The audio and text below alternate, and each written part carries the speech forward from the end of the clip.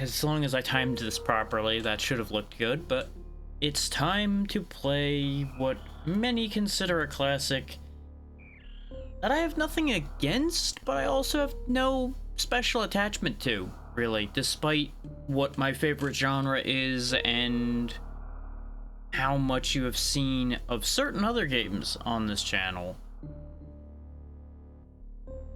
Super Metroid just never really grabbed me in the way it has a lot of other people in the retro and rando communities. Like, I can't say that I don't get it. Like, I see the appeal. I just prefer the way Fusion feels by comparison. And I know that's a statement that'll get me in a lot of trouble with a lot of people. But I'm just getting that out of the way now.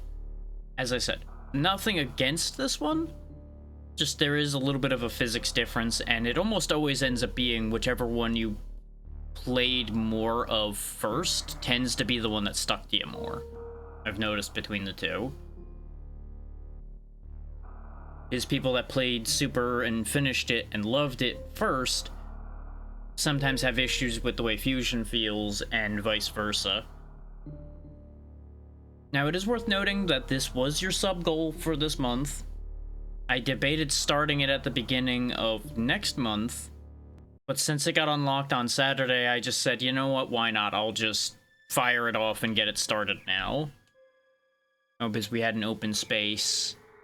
Technically, this was going to be Final Fantasy, but with the temperatures we're going to be dealing with this week, more than likely I opted to go with something that wasn't going to be tons of reading. That just seemed like a better idea overall. And of course, you know, timing being what it is, I get a message the second I started a stream, and my phone refuses to load anything at any kind of pace. So just bear with me a second. I just want to get these notifications away with, so I don't end up having to see those numbers at the bottom of my screen the whole time. But yeah, now, there are two other things worth noting about this game before we get started. One, this is not a blind playthrough. Shocking concept, I know. I have, in fact, seen Super Metroid front to back many times, and I have more or less finished it in my own time. But I have never actually gotten end credits for this game without it being randomized, and randomized is obviously different. And of course, you know, it had never been completed on stream. I had mentioned most of this previously, but I'm just covering it all here at the beginning so everybody knows where we're at, where we stand, and what's going on. Now, that said, that brings me to the other point. I am not going to be doing any fancy tricks. Don't try to get me to do any fancy tricks. I will probably just knock you right out of the chat if you decide to be a pain in the butt about it. And I'm going to forget things. I'm going to forget where things are. I'm going to just kind of take my time and just go as I feel. Got a problem with that? Find a different playthrough to watch. It'll be better for both of us. Yeah, I think that covers basically everything. I don't think there's any other major notes to cover. Obviously, I did do a test save to make sure that I balanced the audio the way I wanted to. I'll just, as you saw there, delete that, forget that was there. It's kind of funny in a way, and I'll say this before I hit the button here. I forgot actually how much of an intro Super Metroid actually has. Like, it was, when I tested it, it was much longer a startup than I remembered. We'll get into what that means in a second here. I had also debated doing like a fancy thing with the suit I'm wearing, but I opted to just have it be on. It was originally gonna I'd be like, oh yeah, I'm going into space. I should probably put something better on and then switch to it. But it doesn't really do that much anyway. For those wondering, yes, I did literally make that suit last night when I decided I was going to do this today. Threw that together right after the character select screen I showed off on Blue Sky got finished. Finished pretty much. All told, like 2 hours of work last night and then a half an hour to finish it up this morning. Something like that. So, you know, that's a thing. And one other announcement is, since we did hit the follower goal of 950, there is a 50% off sale going on all commissions right now. Just going to mention that here at the beginning, and it'll come up occasionally when the automated message pops up. There is a code for it, obviously. I did not update the command to make the code pop up, I just realized, but you'll see it. It'll be fine. You'll figure it out. There is no current sub-goal replacement for this at the moment either, just to make sure that that's known. I will make a new sub-goal when the month starts. If you wish to request something be a sub-goal, I am open to the idea, but I will obviously refuse anything that I do not feel like dealing with. There we go. Yeah, that gets all of that out of the way. Let's get this moving. I'm not going to make any changes in here. You can have moonwalking and things like that. I'm not really going to worry about any of that. The basic automatic control scheme is perfectly fine by me. There's a part of me that wants to switch item select to be Y, just because it'll be quicker and easier to hit, but I don't really have a need to do that. Angling up and down will obviously stay where they are. It is interesting somewhat to think about that there are separate buttons for angling up and down, whereas, remembering Fusion's control scheme correctly, it was a shoulder or hold to fire missiles, and then the other shoulder button and up and down would just angle you. It's interesting as the series proceeds that they make changes like that. There's gonna be a lot of thoughts like that that are gonna pop to mind. They're gonna be kind of just haze information in my brain, like, is this true? Is that accurate? This has been a hot minute since I played any of them at this point. I think the last time I played Fusion was Was it the last Dragon Pelago that I did Fusion, or was it the one before that? So I did it for one of them. Yeah, no, I think it was the one before last, because the last one was Ape Escape and some other stuff. And I don't think Fusion was in that pile.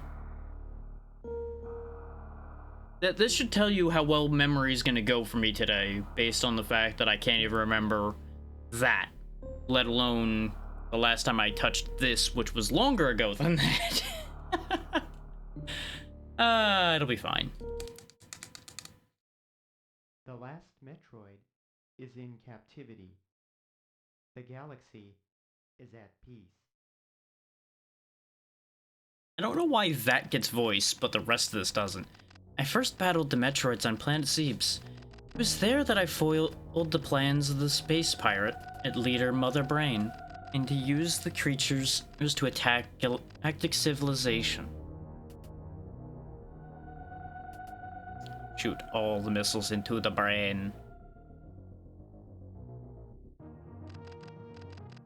I next fought the Metroids on their homeworld, SR-388. I completely eradicated them except for a larva, which after hatching followed me like a confused child.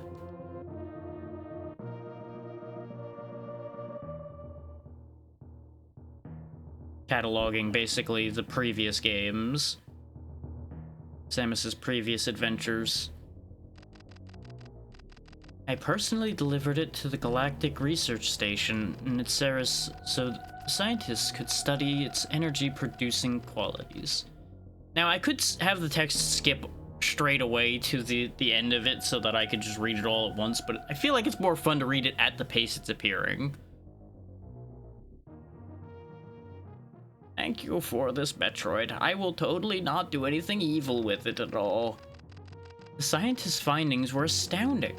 They discovered that the powers of the Metroid might be harnessed for the good of civilization. That's a rare turn of events for science, isn't it? There's the Metroid inside a tube inside a tube. Satisfied that all was well, I left the station and to seek a new bounty to hunt. But I had hardly gone beyond on the asteroid belt when I picked up a distress signal. Sarah's station was under attack. Just turn right around. Can't even go anywhere. Just gotta turn our ship right around and go fix this. Space colony.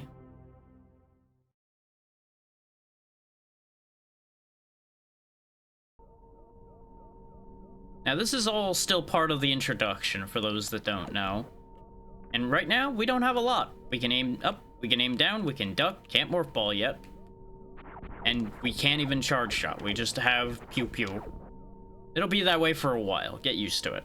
That's just gonna be our life.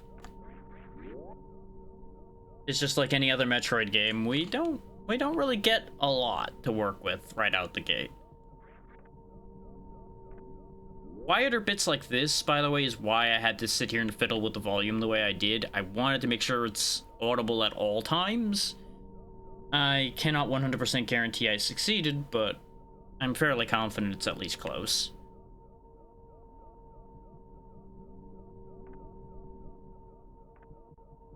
The audio balancing in this game is pretty good stock.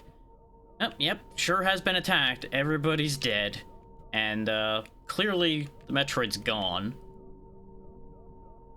They're very dead, in fact. Wow.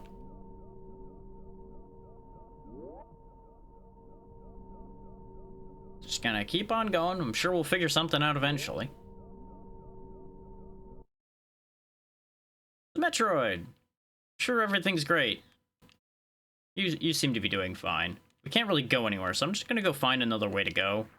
No, I can't leave. Well, that's a shame. Hi, Ridley. I'm gonna shoot you now. So there's actually two ways out of this situation from what I recall.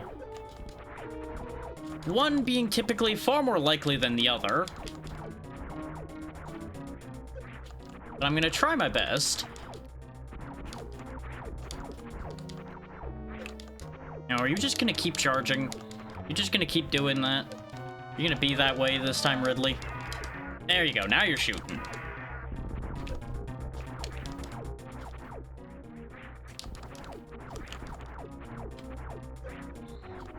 I believe it's a specific amount of hits.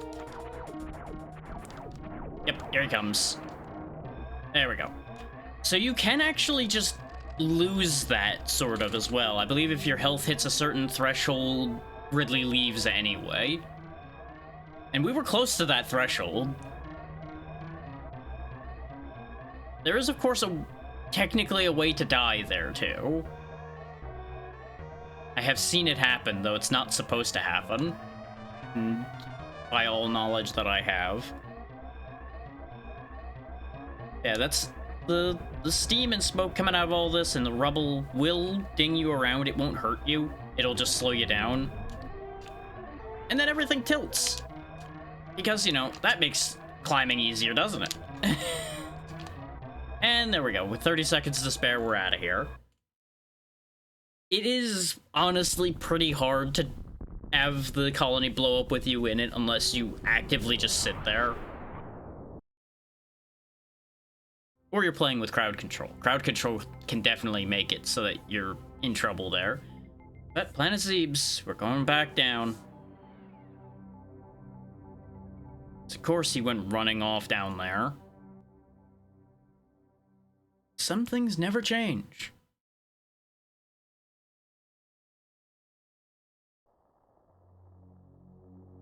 And now you have the scene that most people would know. Your first landing here. Just pop back into the ship and save first. So that no matter what happens, we're covered. Now you might think, I'm just gonna go ahead and run off to the right. These platformers always go to the right, don't they? Yeah, about that. Not going that way right now. Can't do a thing with that. Just gonna run on off to the left. The amount of things they had all happening at once here is kind of impressive for the Super Nintendo as well. Like, they've got lightning, they've got a storm happening, they've got clouds moving in the background, the ship is obviously hovering the whole time. They did well.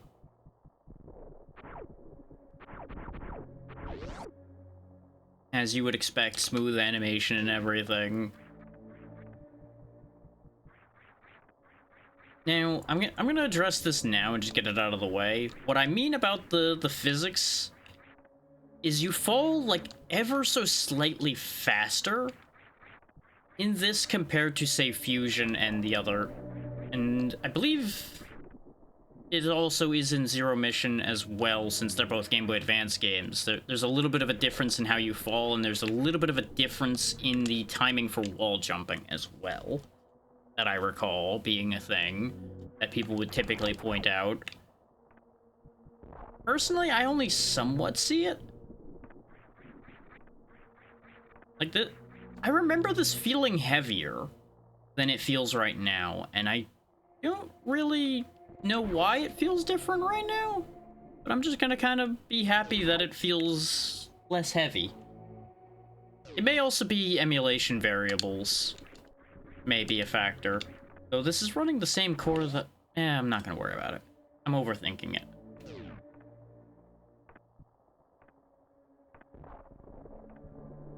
Though there are a couple specific things that I'll talk about when we get to them that I remember being annoyingly different.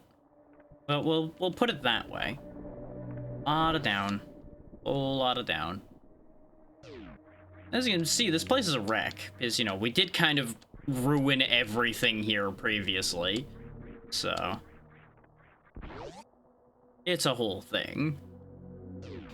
Down further we go. Still more down. A lot of elevators in these games. If you hop over here, we'll get our first ability, which is the classic Morph Ball. Or, as it's stated here, the Morphing Ball. Security doesn't appreciate us being here, but we can just scoot on out of there now.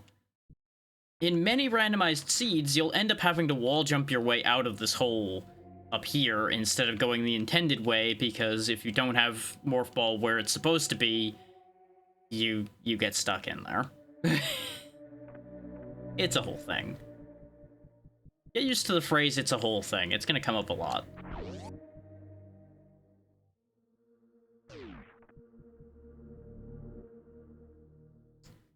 Hell yeah, on the 15 stream streak there, Tara, and sounds good. Hopefully all goes well for you. Yep. Just hop our way down here. And go get another thing immediately. We get missiles right off the rip. It's kind of wild just how quickly you get both of these things compared to many other games in the series.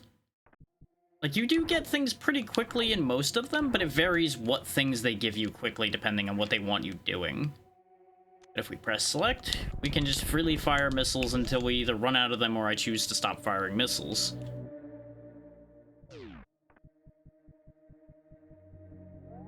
Now, neat thing, there is an item right there. Right there, just barely out of reach. We can't actually get it right now. Well, technically, I think if somebody's particularly good with their jumps, you probably could get at it. But I, unfortunately, am not that good. There's also a situation that will change at some point that will make this easier to reach. As you can see, it is definitely out of your reach. But just remember that that's there. stick that in the back of your brain and remember that that's a thing that exists. Now, do note that I only have 5 missiles on hand, despite us getting that missile extension. That's because it only gives you the value of the extension when you pick them up, not a full refill. We do have a total of 10 we can carry now. So that will be important to keep in mind for the time being, till we get so many extensions where your missile count kind of doesn't matter. And now the space pirates are here, because we were just kind of let in, pretty much. But now they're alerted to our presence. It's kind of funny seeing them just get destroyed by basic shots like this.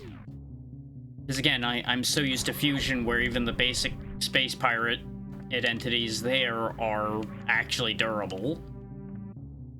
But you know, X-parasites and all that.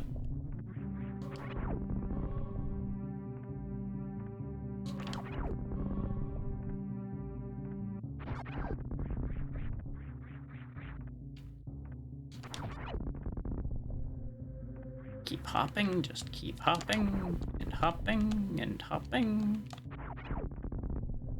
Now, I will say, I seem to recall that the energy and missile drop rate in this game is fairly reasonable, well, for the most part. But you'll notice nothing's dropping right now. That's because we don't need anything. I do believe this was also one of the ones where it actually does detect what you need and actually prioritizes that when things are dropping. Mixed bag as to how well it'll prioritize that, but you know. Let's go ahead and pop over here. We can't go that way till we have bombs.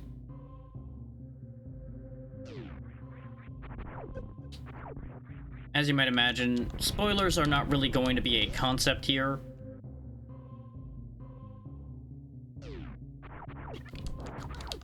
Like, if there is somehow people out there that have not seen this before, obviously don't spoil anything super relevant, but reminding me of where item locations are if I start having a bit of a stupid is not exactly going to be something I will yell at you about. It'd be preferable otherwise, but you know. We got Wrecked Ship and Meridia over that a ways, Brinstar over there. We were just in Brinstar already, and there's a third access to Brinstar there. Brinstar's kind of a big deal.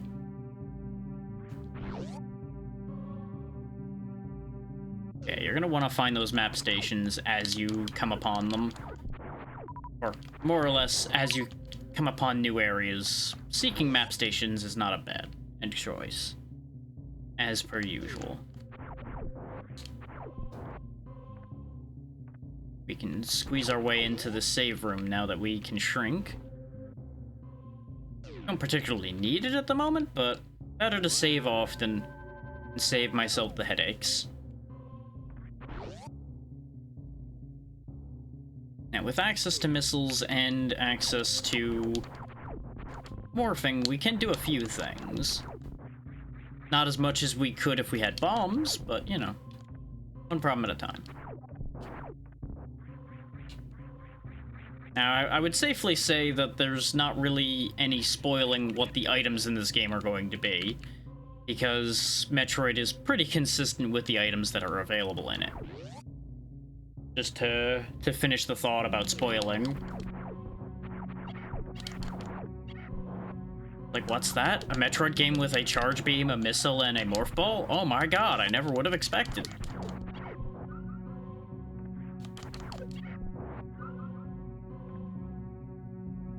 Run over here, pop this open. Counted my missiles wrong. Gib. We have bombs now.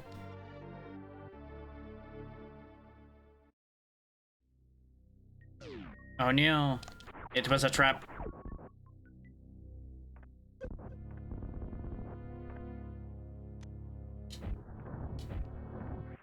Oh right, I had to wait.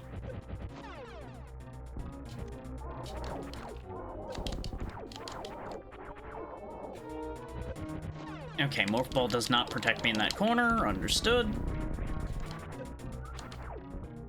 Obviously, the more of those projectiles we destroy, the more healing will pick up. You want to just bait him to swing a little earlier than the corner, ideally, but he's not really a threat.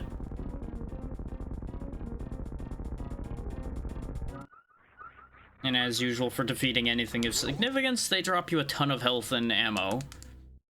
So you generally don't walk out of those situations in a bad state. As long as you can make it through them. But that's always been the interesting thing with these in my mind, is a lot of Metroid games tend to make sure you stay stocked pretty well as long as you're actively doing things. It's when you try to start sneaking past areas or pushing in ways you probably shouldn't be that it starts to bite you. Like, in that way, these are arguably pretty easy. But if you don't know what you're getting yourself into, they can actually still have some rather serious teeth.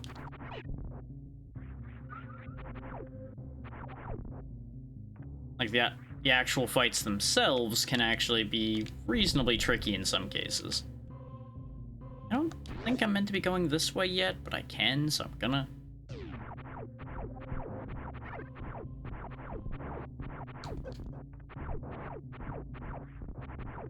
Obviously, there was also that hallway we already looked at. There's an energy tank right here. So, for those who have never seen a Metroid game before somehow, energy tanks give me an additional health bar. They're good to have. I have now doubled my health. Makes a rather significant difference. Why did I take damage walking through that door? I must have gotten hit on the way through. Oh yeah, now these guys are blocking. Now they need missiles to be killed. I think you can still hit them when they're not blocking, but the missiles will do the job whether they block or not, so no real issue there. Now take note of the fact that to the right is not on the map. That means it's curious. We go this way.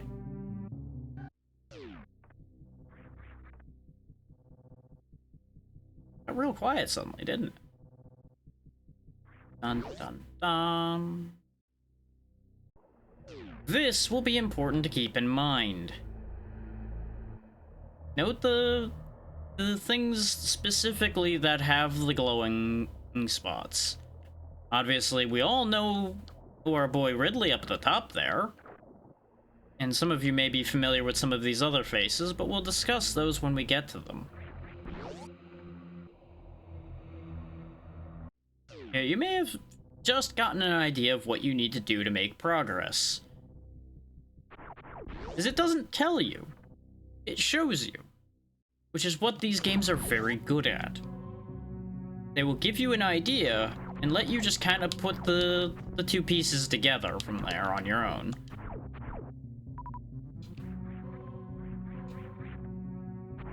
Which is something, you know, a fair amount of people struggle with, but that's on them to figure out at that point.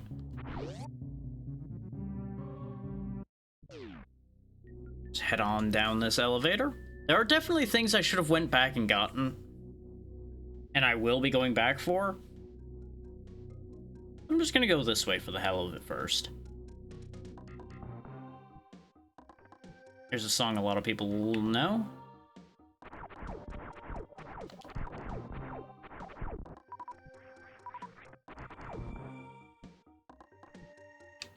Lots of missile doors around here.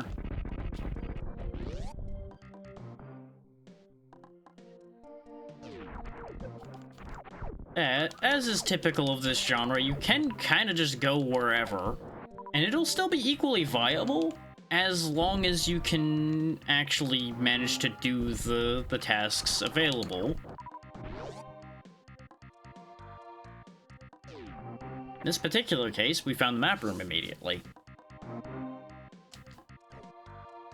So now we have the map of Brinstar, which will help us get around a little easier.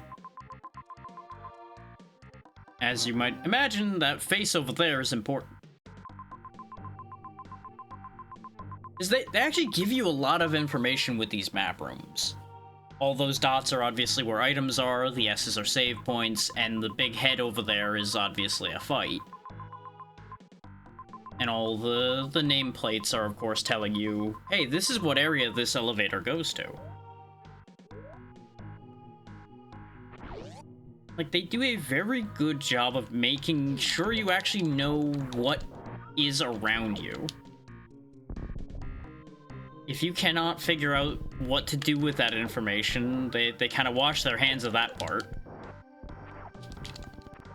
But you cannot say that they don't give you information.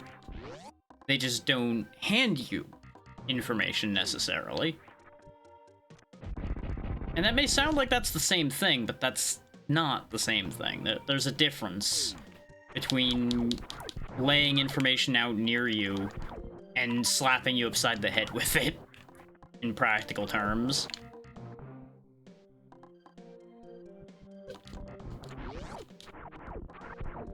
Like, these games and the Souls games kind of end up in a similar boat as far as people misunderstanding the way the information is conveyed.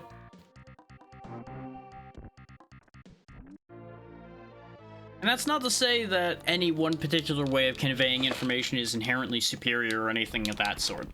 That's not how any of that works anyway. But there are benefits to each method of conveying information. In terms of people actually taking the time to think and actually processing the information more than just processing that they were told something, these have their benefits. But obviously, that depends on what you're looking for out of the experience you're having.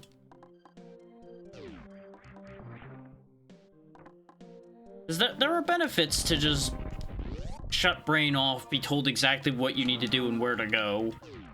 Just go do the thing. Because especially if you've had like a long, hard day, you might not want to have to think that much. But I personally, I find this style tends to make my brain activate in good ways the most, which is part of why I enjoy this genre so much, is because I'm never left completely blind to what I need to do outside of a handful of games that just expect you to just take the tool you're given and figure it out without even having a map to work with. Which still works, but can be gambly at times. Versus just being led checkpoint to checkpoint across also a series of events. Now, another case of show not tell. You may have noticed, I shot that and the background got darker. If you shoot all of them, I'm pretty sure the room is basically invisible at that point. Again, just teaching you something without a pop-up popping up on screen going, hey, it seems like the light got dimmer when you shot that creature. Better not shoot them all. Oh no.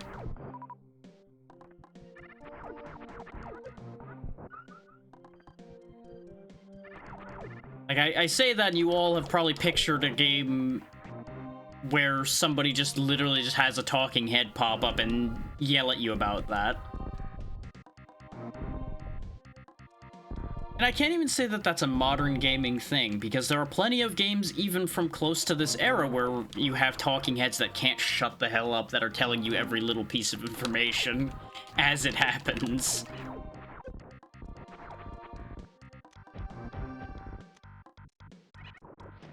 You may have noticed that I can't actually hurt those. I believe there is a way to damage them, but it's not worth it. They just dig into the ground and disappear anyway.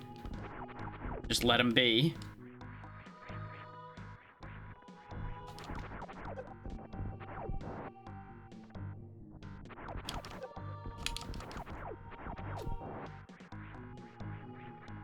It's gonna be fascinating seeing when the routing in my brain goes awry, because I'm like, oh yeah, I'll just follow what I remember seeing people take routing wise is when they play this. Oh wait, that's because they're playing it randomized. Uh-oh. This is not the way I should be going with the tools I have.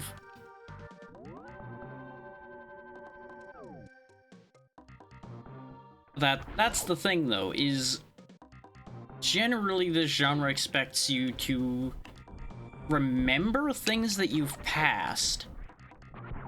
Like seeing that hallway we talked about before of, oh hey, I need a way to break the blocks that are in my way in this tunnel that I can morph ball through, so that I can finish morph balling through here.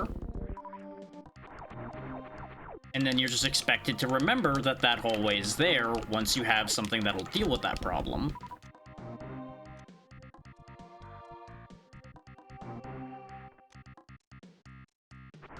Also, for those whose primary experience has been Fusion, ta-da, look where a lot of the creatures came from. This planet. What do you know?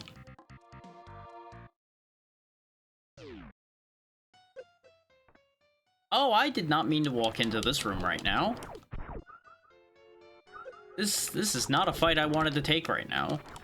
I mean, it's a fight I can take. I'm pretty sure I can just do this right off the rip just fine, but this is not what I was planning to do right now. Because I do have a little bit of a plan at the moment. I don't have a full plan because obviously memory dependent situation there, but this was not something I was planning on just going right for. This, I believe, is Spore Spawn? That would seem right, considering it is a creature that is spawning lots of spores everywhere. Yeah, the whole bit here is just keep hitting it in the middle with missiles until it dies. Not particularly a big deal. But I believe it's one that a lot of speedruns skip? It's just kind of slow and it's just kind of here.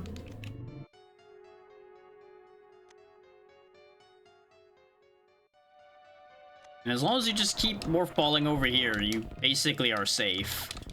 Aside from the occasional spore.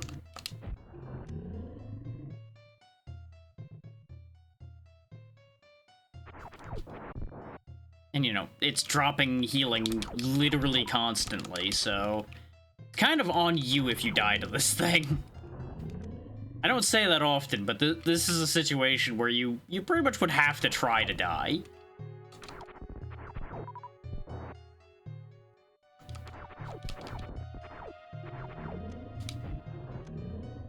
It does speed up, as you can see here, though. Which only matters if you aren't just chilling in the safe spot. Which, obviously, if you're trying to make sure to grab missiles, you can end up with situations where you can't just chill in the safe spot like I did there, but you could also just go down here and be safe. So you could even just, like, roll around and avoid the spores. It just may take you a little bit more to get a shot off. So you got options. If you end up doing this fight without Morph Ball, I have to imagine it is significantly more difficult. As you then can't hide. I would assume Charge Beam would hurt the core? I don't even know if your regular shots hurt the core. I never tried.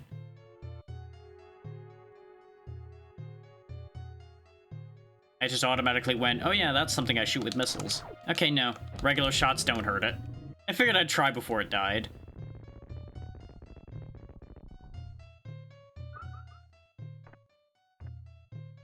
And now it becomes a platform for us to go to the higher bits of this room. Now you'll notice, though, there's an item in here somewhere. Where's the item? Where's an egg?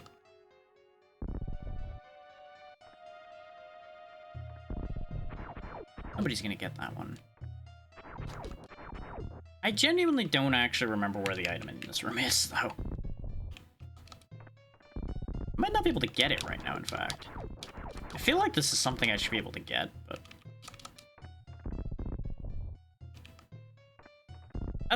that right there is something people take a while to figure out, by the way, the fact you can just morph ball in the air like that. It's also kind of a pain to do, because you also have to do extra inputs if you're spinning.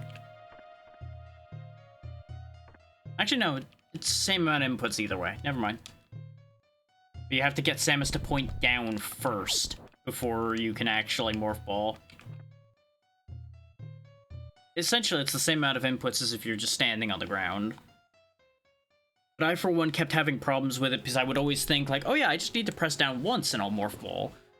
Because I shouldn't need to crouch in the air, but it essentially works the same way either way.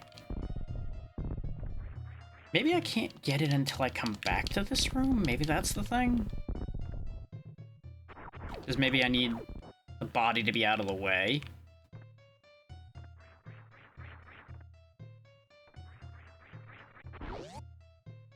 Yeah, that's one thing done.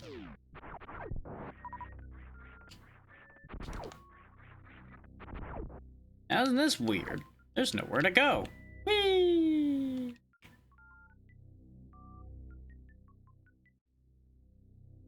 Ta-da! Super missiles already.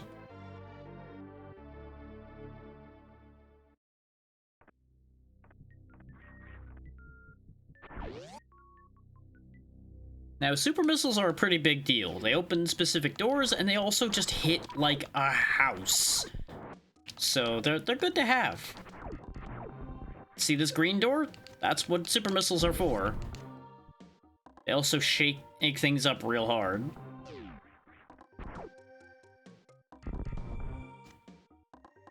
That right there, as you might have gathered, is a super missile block. And now we're out of there. Now, I don't think you're necessarily expected to have gone straight over here. I'm pretty sure you were actually intended to have gone somewhere else first.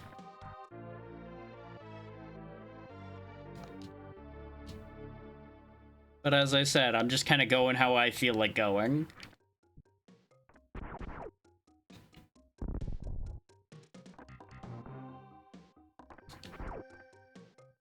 Charge beam! Speaking of things that will make my life easier, charge beam will be very nice. So I believe almost anything that can be damaged with missiles can also be damaged with charge beam, with only like a couple notable exceptions.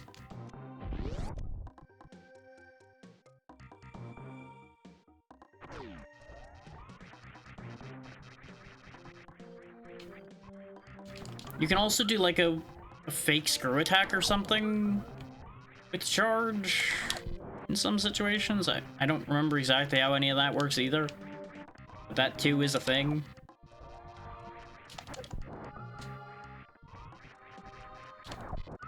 So you can like charge up and then jump into things to do damage.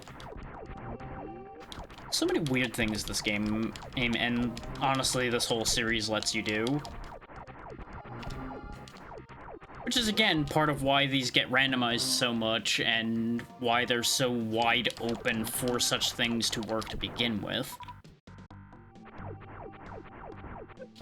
Is because the extra tools they gave you, and the varied ways with which you can interact with everything.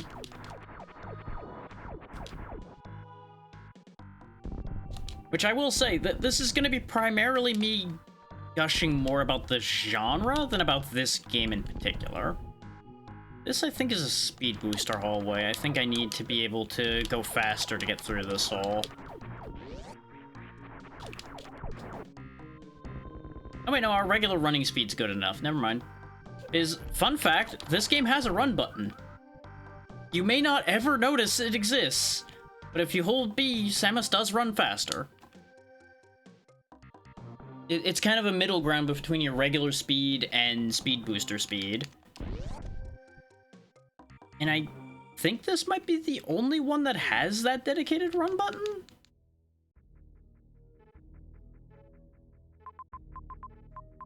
Now, we did miss a couple things back there, and we'll have to swing back for those in the future. That said, I don't plan on 100%ing this game, just to be clear with you. I'm going to just get whatever I get and get out. But obviously, there will be increases to the amount of things I'm getting as needed. Those little guys are really annoying. You have to blow them up with bombs, otherwise they'll just eat you. Okay, I need power bombs to get in there.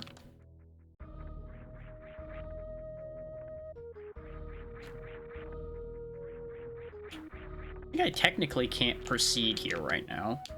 I'm doing a bad job of wall jumping. Yeah, this is not meant to happen. Yeah, even with a wall jump, that's not happening without a precise wall jump, and I'm not gonna sit here and do that. Wall jumping is the one thing I can do readily and actively, as you might imagine, because it is, like, the most basic of tricks. They even teach you it in the intro demo. Oh, I do believe. So I believe the sequence with the animals shows up in the intro demo reels if you pay attention. Oh boy, have I screwed up?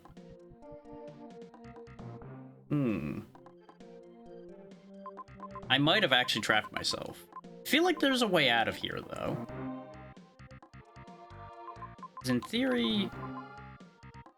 Yeah, I might actually have to just do a bad jump to get back out of here. Unless there is a way out of this room. Which, these games tend to make it seem like you fucked up, and then have a way out.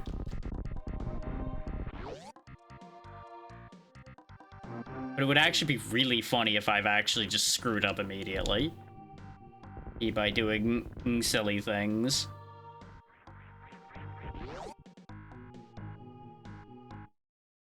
I'm pretty sure I can't open that yellow door. So I might actually have to do this wall jump because of choices I've made in my life today.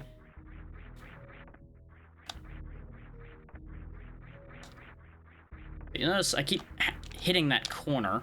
And for those who are wondering how wall jumping works, you have to see Samus switch to that, like, sideways animation on the wall there. And that's how you know you can wall jump off of that spot.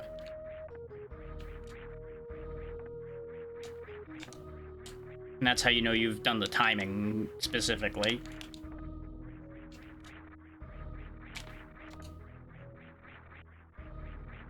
I'm pretty sure there is, like, a very specific angle where I can land up there. Remember when I said I wasn't gonna sit here and do that all day? There we go. Now, mind you, you have to be spinning to wall jump. If you're not spinning, it won't happen. Oh, I don't think this is possible.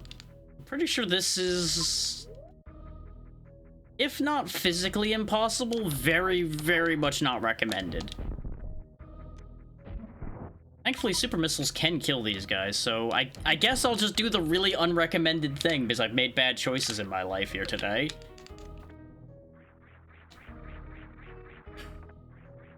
If you were expecting this to be an ordinary Metroid playthrough, you're talking to the wrong dragon.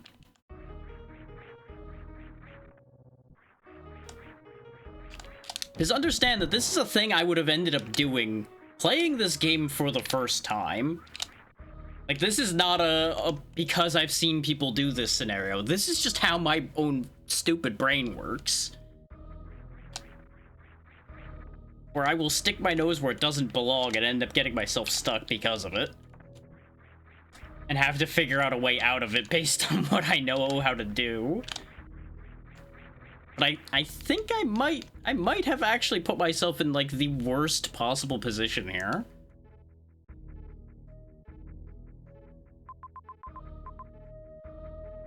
So I think technically, like I said, the only way back out is to go through that wall back to Criteria, or get up to the top of here and go back to Criteria that way. Which is gonna take so much doing that I might be better off just save and quitting, essentially, and going back to where we were. I think that's gonna mean I have to kill Spore Spawn again, though. Which is going to be mildly annoying, but at the same time, I deserve it for trying to do a funny.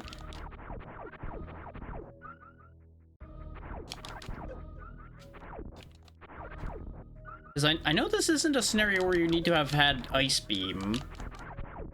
But I think you would need to have at least, like, better jumping of some variety doing this idea.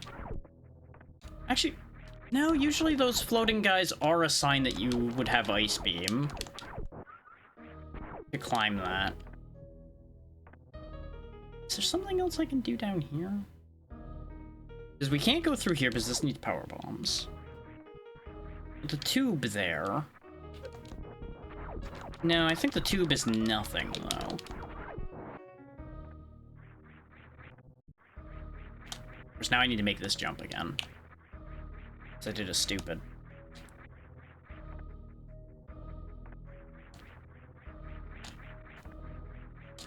Now, this is the point also where people would start getting real mad, like, oh, this game's dumb, why is there the ability to get yourself stuck like this, meh? And it's like, well, I made this choice. I did a stupid. This is on me that I'm in this position to begin with.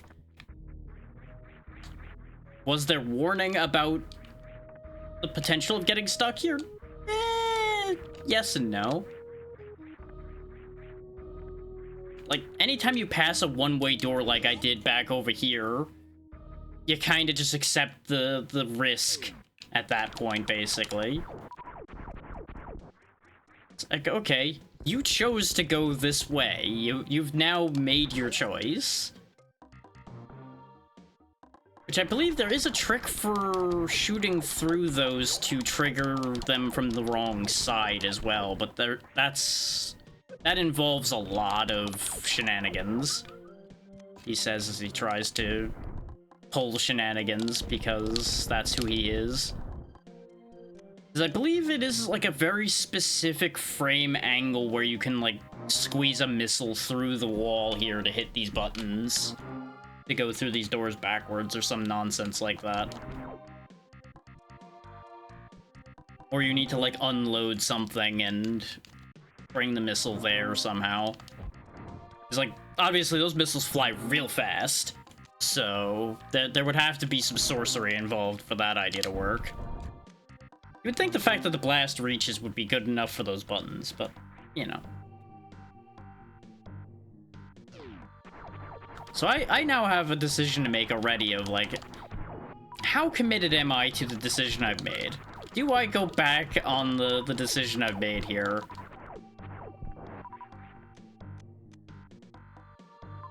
And the answer is, oh wait, yeah, I saved up there, actually, so this wouldn't be a bad thing, particularly, to end up resetting back to, then.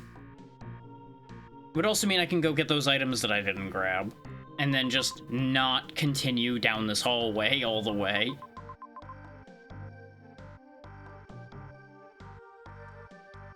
Instead of being, you know, too nosy for my own good. Now, as you might have noticed, there isn't actually, like, a quit option immediately available.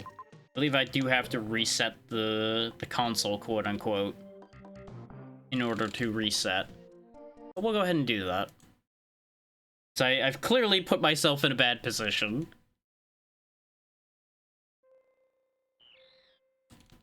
Now, I would love to say I did that on purpose to make a point, but I didn't. I just genuinely made a poor life choice there.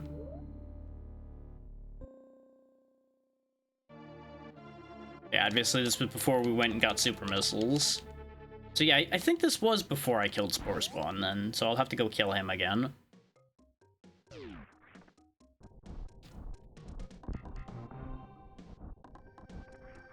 Thankfully, that's not really that big a deal. That was just a matter of going over this way. Because you'll notice a chunk of our map's missing now, because a lot of the things we just walked down were not on the map to begin with.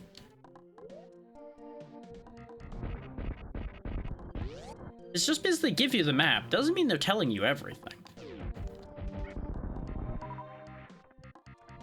They're just giving you guidelines, essentially, to follow. And in case people are like, you know, there really wasn't any warning about the whole Spore Spawn thing, huh? All of this looks different. If you can't kind of, like, guess the fact that something's gonna happen when you go through there, you're not good at paying attention to context clues.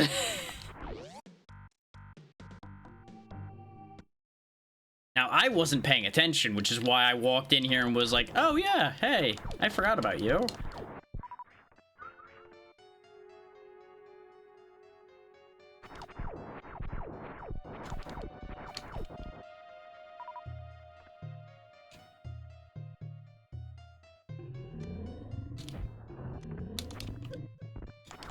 I was greedy on that one. Pretty sure you can't ever get 2 hits in at once. You have to shoot once and wait. Which is, again, why this is a fight I would have to presume that people skip in any kind of speedrunning. And I do know there is a skip for this room. I have heard of it.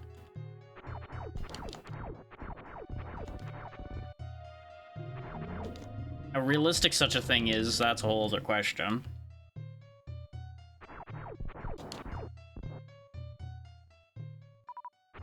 It's just because it's something speedrunners do on the regular doesn't mean it's something mere mortals like us may necessarily be able to just pull off on whim.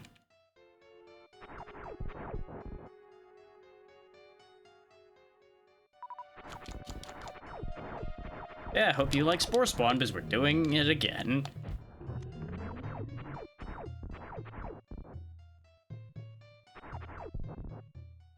I'm willing to bet there probably was, in fact, a way out of that room that I was in, and I just am being stupid and forgetting something. But sometimes it's better just to back out of a situation and go the way you know you can get back out of, rather than fighting with it. We even had a few of those scenarios in Fusion when we did that playthrough, and I know that game obviously far better than this, so... That's just the price you pay for freedom, essentially, is that you have the risk of making mistakes. If you're unwilling to make mistakes, then don't play a game that gives you the freedom to make mistakes.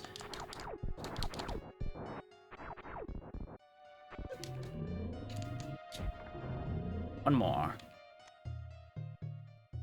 And obviously this game doesn't need health bars because...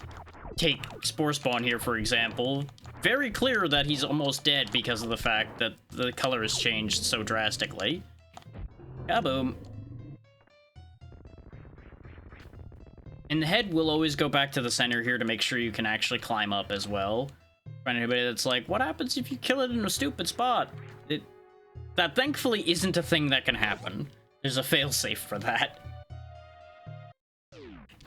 Because that's kind of the thing, is they're good about giving you failsafes for a lot of the potential stupid situations you could find yourself in.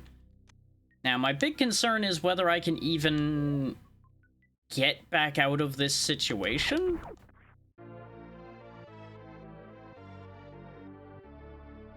Like, there's a very real possibility I need something else before I can come down here and get super missiles and everything. Without just trapping myself again. Because bear in mind that they're also pretty good about not giving you save points when you're in an area you can trap yourself in. This way you can't end up perma-locked.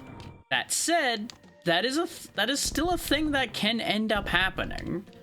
If you do something like egregiously silly, you can end up locking yourself, if I'm pretty sure.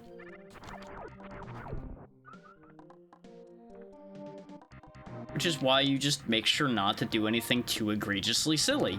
And yeah, see, we can just leave through here. That takes us back to where we just were before. So we can stick our nose down a bit. We just need to not cross that one-way door, and we'll be golden. So we can go pick up a few goodies. Make our life easier. Now, of course, they do love their drop you down the hole bits. As demonstrated there. I believe you just... No, you don't bump through there. How do I get there? Well, let's go up and get the other item instead. Oh, no, I can't, because I need to go around anyway. I feel like the bomb jump height is like one tile lower in this than I'm used to.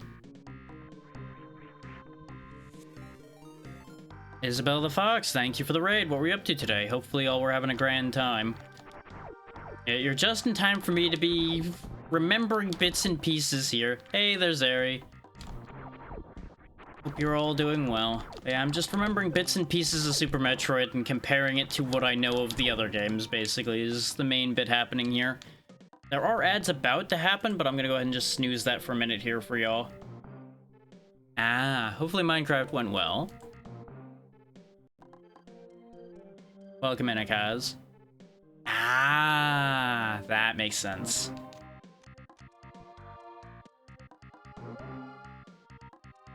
Oh, hey, there's that convenient in timing as far as the the discount thanks to hitting 950. He goes.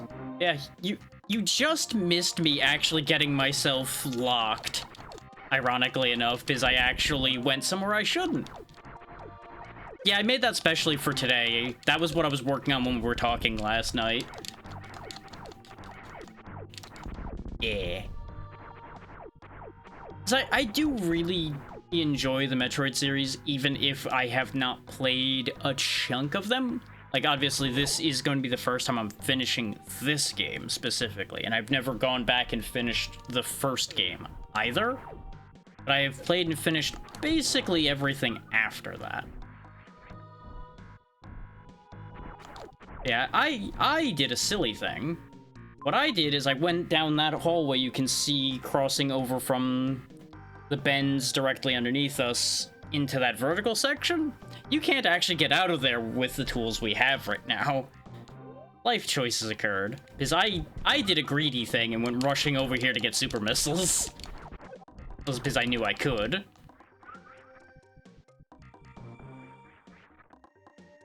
This is that unique blend of knowledge with pieces missing.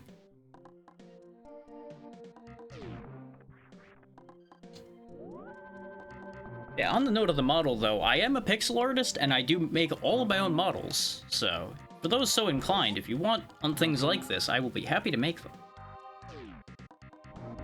But of course, if any of y'all need to raid and run, please make sure to do so, because taking care of yourselves should always be your first priority. Ordinarily, I don't make plugs like that, but you know what? It seemed like the right time for it. Considering.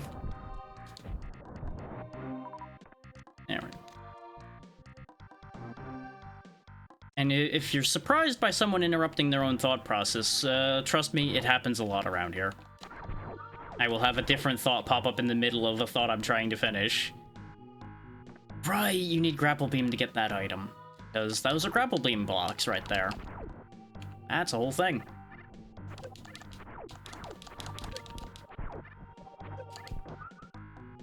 Anyway, let's just go back this way. Stop jumping on my head. I really need to just stop standing there and letting them hit me. I'm being very lazy, and it's going to backfire on me eventually.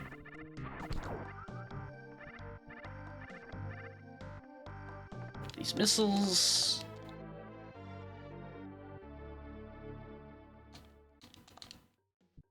Now, the funny thing, by the way, with the suit design I've got right now is it's actually referencing multiple things at once. Whether anybody's going to be able to get the other references that are buried in it, good question. I'm not going to be revealing that, because it's more fun if people can guess it.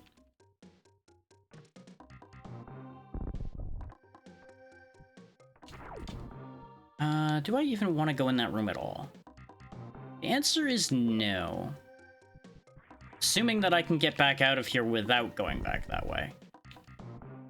The answer is yes. Yes, I can. Because having charge beam is going to be great. Not necessarily. It just happens to be made out of pixel art, but the primary two both use pixel art, yes. The only other hint I will give is the primary other inspiration is a DS game.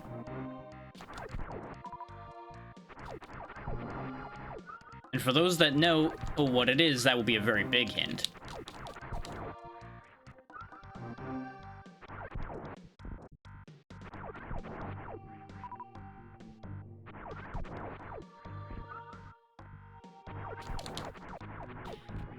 No, there's some Mega Man to the arm cannon, but you know, arm cannons are arm cannons. That kind of blends. It is a different genre.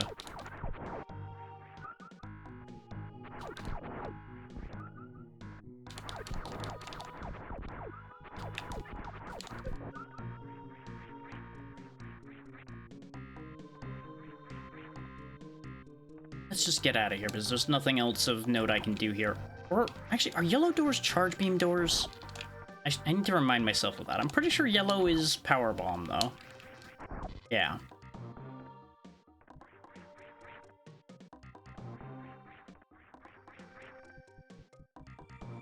Let's just get out of this segment then, because there's nothing else we can do here at the moment.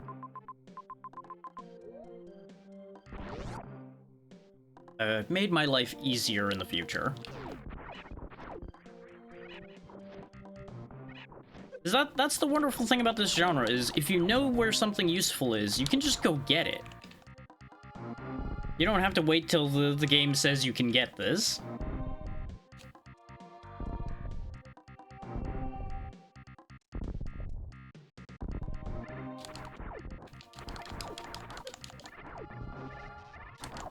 The ads are kicking in, so I'm gonna go ahead and get up for a moment so y'all don't miss anything important. Just enjoy the Metroid music and ponder what else this suit might be about. And I will be right back.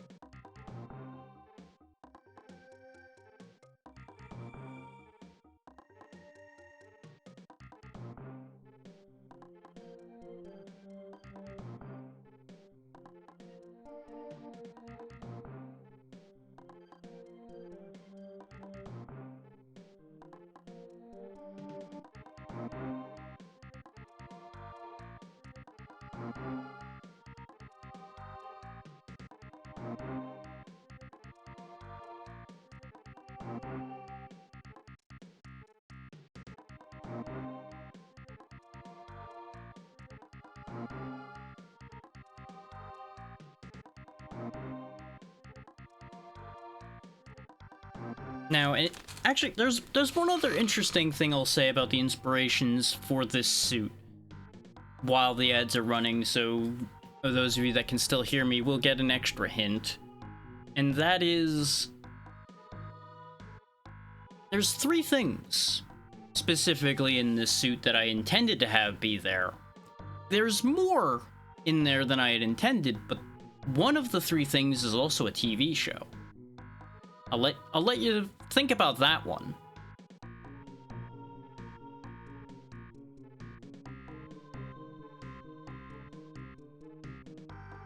So to put all the hints in one convenient location.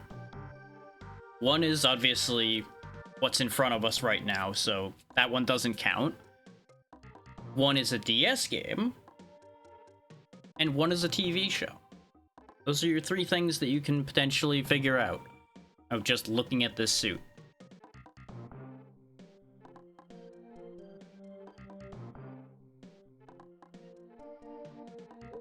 But we are coming back from ads momentarily. No, Star Wars has nothing to do with any of this. That one is definitely not it.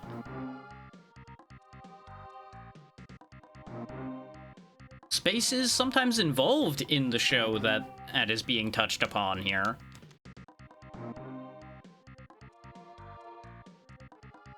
But it is not Star Wars. It is also a series that does have games, though. Not many, but it does have games.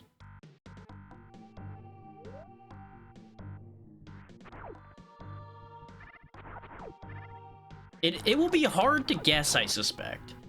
is it's not directly pointing at what it is.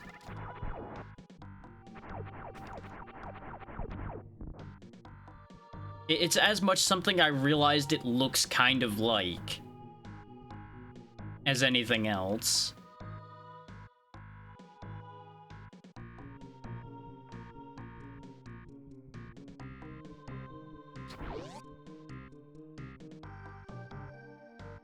No, but I see where you're getting that from, but no. And welcome back from the ads, everybody. You should all be back now, according to the 2 timers that are there. I didn't do anything while y'all were gone. I just, well, in the few seconds before the ads came back, I walked over to this save point. That's about the only thing you might have missed.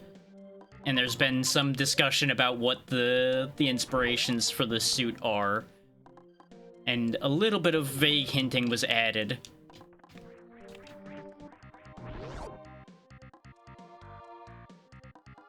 Which is part of why Zeri's trying so hard to figure out what it is now.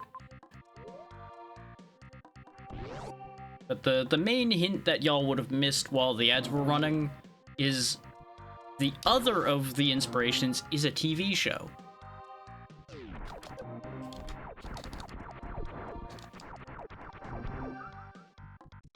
Now, I will say, I do think only people that have paid attention to other things I've talked about in the past might even have a prayer of guessing what said TV show is. Because I do not talk about TV shows very much, nor do I watch that many.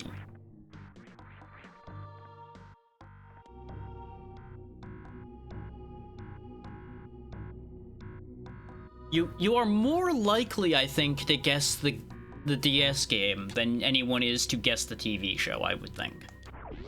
I feel like that's a lot more likely because I know I've actively talked about the DS game on more than one occasion.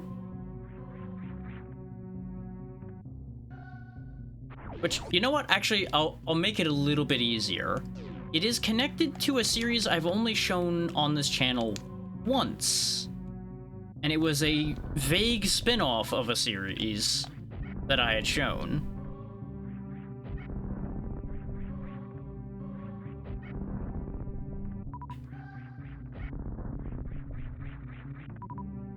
So that the DS game is also a spin-off game from that series. I know this is very, very vague, but that's the fun part. I can't make it too easy.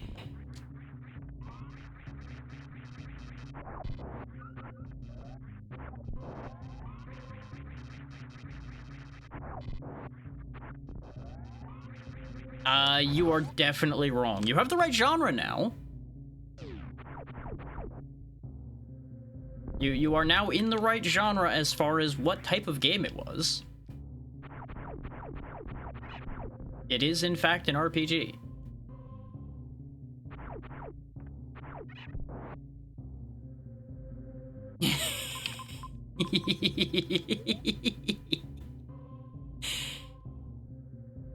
That could be a few things that you've mentioned and enjoying seeing, so that you got options there. I will say it's not that recent either. I want to say I played this the game that's attached to the DS game. I want to say I played it last year.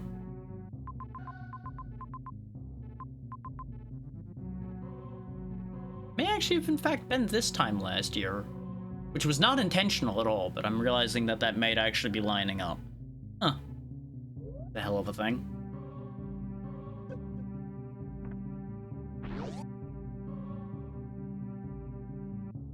Well, what even part of the name do you have? I'm willing to work with you on this one, just so you can get it out of your brain. There we go, another missile expansion. There were dungeons involved, yes. There were quite a few of them. There were some traps. I don't know if there were tons of traps, but there were some traps.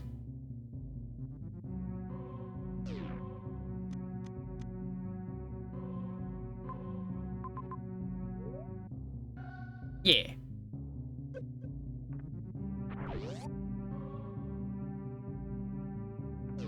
And... No.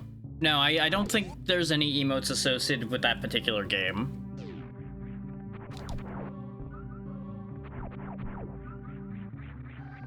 I think I'm starting to remember the game you're talking about, but that is not that one.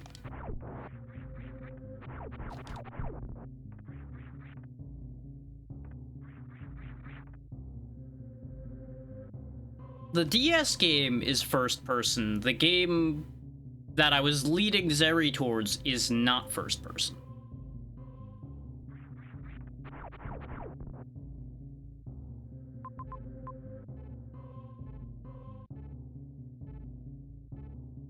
Yes. I think you might be on the right track based on your questions there, Isabel. I suspect you might be on the right track here.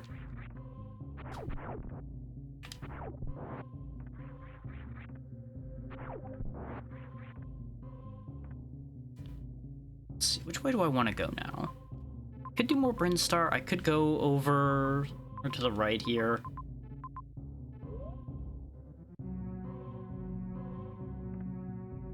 I mean, I never said people couldn't Google what possible options there are. Considering how many DS games there are, you would still have quite the process ahead of you to narrow it down completely.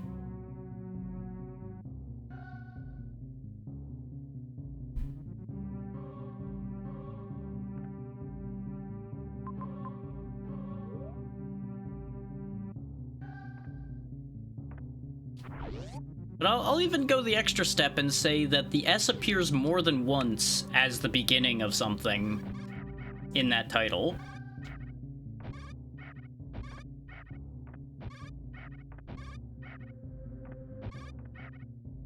As it is both the start of the title and the subtitle.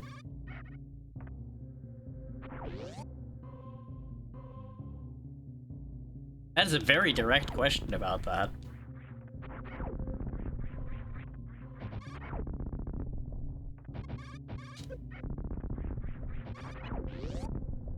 I will instead answer your question with, do you want to say the answer at this point, or do you want other people to figure it out first?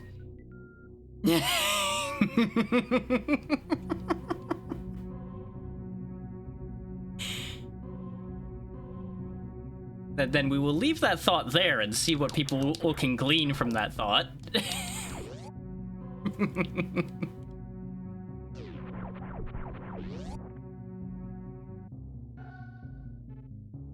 Because this loops me around to where I just was. I'm curious to see, because I don't recall there being a hole in the wall there. I'm pretty sure that is just a wall. Obviously, actually, I could try showing off the funny thing we can do in here. Actually, because there is a funny thing you can do in this room regarding this energy tank. Come here, you.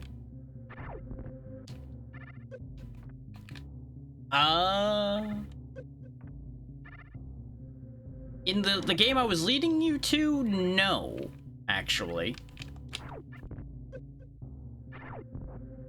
There we go. That is one of the ways you can get this energy tank. You can just get knocked into it and get the energy tank that way instead of waiting for high jump or screw attack or well, not screw attack. Screw attack wouldn't help. Space jump is the one that would otherwise let you get that.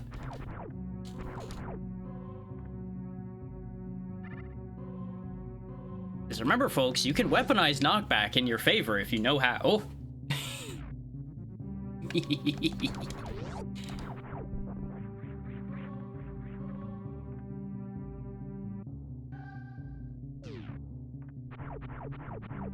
And actually, now that I think about it, both the title and the subtitle of the game I'm leading Zeri towards also start with S.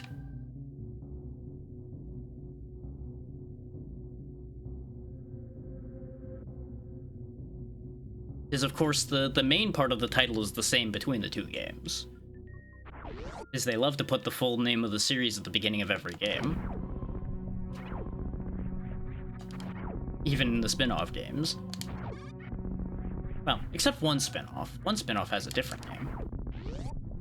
Now I'm really giving it away for those that know what this is.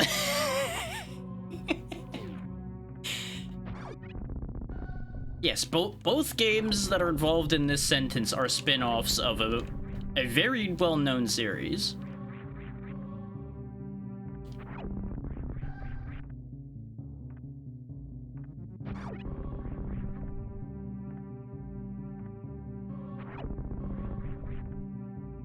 Now, I could give a much less useful hint. No. No, it wasn't that one. I see where you're getting that idea from, but no, it's not that one.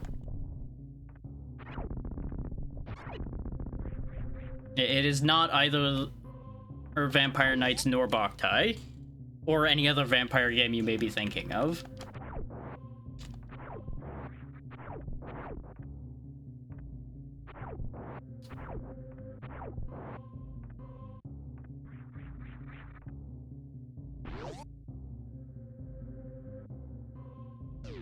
No, there is technically a vampire in the game, but they're not particularly relevant.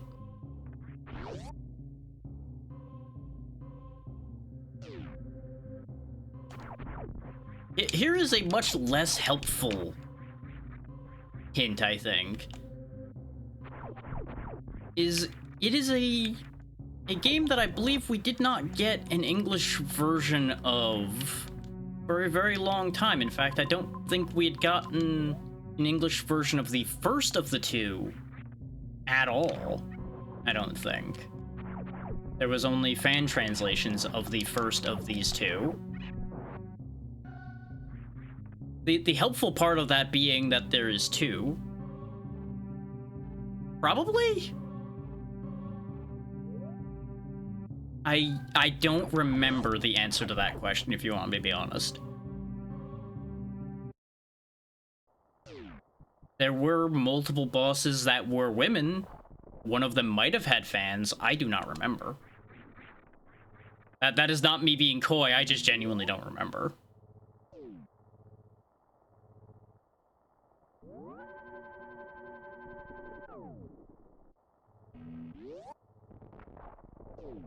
Now, mind you, I said it was an RPG when I was talking about the DS game, but the game you're looking for is also an RPG. Of a fairly traditional sense.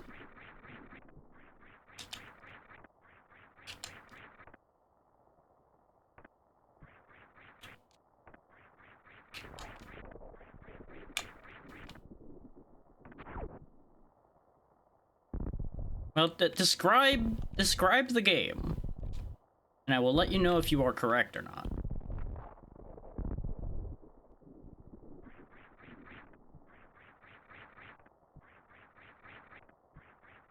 Even if you do not have the title answer, if you know what the game is, it's still good enough.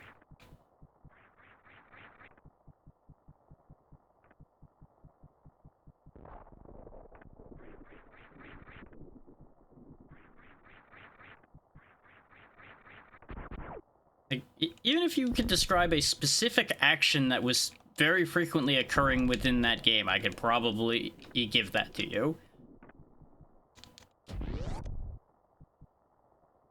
Is there is a specific thing that you do all the time in that game.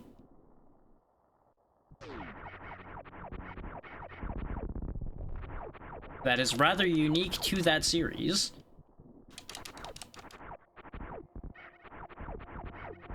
Okay, now I need power bombs to go this way too. Which way am I supposed to be going right now? I don't remember.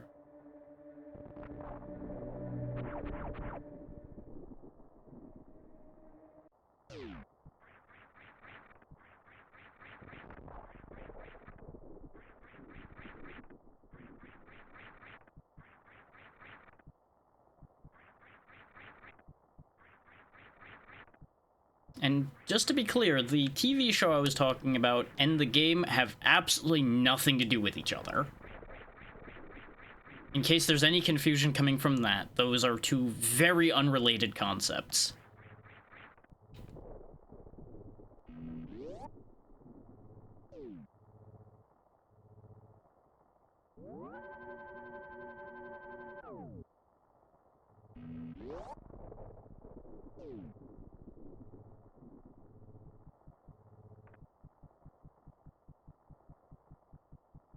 The more I think about it, the more I realize there's a lot of S's in those titles.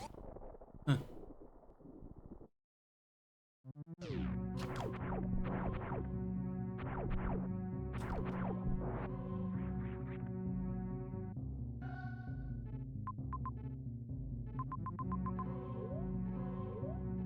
Do I wanna... I have to be able to do something in Brinstar, I guess. Because I can't go to Wrecked Ship, which means I can't go to Meridia. Well, I can go to Meridia the other way around, but that's not helpful. And I don't think I'm meant to be going to Norfair right now. I may actually have been intended to be where I thought I was stuck. And my brain just played tricks on me, which is not the first time that's happened and won't be the last time. I'm just going through all of the motions in my head here. Let's go back to Brinstar this way again for a second, just so I can look at the Brinstar map the easiest way I can. Because you have to be in the area to look at the map, I do believe.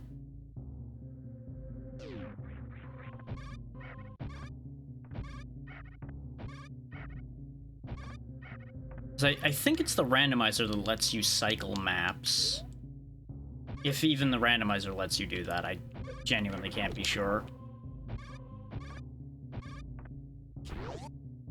Either that or I'm just not thinking of how you cycle the maps.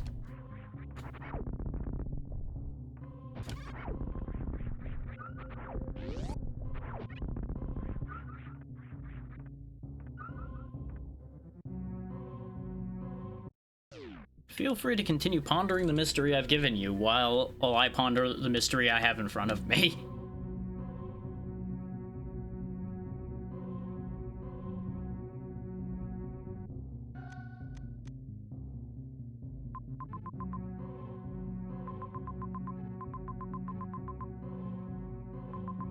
It's the elevator that goes back up from Criteria, I feel like is somewhere I'm supposed to be going right now. As you can see, there is a bit of Meridia listed there as well. And no connection between these two sections. Though I believe there is a connecting point, and that might be the part I went wrong on.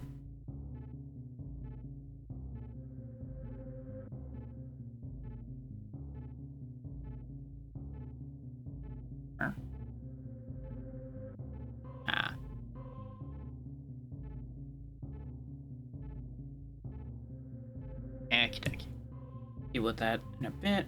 I saw a notification in Discord, so I wanted to make sure I wasn't missing something important. Which is technically important, but not something I need to solve right this second.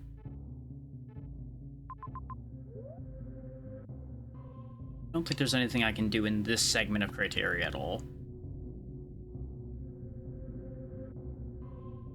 Actually, did I even check that wall I said I was going to check when I got over there? Or did I get distracted by what we were talking about?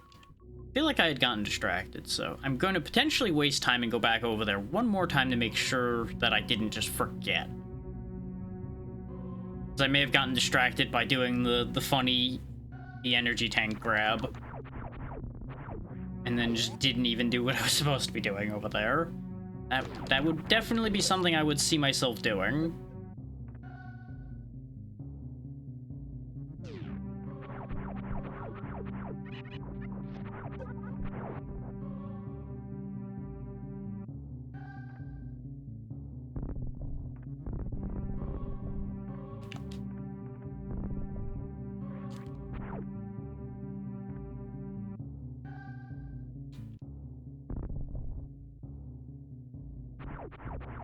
Yes.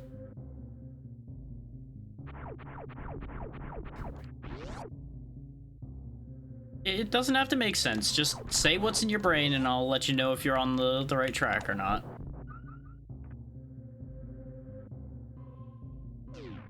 I don't think that would be an accurate description.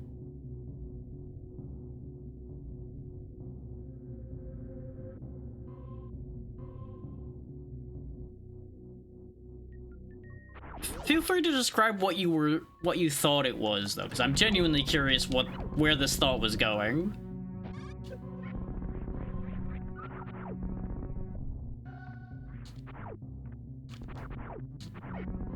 And even if you remember the time frame I had played what you were thinking it was, that will also help me narrow it down for you whether that was the correct answer or not.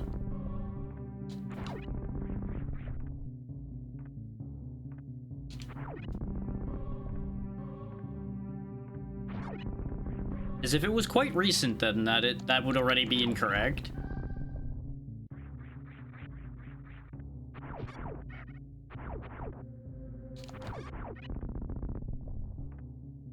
That is not the right one.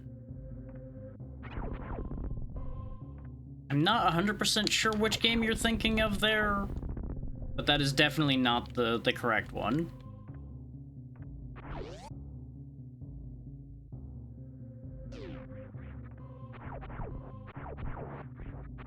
That also was not long enough ago to be within the range I was talking about.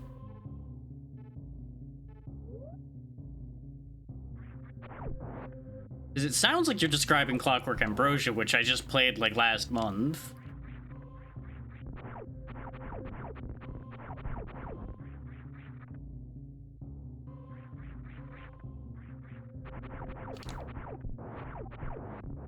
And there's another similar one that you're thinking of, and I'm actually not sure which one you're talking about then, but I'm pretty confident that that is not the one.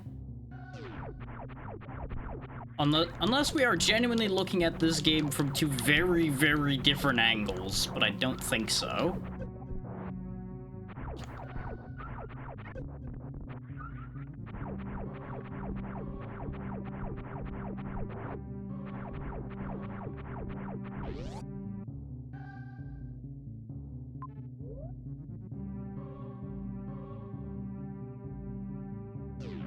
Is the main design for the game I'm talking about has a style that has punk in the name, but is not steampunk.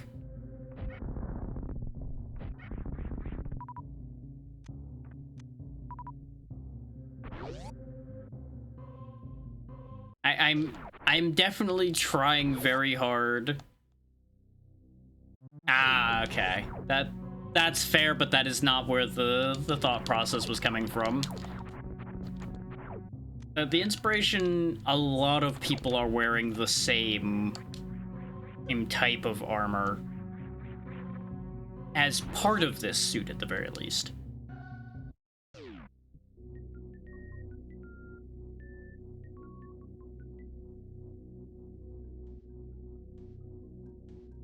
And I'll even give everybody this. They're wearing the armor for the same reason.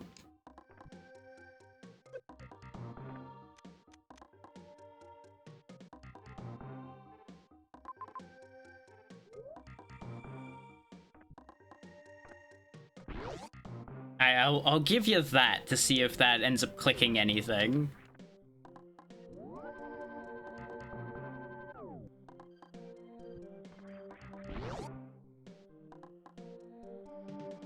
So I'm mostly just enjoying this dance that's happening right now of where this thought process is going. And yeah, no, that's power bombs to go down there. Not that way. I must be expected to be in here, then. I have no other paths. So I must have just overlooked something in here, because you couldn't be expected to wall jump your way up there. That's not... Wall jumping's never expected to be done. That's just a bonus thing you can do.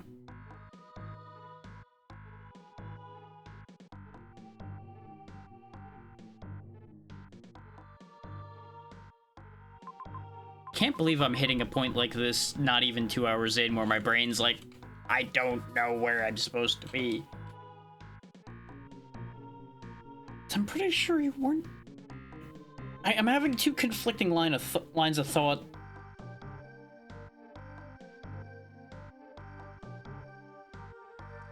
I do not recall a major time loop in it. Time was relevant for certain parts of it, but I do not recall having a time loop.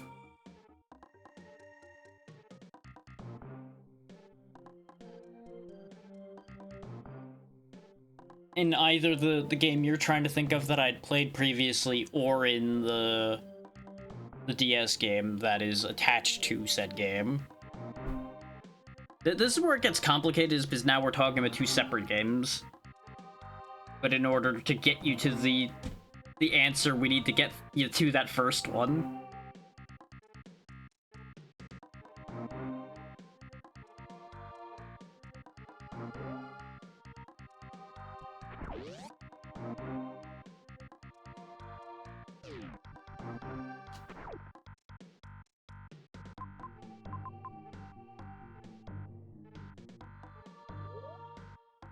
Let's look around over here again after I save.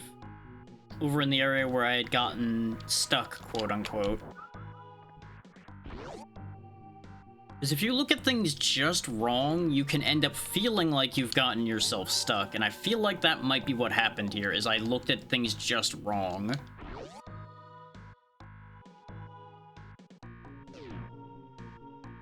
Or I'm overlooking, like, a side passage you're meant to take somewhere that's not marked on the map, like you just blast into somewhere. I feel like I was checking for that fairly thoroughly.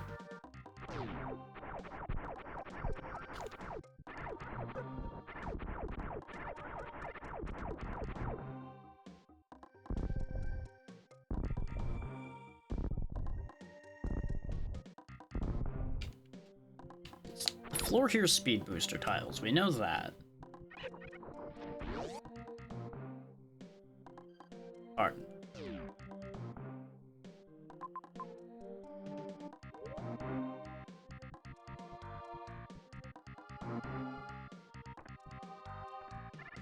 Yeah, so we established that that's a yellow door, so we can't get in there.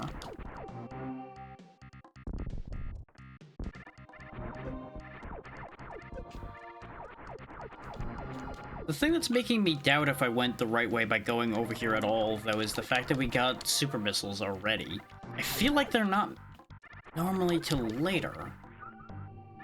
But that may just be my brain getting crossed with the later games where super missiles do tend to take you quite a while to get. You see, there's a weird split here, because we got Charge Beam right below us here, which is ordinarily something you get quite early. And then super missiles are very nearby it, which are things you get much later. So it's making my brain get real crossed up in terms of the logic. And I can't get up there. Unless I can jump on top of this pipe. I can, but that's also a power bomb door, so that's not happening. See, that's the other thing that's bugging me, is the amount of power bomb doors I'm running into. Unless... I've just had a horrifying thought. I don't think that's the case. Alright, Zara, you take care of what you gotta do. Hopefully everything will end up being fine. If you want me to tell you the answer later, I will do so.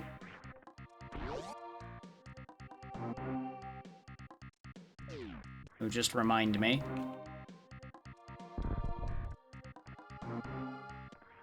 Yeah, I'm just gonna go back up to this yellow door that's nearby, because I just had the dumbest thought pop into mind. Yeah, okay, they're not bomb doors. I was pretty sure bomb doors didn't exist outside of the randomizer, where bomb doors were an extra option. But I needed to make sure. Now, speaking of making sure, yep, that's a power bomb spot as well, okay. Because I was pretty sure this was one of the items that had a thing under it. But that needs power bombs, so we can't go there.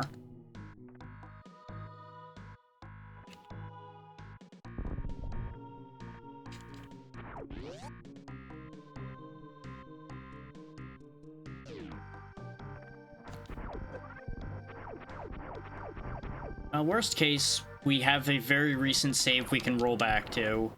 Let's go back to the other side of this one-way door and make sure that I'm not just overlooking something blindingly obvious over there, then.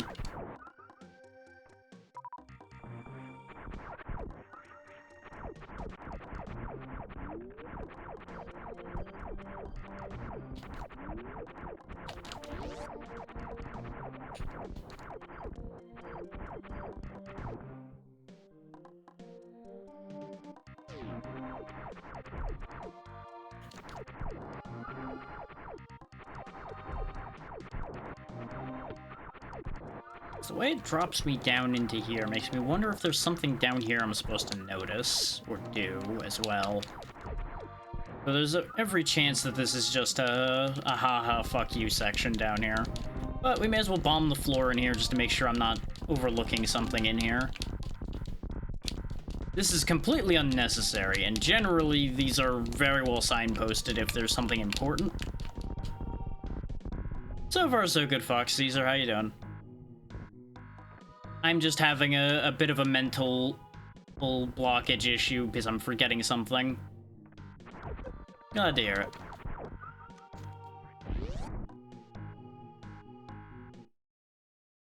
it.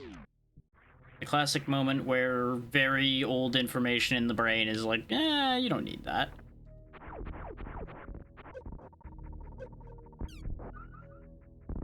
Blast that. Because there is nothing there. This is power bombs, so that's not anything useful. Either way, that's a power bomb door, so you're not getting in there anyway. Nothing here.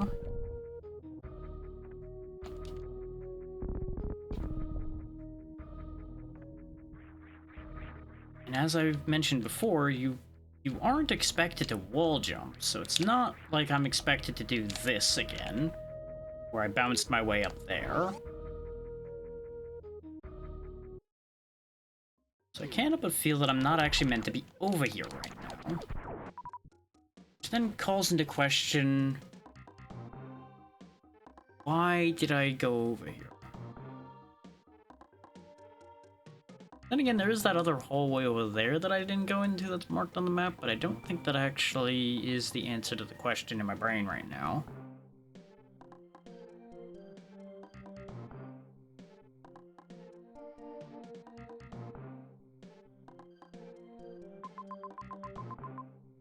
Of course, there's also that unconnected hallway over there. But I would be willing to suspect that that's connected to the power bomb drop down we were looking at a minute ago. I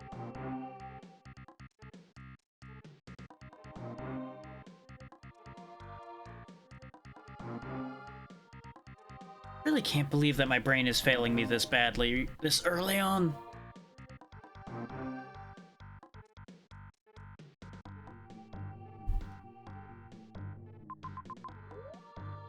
Of course, this is also the kind of brain power you can expect when you start your day overheated.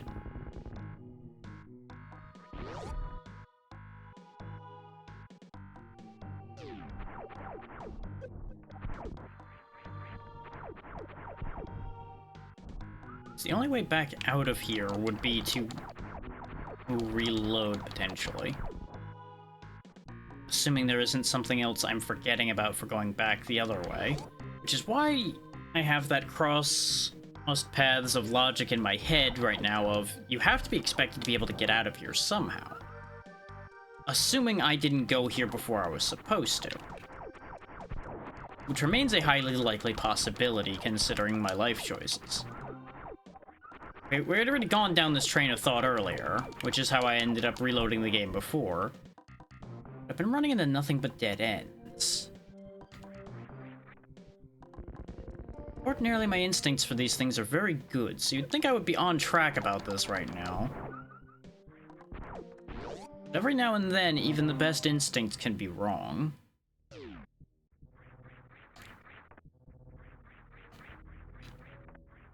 I tell you what, I'm gonna fuck about with this idea again while I ponder concepts.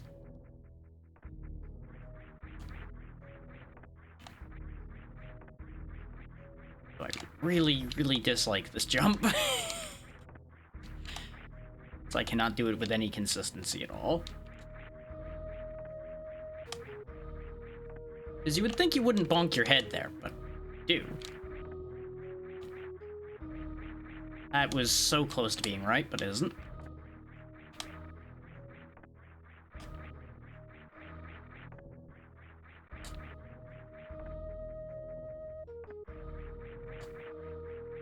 I should remind everyone of the disclaimer I gave at the beginning, where I have no intention of doing anything too fancy here. This is technically going to be the first time I'm completing the game. So there is a lot of secondhand knowledge in my brain that is going to be conflicting with itself and conflicting with my own memory of what I had done previously in this once upon a time.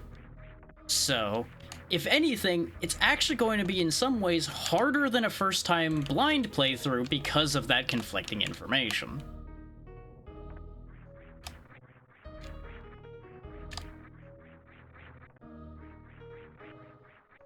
Because I can't stand on these. Yeah, you have to freeze those to stand on them.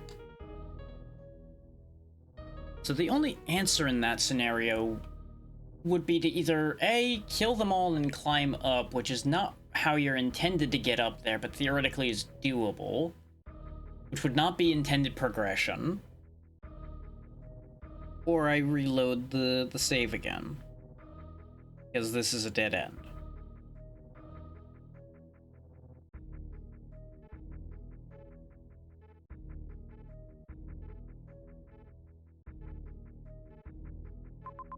This is how you know someone's played too many randomizers, when they immediately approach something from the exact same angle you would approach a randomizer in terms of trying to figure out the logic without actually following what more than likely was an obvious signpost I just didn't look at.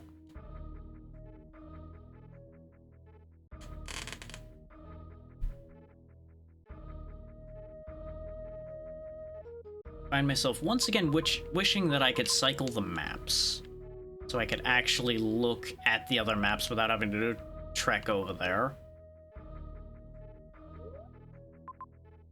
Just double checking that there isn't any kind of button combination that does that I'm just not thinking of.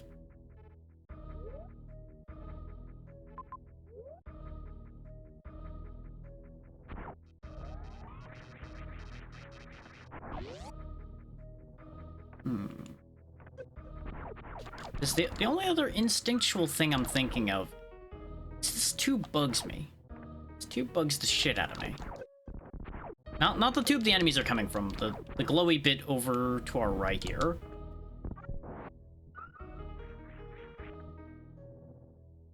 But I feel like that's just decoration that ended up getting placed weird. It's meant to bait you, if you think about it, because of the fact that this block breaks and has the parasite that's going to sit there and drain your life in it. But the question becomes, am I meant to just hop up? Wait, no, because that's where the... Yep, there we go. I knew I was missing a spot. Because that's meant to bait you into bombing that block to try to hop up. But I just kept missing that specific pair of blocks when I was over here before. That's where it was going wrong. I knew there was an obvious thing that wasn't clicking. That's why I kept coming back there. Because again, these games do a very good job of making sure you're going where you're supposed to be going. Just you may not always realize that you're going where you're supposed to be going. Why can't I use this? Is this only on the other side? And it's probably broken. There's an item in that room, though.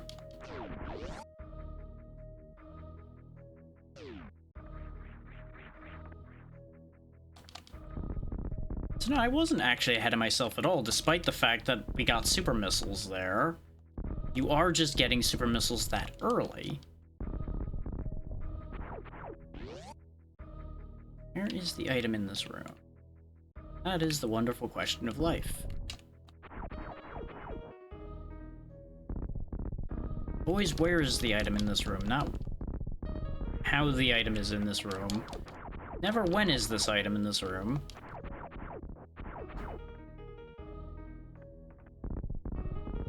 Hmm.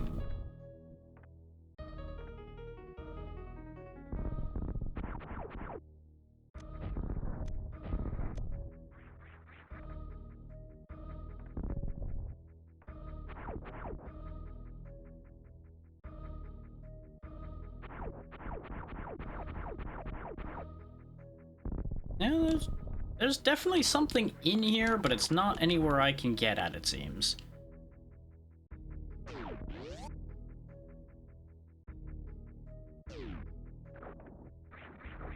And of course you have the water problem.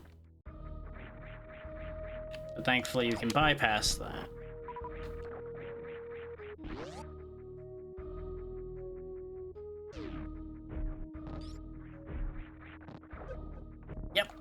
Yep, of course that's exactly how that's gonna play out.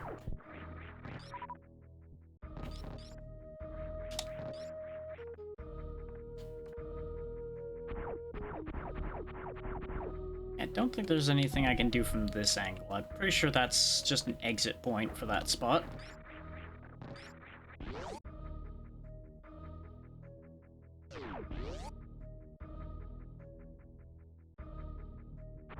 Every now and then, these games pull a funny. It's its own game.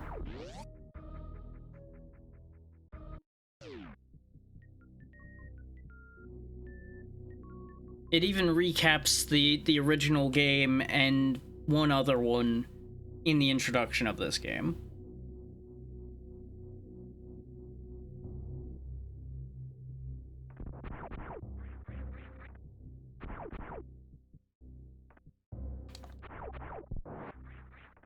Samus Returns, I believe, is meant to be a remake of the second game, and Zero Mission thing is either meant to be the first game redone or it was meant to be before the first game. Yes, every Metroid game has story. It varies how much and how clear any of it is, but it's all there. Just because they don't put a big signpost in front of you saying text doesn't mean there isn't story. It just means you've got to figure out what's going on. It's usually also in the manual. Wild concept, I know.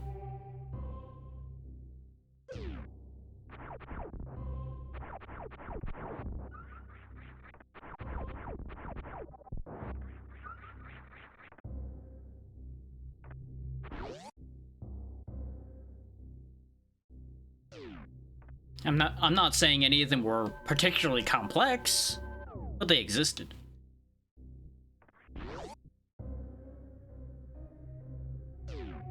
Okay, this isn't a hot room, so we're fine to go this way. More of these little freaks.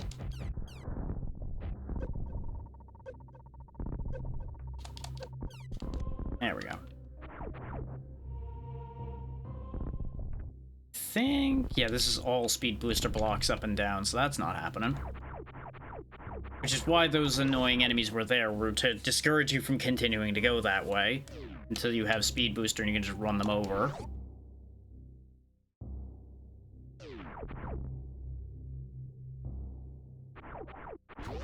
Oh yeah, red doors are just... No, it's not that. Yeah, well that works. Yeah. There we go, another energy tank. I might be able to break through the floor here, I do not remember. We'll find out. Yep, there we go. Now we follow the flame boy. Because here's the thing. There's two ways you can handle this situation here. You could freeze the flame guy, or you could do what I'm doing, which is wall jumping your way up here. Again, wall jumping is never required, but it is helpful. Because you can get things earlier than you may otherwise.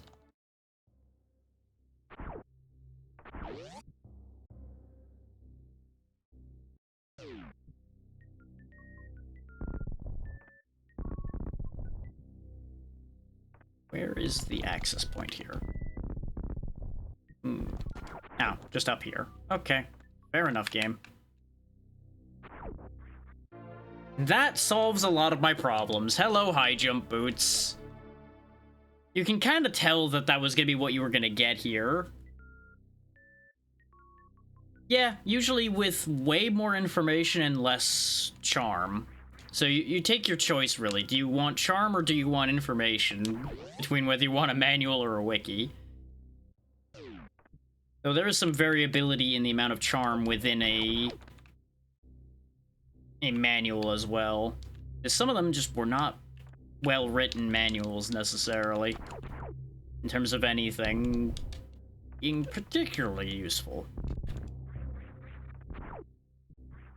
Oh, I need to kill this guy in order to leave, don't I? Or do I just need to go under? I might just have to go under. They do leave you this gap right here. Nope, I do have to kill this man. Come along then. Come on back so you can die. There we go. I have to imagine there were a lot of people that looked at that and went, I can't leave, the game's broken. Wah.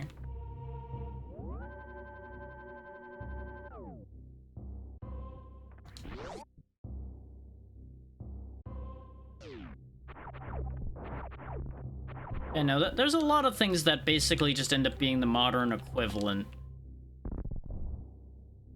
of what things we already were doing. Wikis, as you mentioned, being in manuals. Does it really? Huh.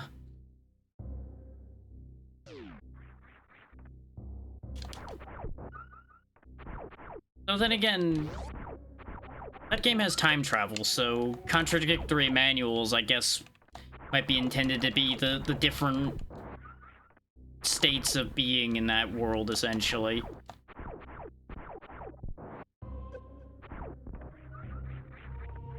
Or are you talking about, like, two different translations that just went, like, horribly awry comparatively to each other or something?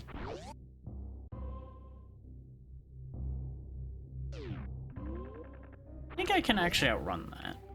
Even just using the regular run button that I keep forgetting exists. But I can't outrun that one. This again feels like I need speed booster here.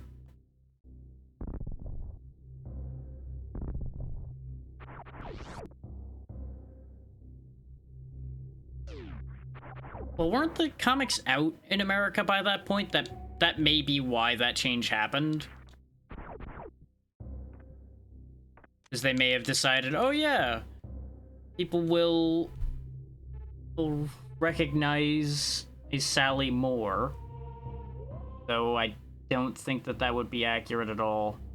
But that's about the only stretch logic I could think of.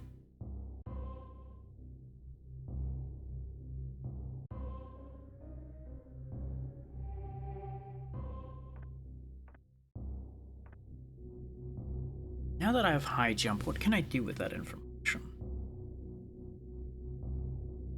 So I can only assume I'm meant to take high jump and go back now.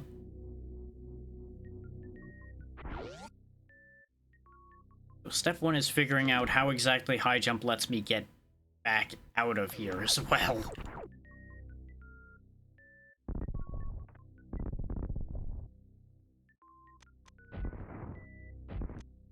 Wouldn't be the first or last time where something is only half thought through. Because if the game's already shipped, and they just want to make a quick reprint of the manual, that's a very easy thing to do compared to making a whole new sprite and putting them in the game, you know?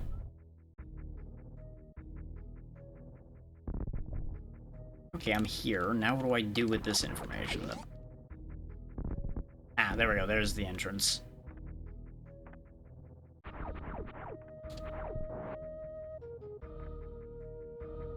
I cannot go through that door yet. But I can go through that one. No, I'm not technically there yet.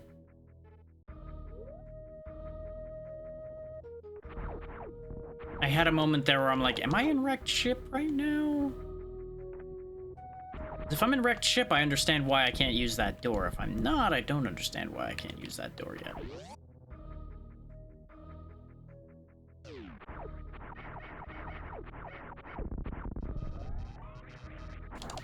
Who can fathom the minds of the weird people that localize things?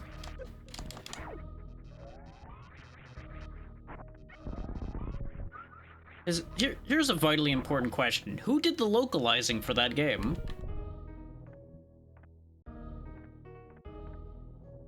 Because that could easily answer all of these questions about why none of this makes any sense.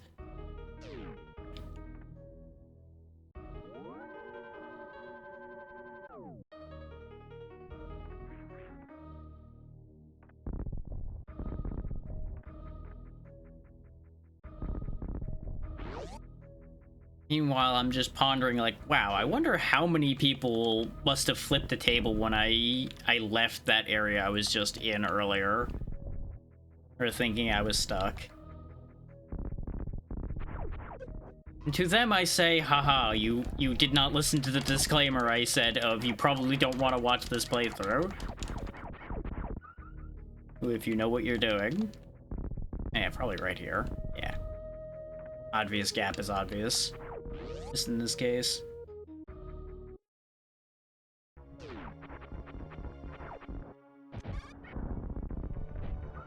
And a reminder, every time you see me just randomly shoot at the floor instead of shooting a missile, it's because I keep going for the controls I'm used to. And I could have changed them, but I chose not to. I need to learn. Hi, Mini Crade. Bye, Mini Crade. Anyway, that happened. Wait, is that what I'm doing right now? Am I doing... Really? I thought that was later, too. My order of operations in this game is clearly all fucked up in my head.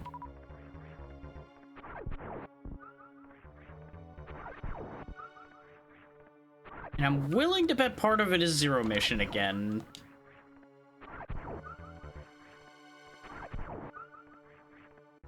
Because there are parts in common between those two. Don't know, don't care. They are in my way, therefore they shall perish. It is not my job to be concerned with their sentience.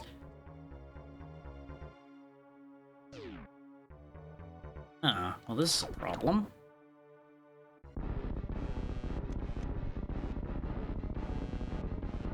Hey, look, it's a different problem. Hey, big guy, how you doing? About to not be doing great, I can tell you that one right now. I forgot where the hitbox is. There we go, it is the mouth, just when the mouth is open. I wasted my super missiles already, which makes me very sad. Because those would have made this go way faster.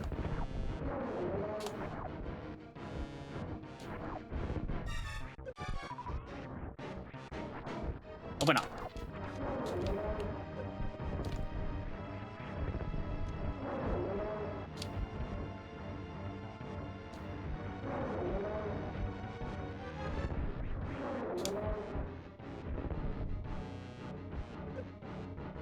Look, I'm not here for them. They started attacking me just because I happened to be walking through the area. If they want to start a fight, they better be prepared to finish it.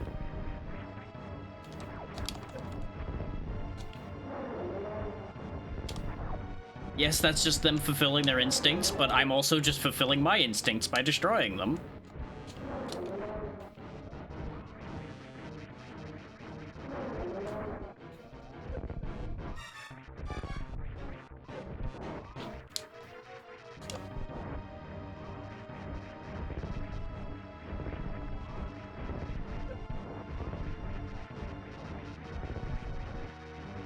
Come on, open up. Open up. Got a tasty treat for you. Open up. Oh yeah, there's the fake screw attack I was talking about before in action, by the way. When you have a full charge just spinning and slamming into something to do damage to it. So that is just a thing. Oh, the ads are about to happen too. Great. Love that timing. How do I keep ending up in these fights when the ads come up? Oh, you son of a bitch. This fight would have been over a good, like, 3 or 4 shots ago if I hadn't wasted those super missiles immediately.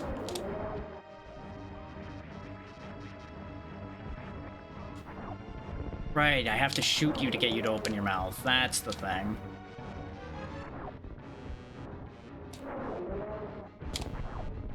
That's why there was so many long gaps with no mouth opening happening. Okay, charge beam, just, you know, don't charge unless you want to, I guess.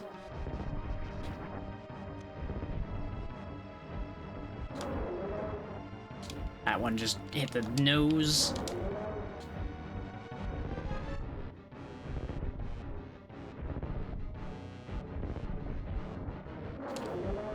Anyway, that was great, everybody.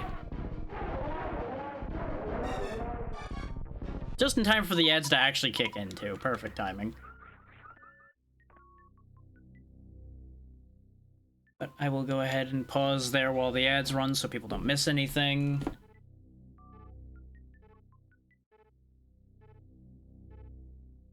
I remember hearing multiple people say that these fights in this game are really hard. Personally, I think there's only like 2 that are difficult in this game.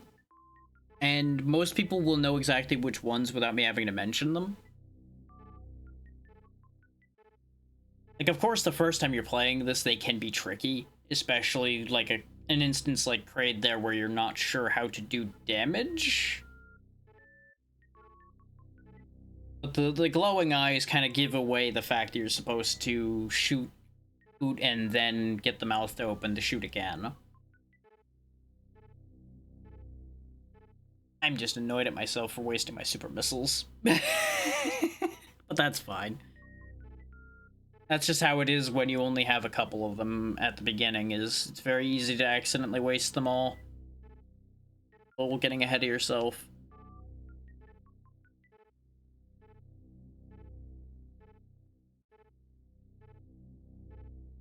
I don't particularly need to go do anything at the moment. I think what I'm gonna do while the ads are running is I'm just gonna catch up on a thing or two. So I'm gonna go ahead and mute while I type, because it's gonna be a lot of loud typing.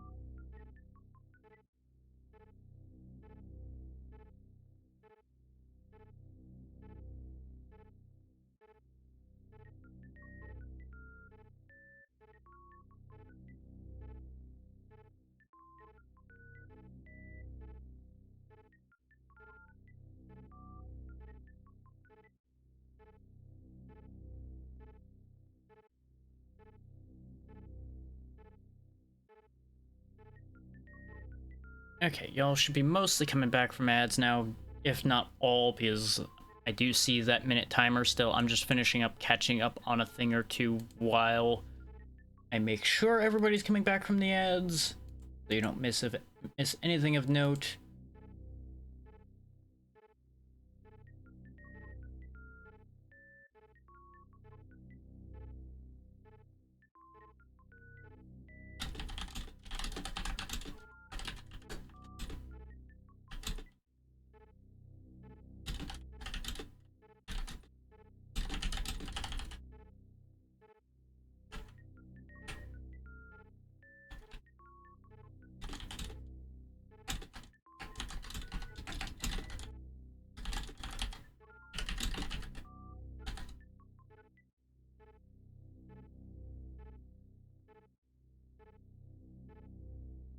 There we go. That's all caught up. We should be all up to date now and ready to carry on. There's just been a bunch of Discord notifications and Blue Sky notifications I wanted to clear up rather than leave them sitting for the next probably like 2 or so hours just that we were going to be going for. But in case you missed it right as the ads happened, we did finish that fight. I just didn't go get the item behind the fight yet so everybody could see it together. Because it's the Varia suit. We now can go to hot places. Technically also cold places, but I don't think that comes up at all in this game. And behold, new color, new spiky arms that you can't see because Samus is never actually facing forward.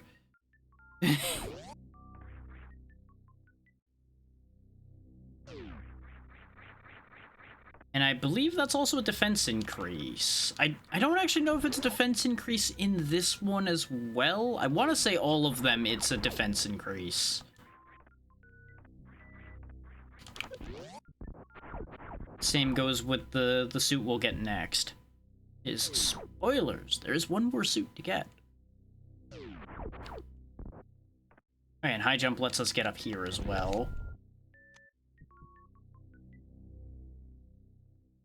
Do the save and recharge. Actually, no, just the 2 recharges. There's an energy recharge and an ammo recharge up here.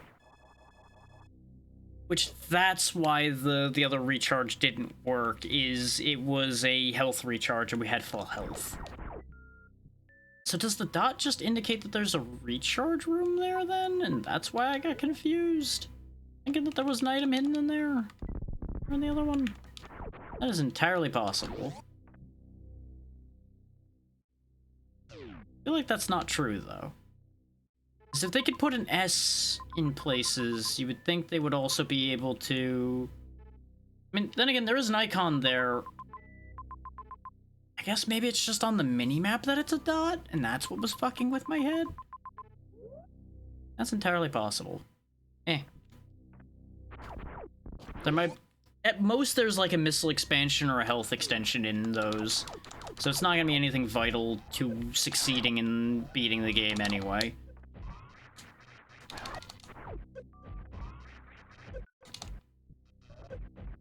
There are 2 things that are true about this playthrough that I can tell you right now. 1, it's not gonna be fast, and 2, it's not gonna be 100%.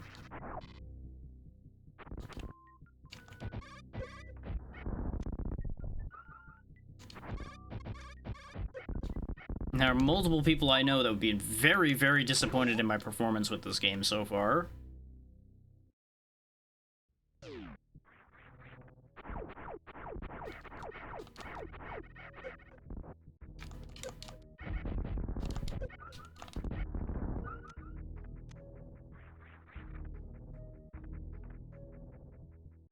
I did not mean to fall back down that hole. I forgot Samus can't run across 1 tile gaps at speed.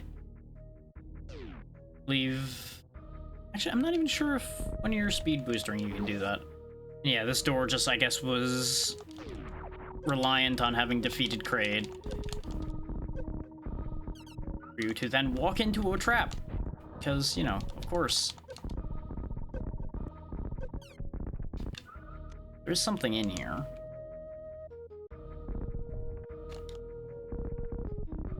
Supposedly.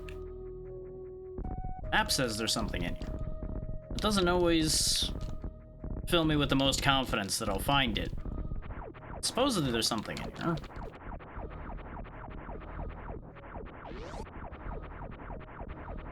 Is that icon just a lie? Nope, there it is. So that's energy tank number 4. Which honestly, that's already a formidable amount of health considering the damage we take from most things. Coupled with the damage decrease from the Varia suit.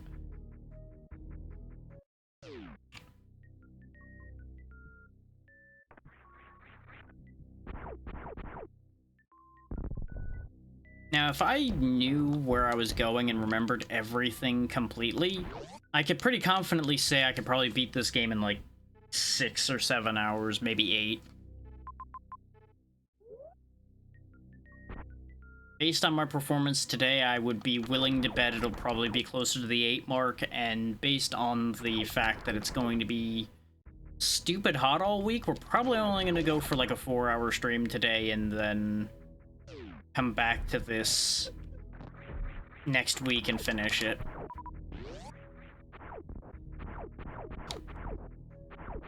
So I don't anticipate it taking more than 2 sessions. No matter how bad my brain can be sometimes.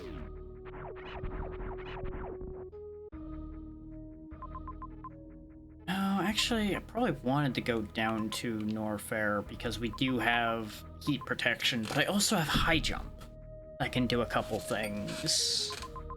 Actually, no, most of the things we couldn't do, we needed power bombs for, so actually, no, high jump's kind of irrelevant right now. So yeah, we do want to go to Norfair then. This is why you don't want these to grab you, by the way, is they pull you down into a spike pit, and good luck getting out of it. This is what I was talking about when I said there was something we were going to talk about later that's a problem. It's the way the water works. Because of the fact that they want you to need gravity suit in order to be able to go through the water, there's an issue like you saw there where if even your feet are in water, your jumping gets all kinds of screwball-y. And when you're fully immersed in water, I fully understand it. It's when just your legs are in the water that I have an issue with it. Shut up, Windows. I'm already yelling at things. I don't need to yell at you too. Though I do that all the time anyway. Yeah, we can now go this way because this room was hot. That was the only reason we couldn't go in here before.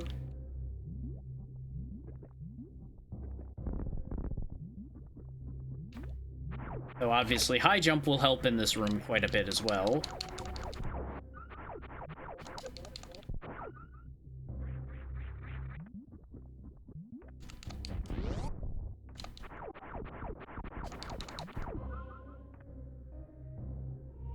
And yeah, super missiles will open any missile door, but missiles obviously cannot open super missile doors.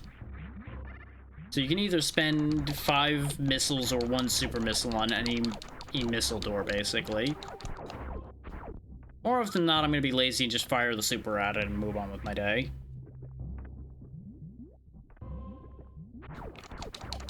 Because you can just farm super missiles pretty free and clean. So it's not really a big ordeal there. I believe there's lava rising in this room right now. You can't see it yet, but there it is. Now, the lava operates under the same logic as water, but not quite as aggressive. Like, I believe it does toy with your jumping a little bit, but as you can see, you can at least jump out of it freely. Which is more than I can say for water.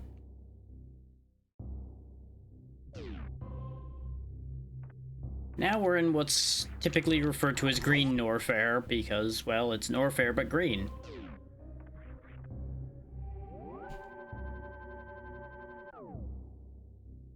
Which it's interesting to have half of Norfair be fiery death hot zone, and then you go into this bit and it's all green and weird bubble zone.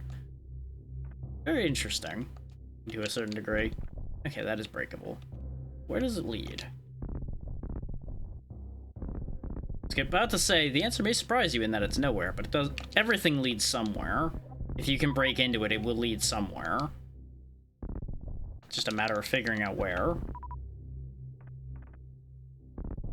Mixel expansion over there.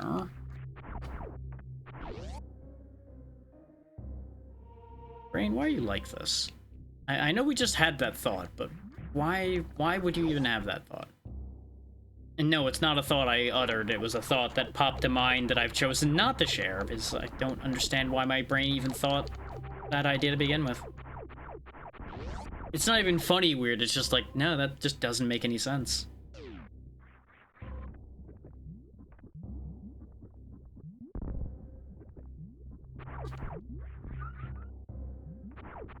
Oh yeah, these weirdos start showing up. They're very useful, weird creatures, though.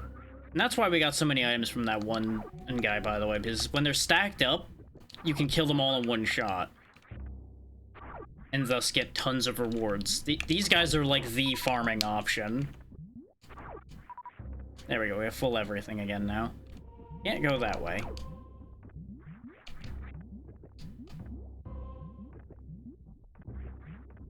Yeah, the extendy worm guys are really good for using as platforms in any area other than that one, pretty much. There might be a path, like, above that guy? Like, you might want to freeze him and, like, roll into a hole above his head, possibly? I would believe that.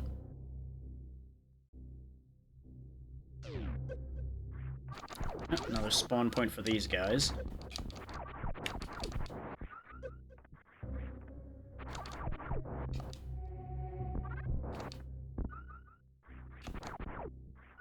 Seems like this is getting me a lot of nowhere, though. I think this is just a resource room.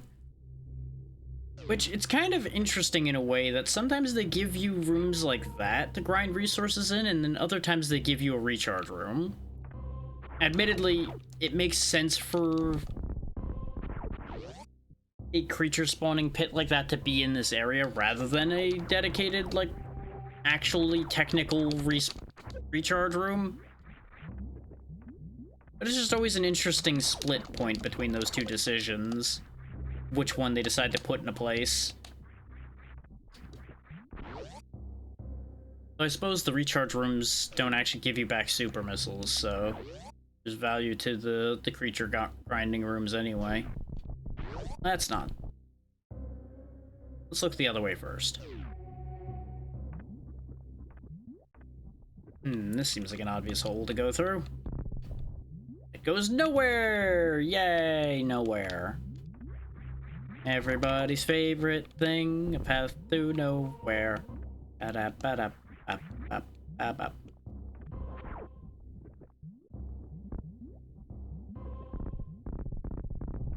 Nope, that goes a lot of nowhere as well. Alright. Going nowhere and Norfair. Let's go. Yep, guess we're going across the shaky zone then. This one has volcanic rocks getting thrown at you. Scoot under that guy, don't need to deal with him. Notice that the lava's still rising.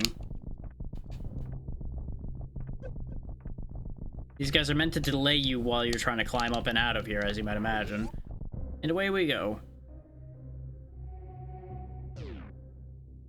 Alright, this bit. Morph ball up.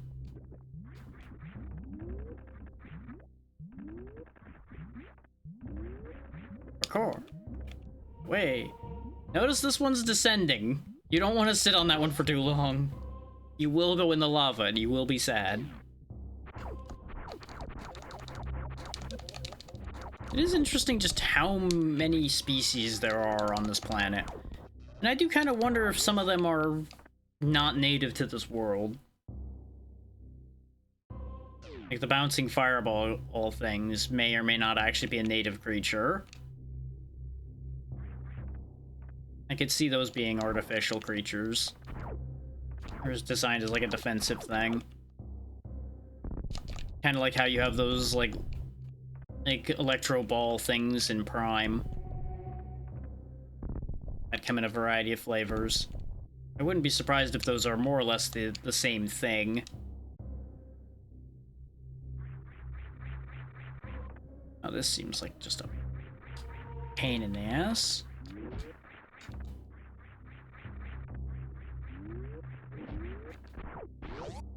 Also, not something we'd be getting to from that angle without space jump. But it's also something that I think we'll be reaching immediately upon climbing up here.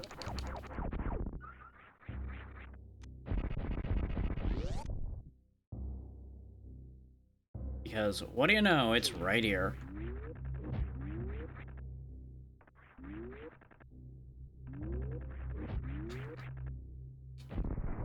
That's not what that was supposed to be. Now, you want to jump from these at specific angles, I would say, because if you jump when it's too high up, you'll just bonk your head into the ceiling and be sad. Now, you also need grapple beam to go any further into this idea. As you can see, some of the spikes are fake, so that's fun. I don't actually know if any of those spikes are real. I have no intention of really going back and finding out, in case anybody's curious. I, for one, am not curious enough for that. This game is well-traveled enough that you can go ask literally anyone, and they'll probably have an answer for you about that question.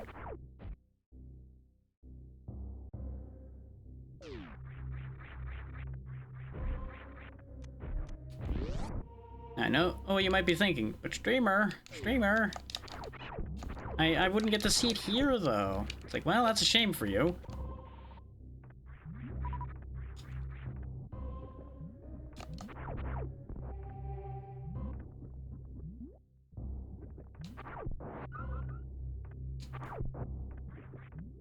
Just gonna quickly use their population to restock my resources. Don't mind me. Like, you gotta wonder what those things are for normally. They just pop up and give resources. The space pirates need ammo too? Does the native wildlife need them as a resource? Like, I say the space pirates in particular because those things just come up out of a tube. In some cases, so it's like, did they build this so that those things would show up? Is there just like a breeding pen for them underneath those tubes? It's funny that it says hold B to run when you get speed booster, when you can already run and go faster than you would normally without speed booster, but you go even faster with it.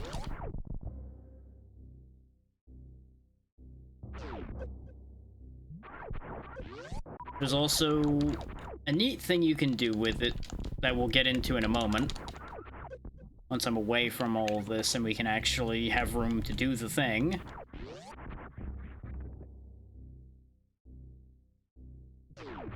I just needed to get away from where I was going to get melted trying to demonstrate it. Another spot where you need grapple beam. Well, technically you need grapple beam. There is theoretically another way to do that. No, theoretically there's actually a few ways to do that, but that's neither here nor there. Once we get to a decently long stretch, though, I'll explain what I'm talking about as I'm babbling in circles.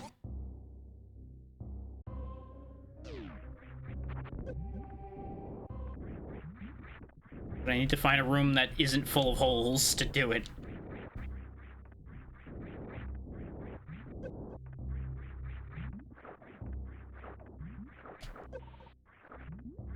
For those wondering, yes, these are in fact rooms where high jump may in fact be a detriment. Fun fact. And you can turn abilities on and off for the most part, so if you are actually having trouble because of something like high jump, it may be worth your while to turn your high jump boots off temporarily until you're past the thing that's annoying you. Don't be like me and just stubbornly continue to just make the same jumps anyway. Learn from my mistakes.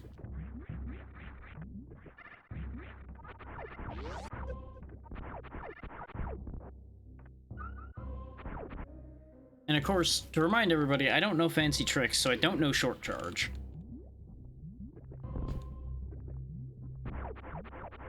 As there is in fact a way to charge your speed booster in a small space.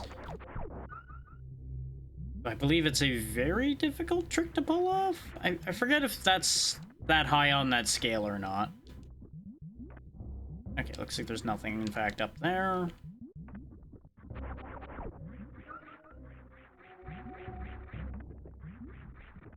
Oh, and for those aiming to get everything, don't worry. There is something to help you if you want everything and cannot find all the things in the various rooms when you're in the room. I won't get into what it is until well, we theoretically get it. Though, since that item is optional under even normal circumstances, probably not going to worry about it. At which point, I'll just explain it then. Is this the way I wanted to go? Well, this is a way I can demonstrate what I was talking about, so that'll work. And I can also save so I don't lose the speed booster if I die a stupid death. Which, that's one positive I can point out, at least, is I haven't died yet. If we can get through this without dying at all, I would actually be very happy. I forgot to... I keep forgetting you have to actually hold the run button for speed booster. Can I not shine spark? I thought... Shine sparking different in this one? You're supposed to be able to charge your speed booster and then duck, and then you can... There we go, I just had to run further. As you saw there, Shine Sparking lets you store the charge and then launch yourself in a direction if you do it properly. You can do it in any direction, like even diagonally. Though diagonal Shine Sparking is real difficult. At least I think you can diagonally Shine Spark. That's how difficult it is that I genuinely don't even remember if it's possible or not. I feel like I've seen it done before. We obviously don't actually want to be over here. I just was doing that to show off the speed boost and how Shine Sparking worked. Yeah, because you need to be hearing the bwah bwah bwah noise, that's the thing. I believe it shifts in color in the other games, whereas here you just have to go off the sound cue? Again, brain mush and all concepts run together.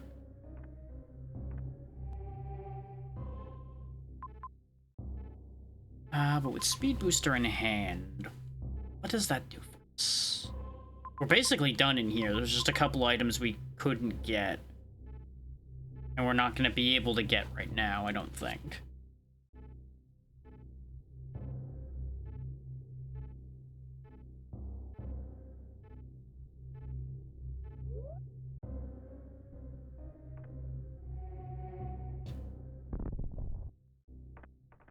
What's wrong with this room again? Right. That. There's no, like, hole in the floor here, right, or anything? No. Okay. So that's something you come into from a different room, then. Presumably not here. It's also just a missile expansion, of which you get more than you'll need, generally speaking.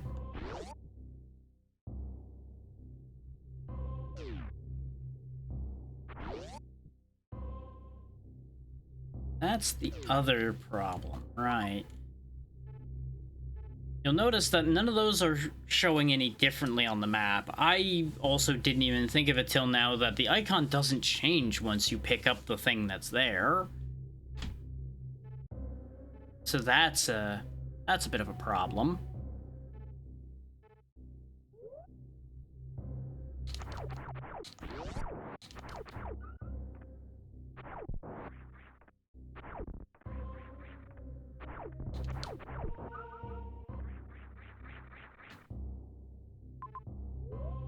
I think we can go to the left here now, because I think that's why we stopped going further this way, was because we got stymied by... Yeah, we need to be able to go faster in here. And Speed Booster will let us do that. There we go. And we need power bombs to go through the floor there, but that's not relevant at this exact second. There we go. Hello, sir. Goodbye, sir. Hello and goodbye. Ow.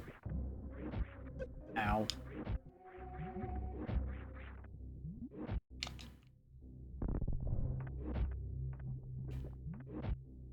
Scoot our way in here. And get us the ice beam. That, too, is way earlier than I thought it would be. Now we can freeze enemies and use them as platforms, which is going to be very helpful. Remember that room we were stuck in? Yeah. That would be the perfect way out of it.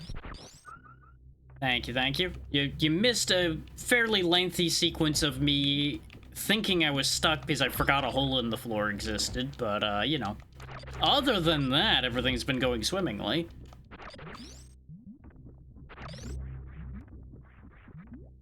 Wasted a good, like, half hour of time because of that.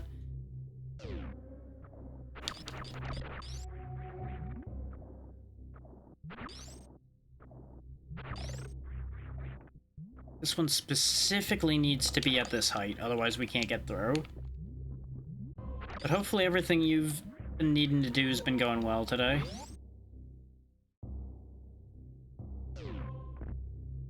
There we go. Camera angle switching. No. But yeah, we went over there purely for the ice beam. There was no other reason to be over there. Yeah, Kraid's already dead. Spore Spawn's dead. That's good. Got charge beam, super missiles, ice beam, high jump, speed booster. Solid amount of things right off the rip. And still no deaths yet.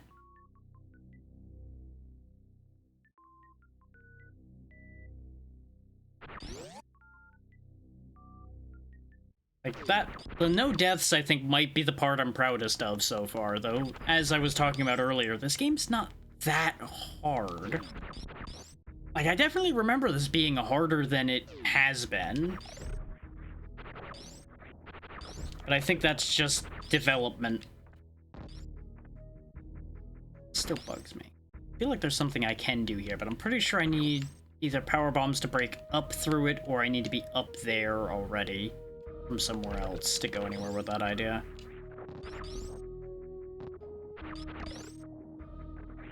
Fun fact, freezing those is yet another thing it shows you in those little intro demos, if you pay attention to them. So it uses a different beam that we don't have to do it, but, you know, don't worry about that part.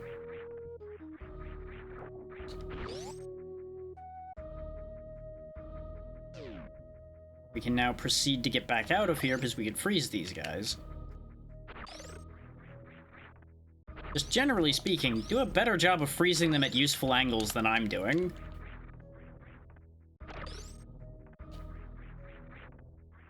Case in point, what I've done here. Well, hello floor, my old friend.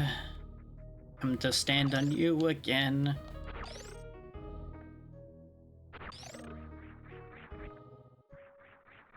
God damn it.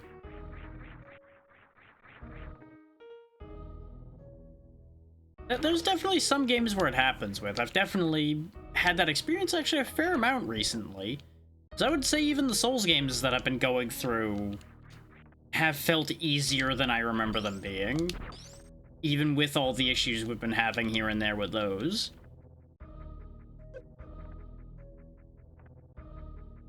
Like, some of it's a matter of approach, and some of it's just being much more familiar with how things work. But what in particular have you been playing that you've noticed it with, though? Now I'm curious. God damn it.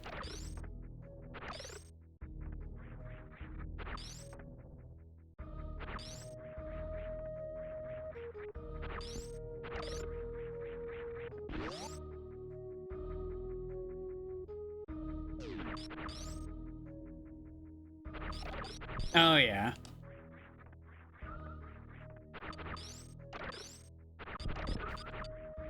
If you approach the hotline games the way they want you to, they're genuinely actually pretty easy. They're just very high risk, I would say.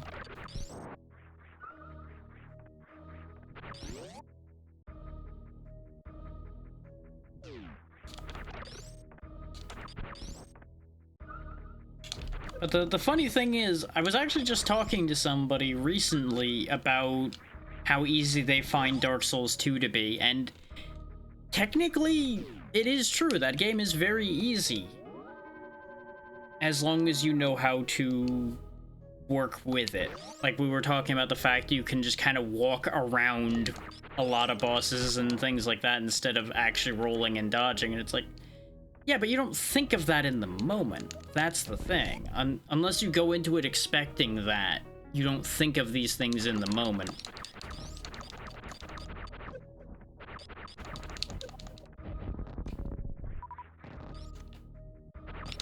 And that's where the variation in difficulty comes from, and where the first experience with things will end up being very different. Have I done a bad? Might have done a bad. Oh no, I can leave the room. Never mind. I thought I needed to get rid of the grabbers down there, and I was like, well, how am I gonna do that?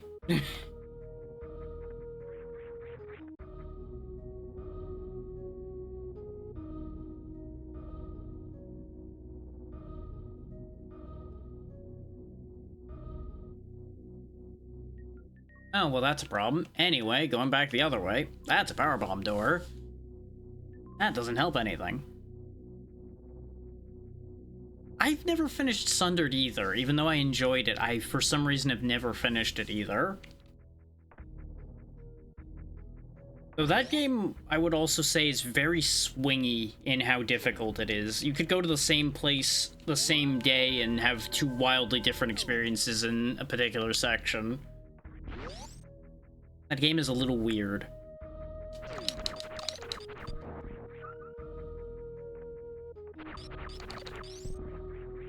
So I seem to recall that game just had a weird situation where it would just, like, spawn piles of enemies sometimes. Yeah.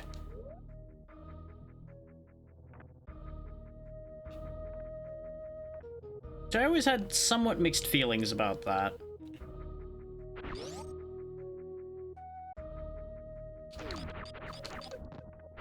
I feel like I must be intended to be able to do something in this room. But I feel like this room wouldn't exist purely just to try to kill me. Then again, it could.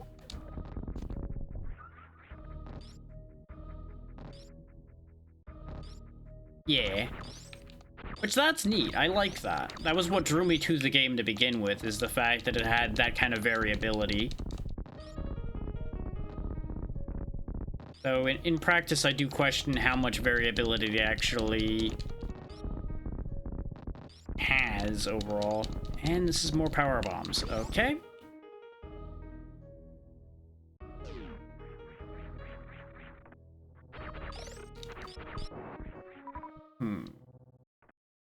Everything over here needs power bombs, so I have to imagine that I don't need to be here right now.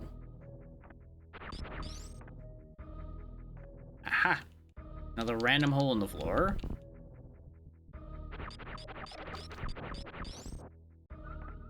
That's entirely possible.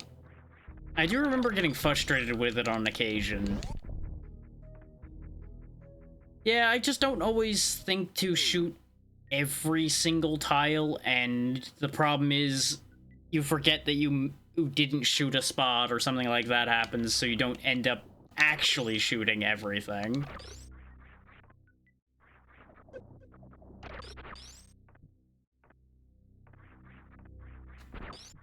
There's the power bombs.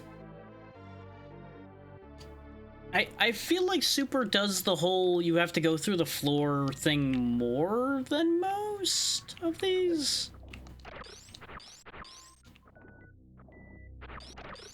Yeah, the big kaboom you're gonna run out of all the time.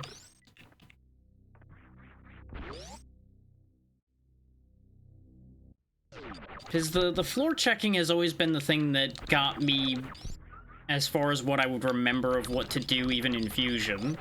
Because it doesn't do it that much in that one. And Fusion's the one, as I've talked about before, that I know best off the top of my head. So a lot of my expectations are built on memory from that. I don't know. I really don't have a good answer for that, because it being in the vein of Samus Returns also kind of comes with the connotation that it's going to very heavily divide the community with its response to it.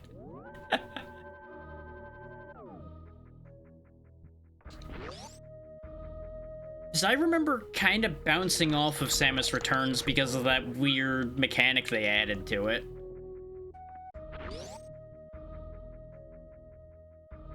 Because didn't they add, like, almost a parry to that game for Samus Returns?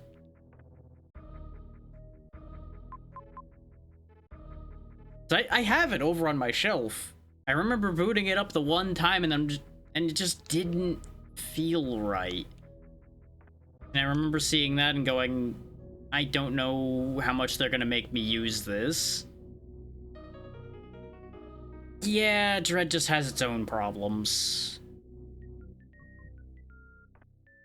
Dread is another one that I have and have yet to finish because I just did not care for the Emmy gimmick at the beginning at all, so I just never followed up beyond that.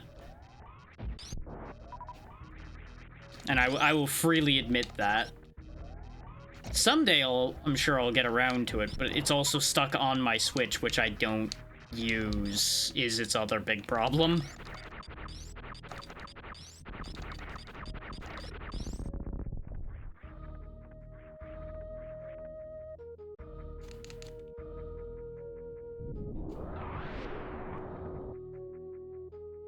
See, I'm just the grumpy old man who's like, I just don't even want or need that. Just, no.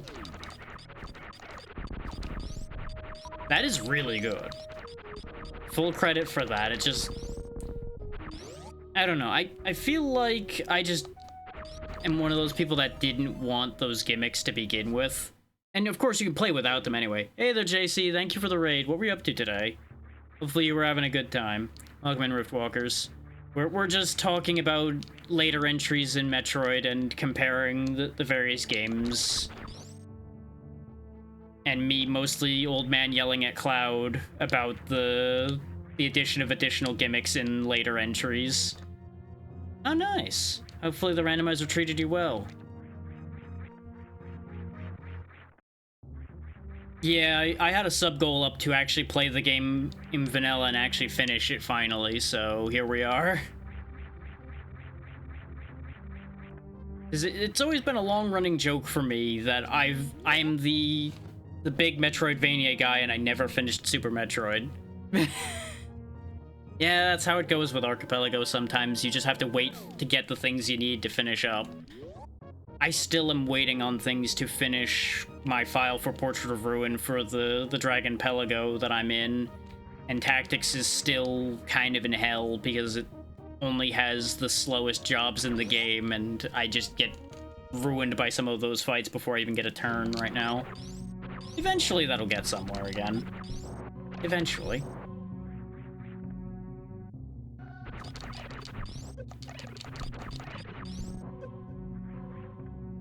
Yeah, of course, if any of y'all need to raid and run, please make sure to do so. Taking care of yourselves should be your first priority. I technically could get to that area above here. I know how to do that. But I'm pretty sure I'm not well, I might be intended to do that right now, actually. I have seen and done too many things to remember the intended routing in this game, so I'm just doing things. It's very much a case of have ability to do thing. Okay, I do thing now. Ignoring all of those power bomb doors I left behind a minute ago. Don't worry about that. So can I actually do this? Because I now have it in my brain that it's like, you know what, maybe I should try to do that because it'll be funny.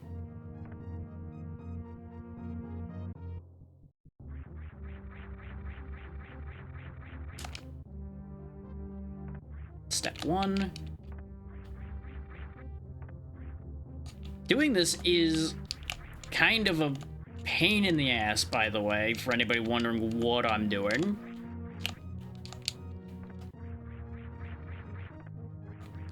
His single wall jumping is the bane of my existence.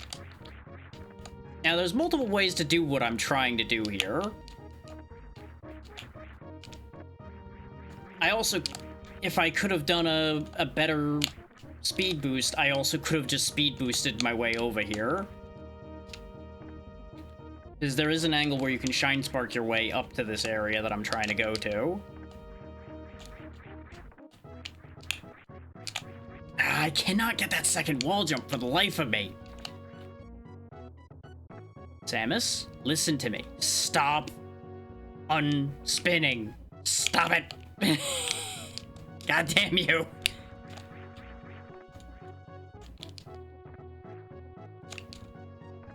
The things I do because I think it's funny.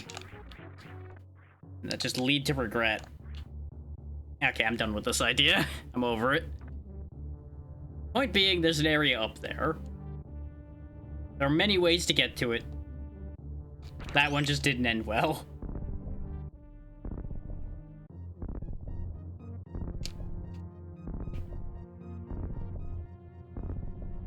Like, technically, I think you could actually just climb right up there, right off the rip. But you wouldn't be able to do anything there. Because if you master single wall jumping, you can just go wherever the hell you want.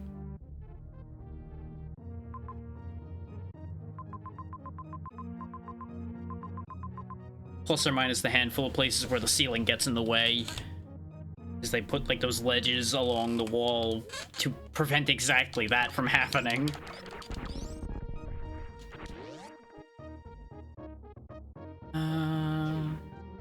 Nah. Without either gravity or grapple, we're not going that way right now.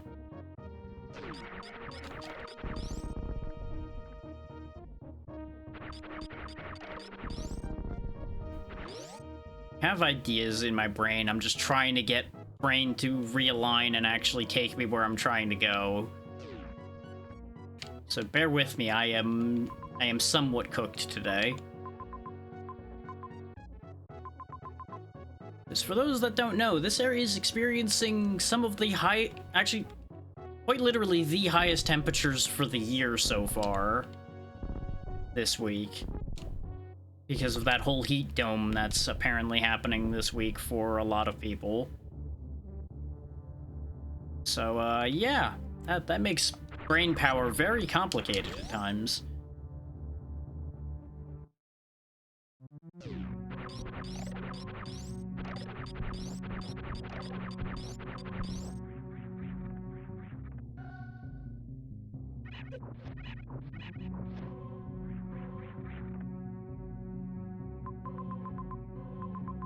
Is there even a purpose to be going back this way? Technically, yes. Not that way. It would only be this way. I think there are a couple things I can go back and pick up now. I already got the one thing that's in the ceiling early on because I showed off how you could just get bumped by an enemy to go pick up that energy tank. Which, funny story, I actually had to learn that because of the fact that I was testing the Varia randomizer to help someone else once upon a time. Because it kept putting my morph ball up there every time I tested the Varia randomizer in those days. It would always put the morph ball in the ceiling there. It was just a nightmare. Actually, there's a thing I can show while we're here. Here to make a point about something.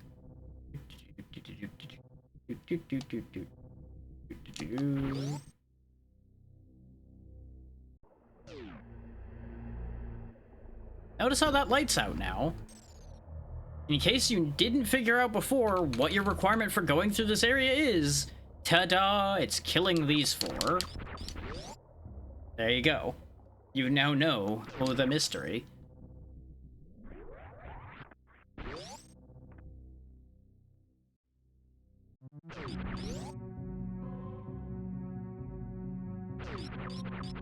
Yeah, to finish the explanation and thought for everyone who's come in more recently, this will, as I mentioned, be the first time I'm finishing the game. I do have a solid amount of knowledge, but a lot of it is many months at best out in the past at this point, so my memory will be playing a lot of dirty tricks on me, and it's gonna be a whole thing.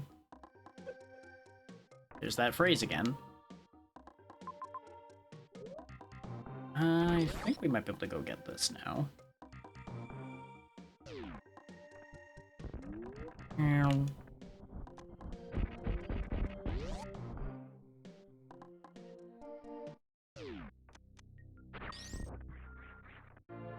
Reserve tank.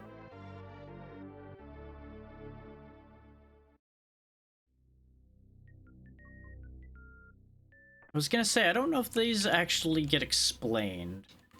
I believe they just give you back health if they're filled. If they're set to auto, which I think they start out actively. Yeah. You can either drain them manually or automatically. But of course they, have to have something in them. So, in case you thought we weren't durable enough already. Oh, actually, I think I need to continue to the right and go into the save room from the other end, don't I? In order to get out of here. Yep, there it is. And hey, one more missile expansion, because, clearly 2 items weren't enough over here. Oh, do I not actually go any further here? No. Well, there you go then. I got even more missiles. Because, yeah, they do nest their secrets. They do like nesting secrets. So there must be another way out of here.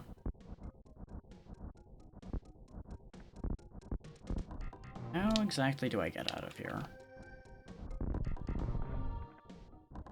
And the answer isn't you don't. I know that for a fact. When in doubt, powerbomb out. That'll tell me if there's literally anything I can do here. Aha! This is why I said you'll be running out of power bombs a lot, is because if you can't figure out what to do, you just drop a power bomb and you'll figure it out pretty quickly.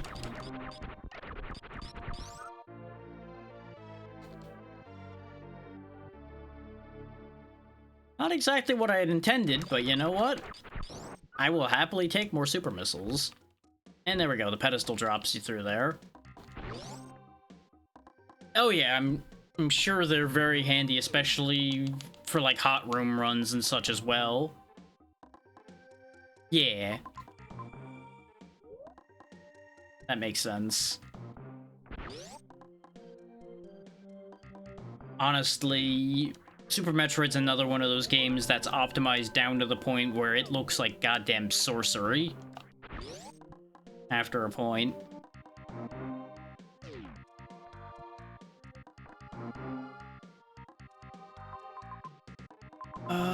We were stymied by powerbomb doors over here too, so we can go fetch these items as well.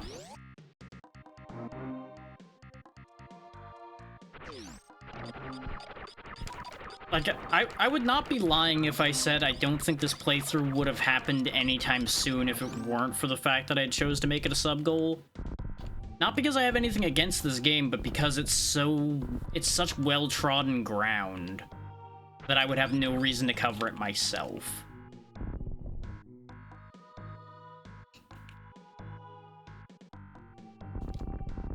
Let's widen this gap up a little bit. I have a plan.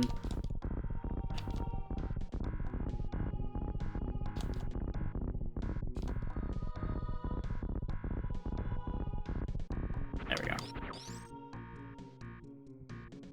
So remember, there was the speed booster floor here. Boy.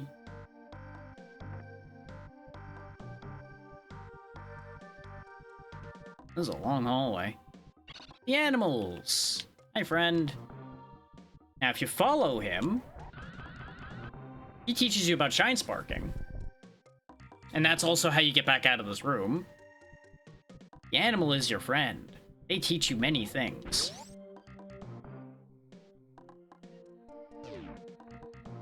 Also, a heal in here if you need it.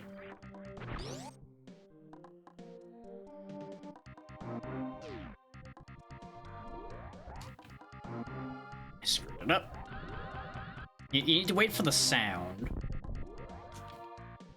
Which, for some reason, I don't always get.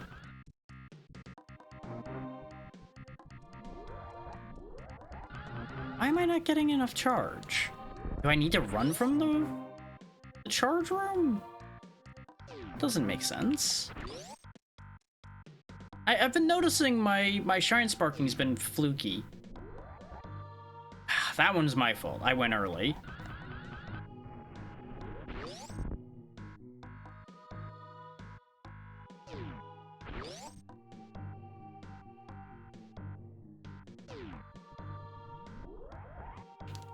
Like, I didn't get any audio cue there at all. I don't know why it's not doing what it's supposed to be doing. I'm pretty sure you only need to run from here and it works. See, it worked that time. Why are my shine sparks inconsistent? Something not right there and I can't put my finger on it. Okay, we can actually stop those guys now because we can freeze them. Yeah, there was basically no reason for us to go down there other than learning about shine sparking, which I already told you all about anyway. But it's neat that there's in-world tutorials like that. Like, that's just really cool that that exists. I can technically get this missile expansion right now. I need to just catch this guy at the apex of one of his jumps. Except every time he's off screen, he gets all weird.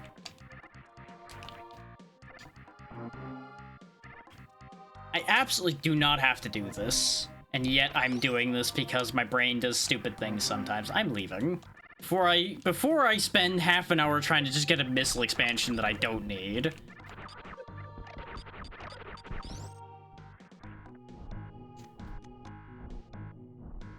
Just understand that that is possible. You would have to wall jump off of there in order to make it happen, but it is entirely possible to do that.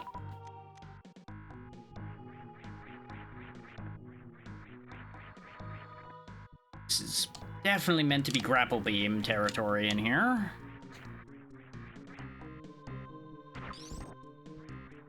Fucking what? What? Oh, I think I understand. Well, we can't do that right now. I didn't realize that was that far in. Huh. That's silly.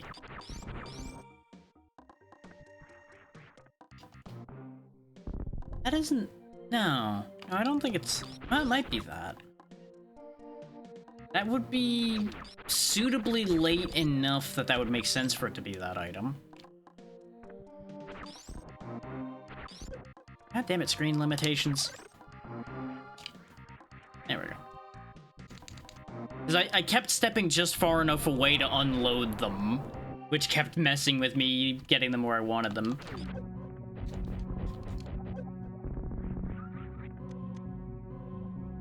I'm taking so much stupid damage. I'm just being impatient about getting past these guys. Yeah, I figured it was just gonna be a simple spot like that, but I also just didn't care that much. More power bombs.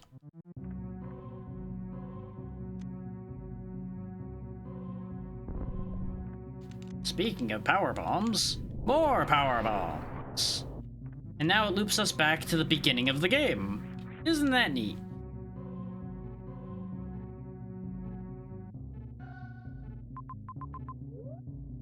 We are going to go back the way we just came from, though, to continue the thought we were on before.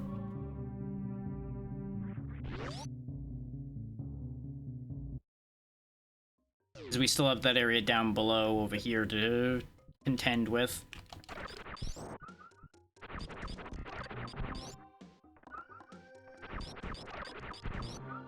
Will say that if there's anything I objectively dislike, it's the fact that I can cycle the power bombs in my regular weapon cycling. So that is going to cause me a problem at some point. But I think that's my only genuine complaint with how this is set up. We do have ads coming soon. Of course you waited till I turned around.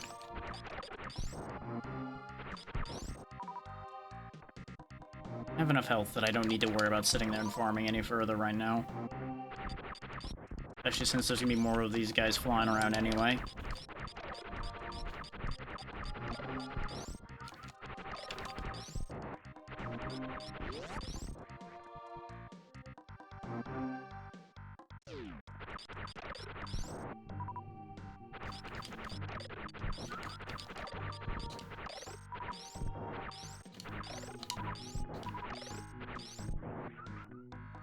Give me all the supplies.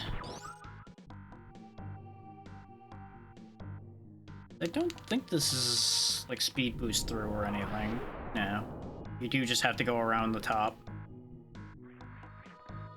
Which this is just run across as we demonstrated earlier anyway. There's the ads.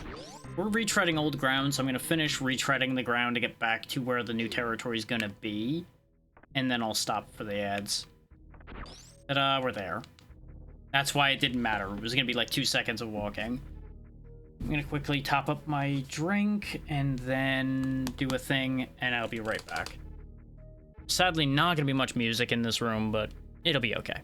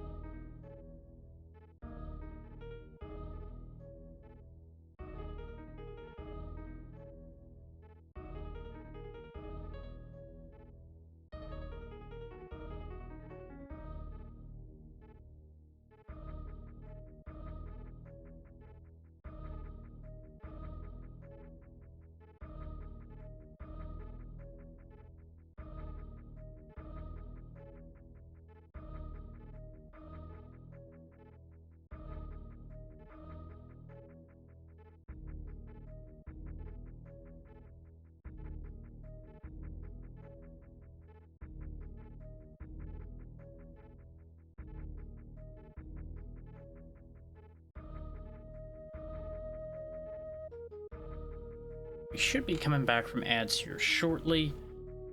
Just gonna double check a thing or two while we wait for everybody to come back.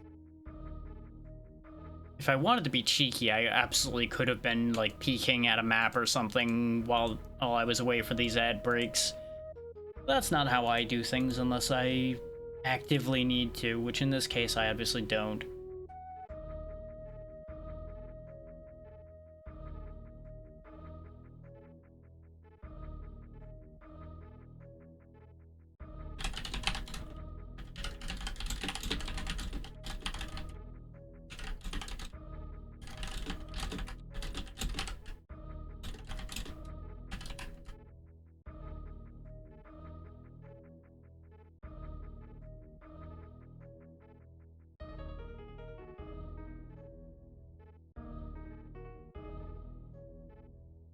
One of the timers now says the ads are done, but I'll wait for the full returning from ads bit once both of them say that. But I do want to take a second to thank you all for the fact that we've even made it to 950 followers at all. I'm still batting about ideas as to what to do for a celebration for that. And it may end up being, because of the way the schedule is right now, that the only celebration will be that discount, and then the next big celebration stream will be the 1,000 follower one, but we shall see what ends up happening and what ends up popping to mind there. But I do appreciate the fact that y'all have enabled this to be something I can do for as long as I've been doing it at this point. And how far we've gotten with that idea. Okay, everybody should be back from ads now, so let's go ahead and get back to making progress, shall we? Specifically in this case, busting through this door. Oh, there's a power bomb right there. But I might fall down the hole getting it, so I'm not gonna worry about it. It's as funny as it would be that I'd have to climb all the way back up. Oh yeah, fun fact, these light guys, they explode when they make contact with you. So, you can just lose all of your light just running into them. Like that. Notice how much darker it is in here now. Really? That isn't a thing? Suspicious. Okay. Ow, grapple beam. God damn it. Oh, let's see if this does go anywhere then. This is gonna end up causing me different problems, potentially. I don't know. I guess they weren't loaded in, so they didn't die. Just for me. Well, technically, again, there is a workaround for this problem. Oh, I actually hit that one that was off screen. Incredible.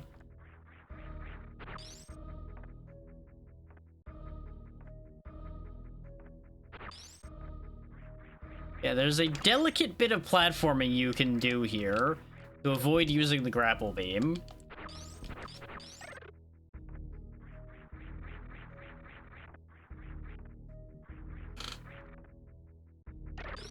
Ah, I almost did it. I almost had it. You don't have to use the same guy twice like I almost did there. But the way they load in is problematic. We're getting any kind of consistency here at times. Without, like, knowing how they load in, like, down to the tile.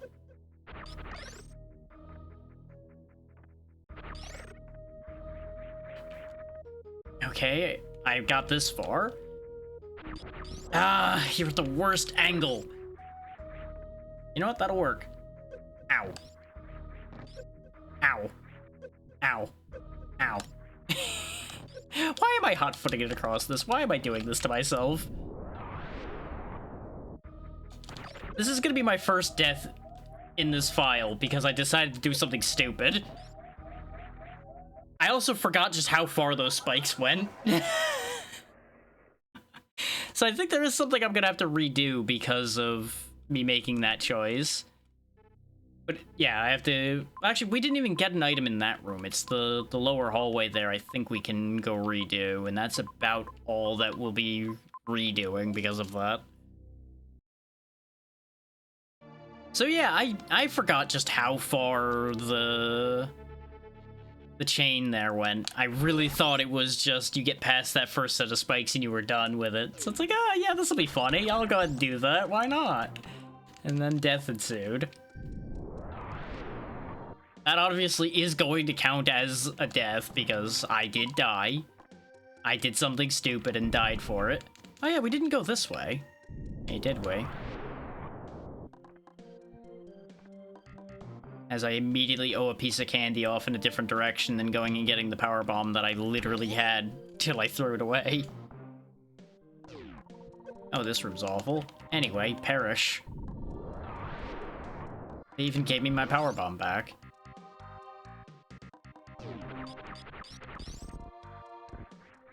Yeah, bet you thought you got me on that one, huh?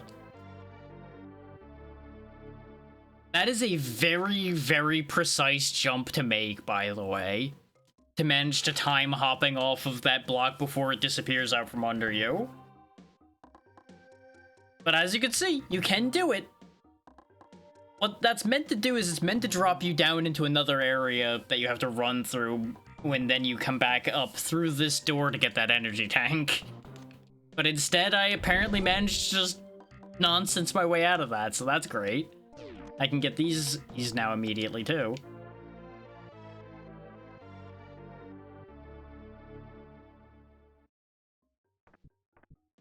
Or at least I thought you come back up through this room, but looks like that's not the case.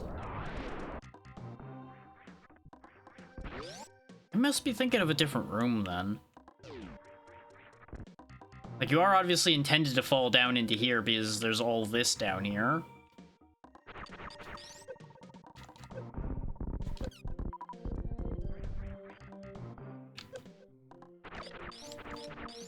Yeah, that's right. What are you gonna do now? As you can see, the ice beam does actually kind of impede you grinding enemy rewards a little bit, because you have to do extra work to kill them. That was just overkill.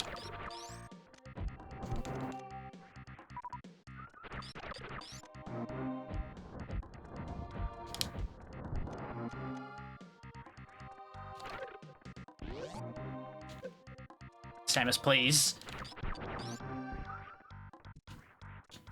Get me out of this room.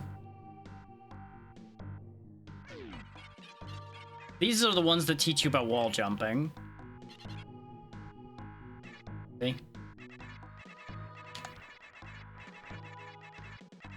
Learn from the monkeys.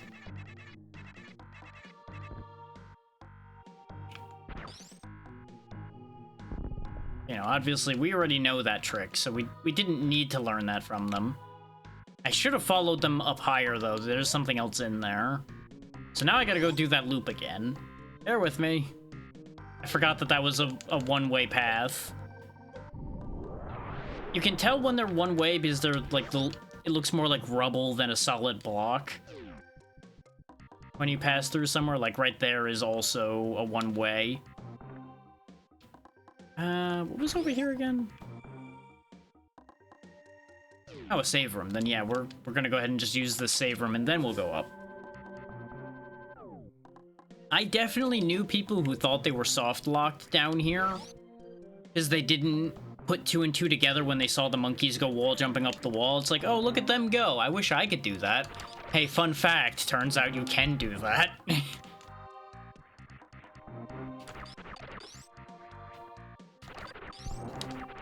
Like I said, it did happen to multiple people, so I can't give them too much shit if it happened to multiple people, but at the same time, it's funny.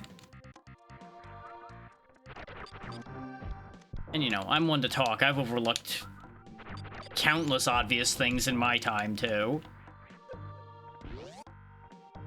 So I'm not gonna be like, oh yeah, I know everything. I can't make mistakes. It's like, fucking hell, I make mistakes literally hourly.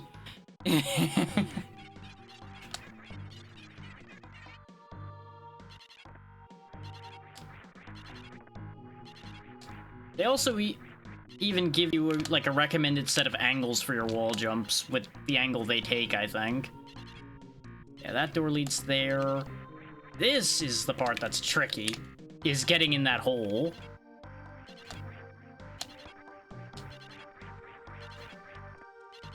They're still working their way up, because their jumps are lower than ours are.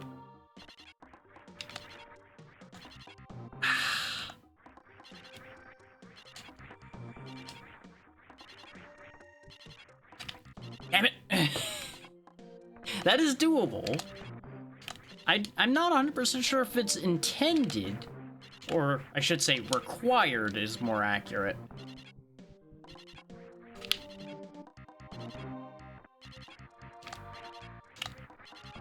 I'm so bad at getting the quick double input off of going sideways. But I think this just spits me out somewhere we've already been. Yeah, and it spits us out in the unopenable door, too. Well, I don't care enough to go back through that loop again right now, so I'm just not gonna worry about that right now. If it's got something really cool in it, we can always worry about it later.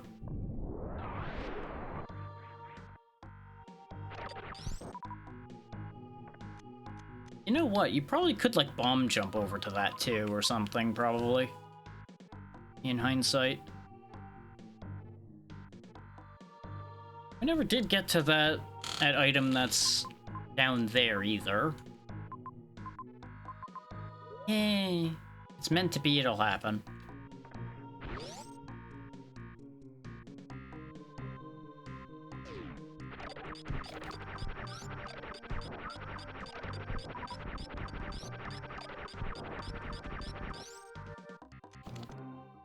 just gonna go ahead and just nuke this so I don't have to deal with it. Oh yeah. Actually, no, that was just for Shine Spark tutorial, so it's map completion, but it's not map completion I'm gonna worry about right now. Because there wasn't actually an item down there.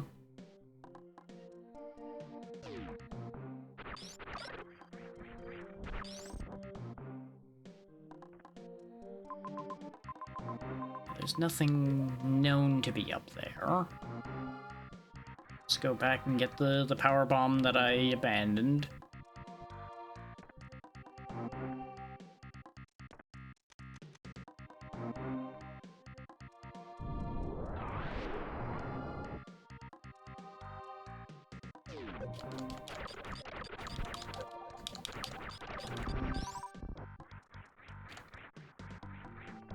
Oh wow, I just flawlessly jumped up here first try this time. I just wanted to remark that that room itself is reachable, just the part after it wasn't reachable. It's better for my future memory.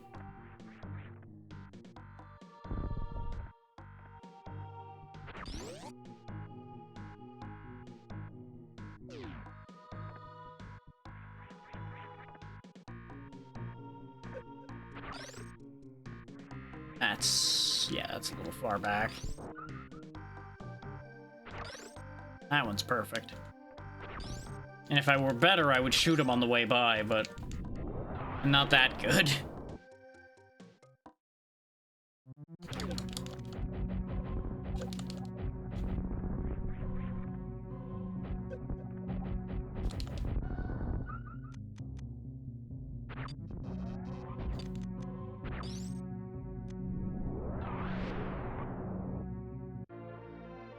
There we go.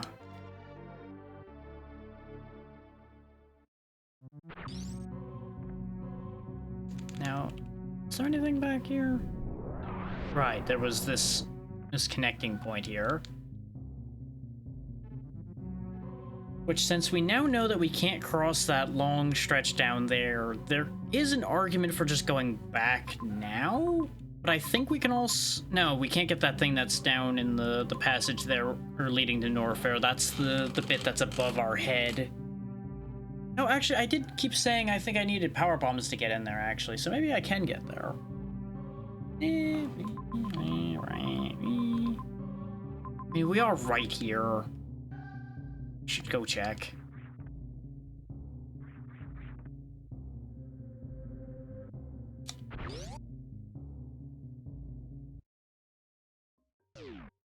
Otherwise, I will forget. And that's going to lead to its own whole slew of issues.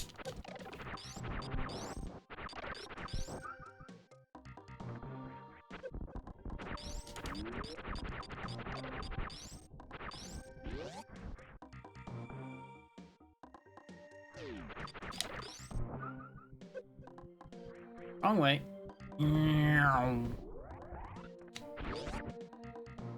See, we're already in the passageway, basically, for that.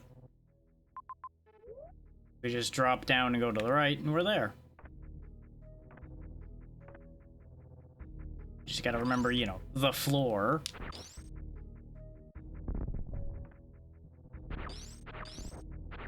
Wait.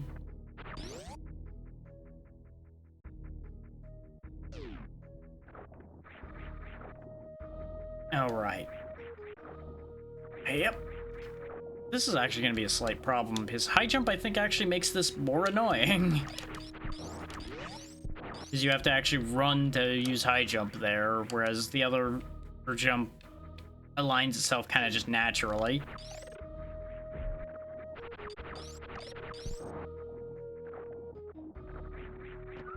Oh, you know, let's see what happens here. Hey, what do you know? This wasn't even the answer, so this was a complete waste of my time. Let's go. We love wasting time.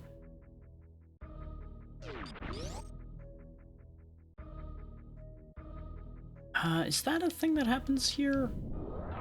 It is. I feel like I shouldn't have done that right now. As you notice, we move real weird in the water. So, this is possibly a really bad idea. You know, I'm not gonna save right now. Because of the fact that this could end up being a really bad idea. Though then again, it's easy to get back out of this spot. So, you know what? Sure, we'll go ahead and keep this pipe destroyed.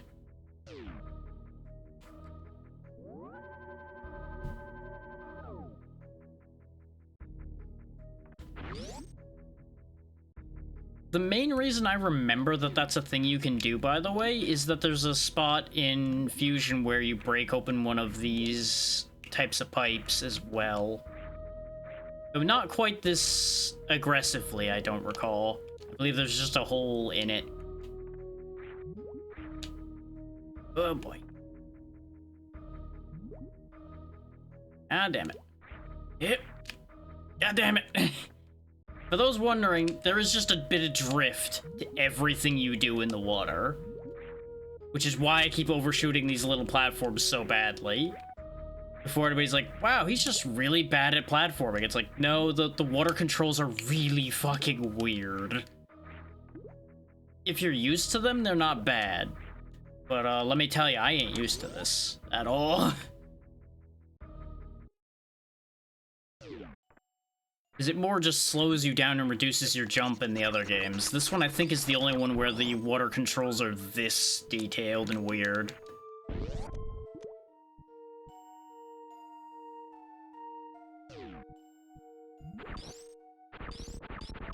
Oh, is this like... Yeah, this is super missile only. Yeah, I would assume because this is green. Come on! Gotta get this suit moving. Like, it's really neat how much the water affects you, but it's also just pain. Now, all of you perish. Die for your sin of pissing me off. Primarily the sin of existing in the water in this video game. Now, the crabs came up from down here, so presumably, yep. I don't know if I want to be here under these circumstances without gravity suit, but we're here. There's the map. That's good. See, the thing is, I forget if you're meant to suffer through this area to get gravity suit is the thing. Because for some reason I feel like gravity suit is in wrecked ship, not in Meridia. But I don't remember. So I feel like I'm making a terrible mistake right now.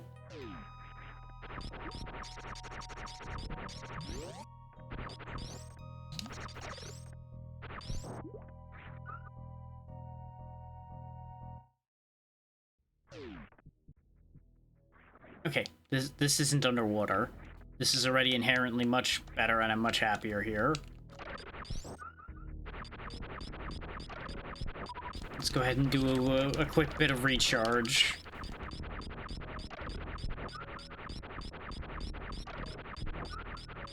Because this will make our life infinitely easier if I get my energy back before I go sticking my nose anywhere else that it doesn't belong.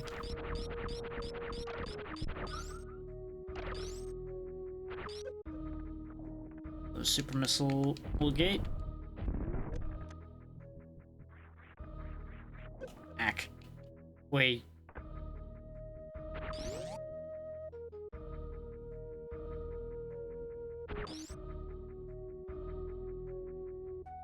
This just connects us back up to where we were, doesn't it? Yep, that was just an escape from what I had chosen to do. Okay, very good.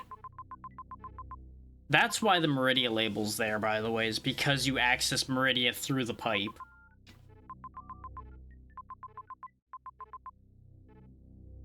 Just genuinely not sure if I should be doing that now, or if I should try to go to wrecked ship first.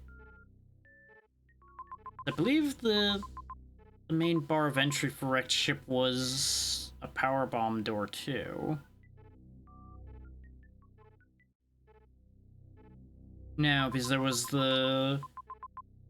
that funky path in the way.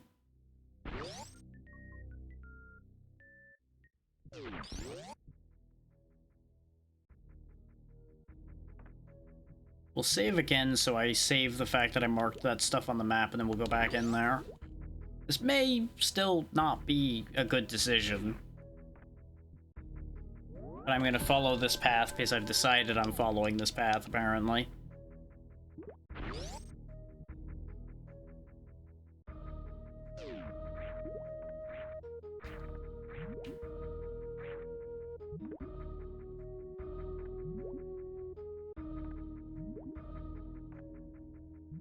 The turning around underwater, I think, is especially the funny part of this.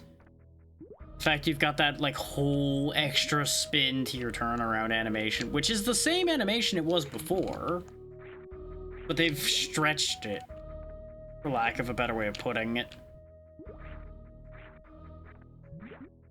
It's like, you've always done that full, like, rotate, but it just goes really fast, as opposed to the full turnaround it does down here.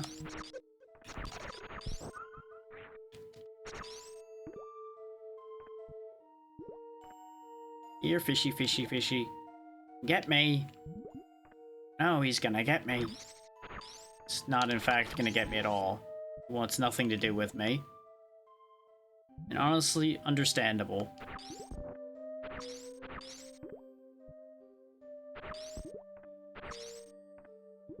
How many hits do you take before you freeze?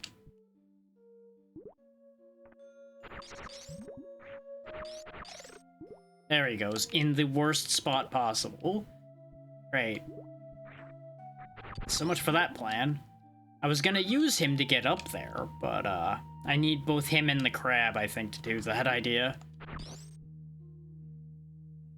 Because you would go from, like, crab to wall to fish to ledge, which sounds like the ravings of a madman if I just phrase it that way without any context at all, but you know what? If you know, you know.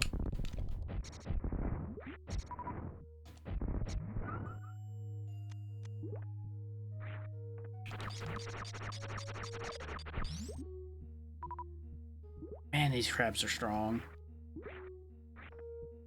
Oh, and for those wondering, Speed Booster doesn't really do much down here, as you might imagine. Considering, you know, how you gonna build up speed when you can barely even get your legs moving? And really...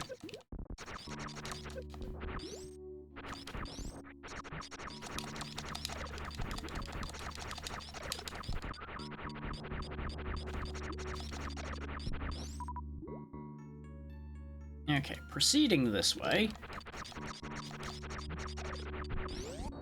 More power bombs. I can blow up everything. Hey, this sand is bad times. Oh, right, we straight up can't go this way. And I think I'm actually, in fact, stuck.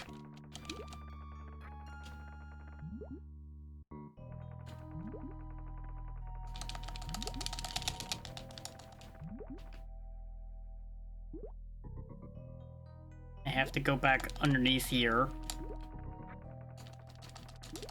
in order to have room to actually, like, jump my way up out of here. Or I think. Or I might actually just be stuck.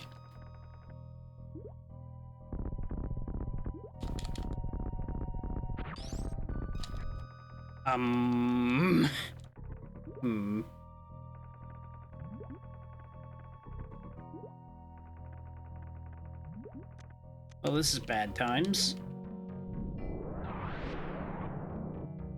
Oh, and there was somewhere to go right there, too. Oh, that's a shame.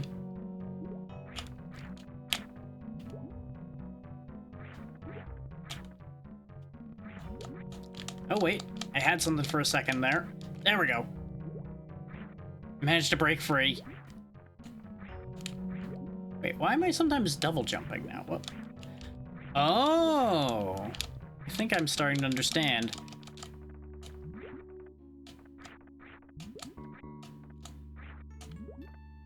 Let's go this way.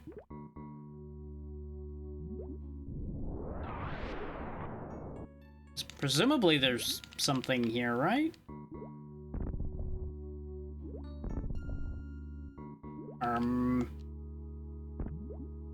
What? Is this just nothing?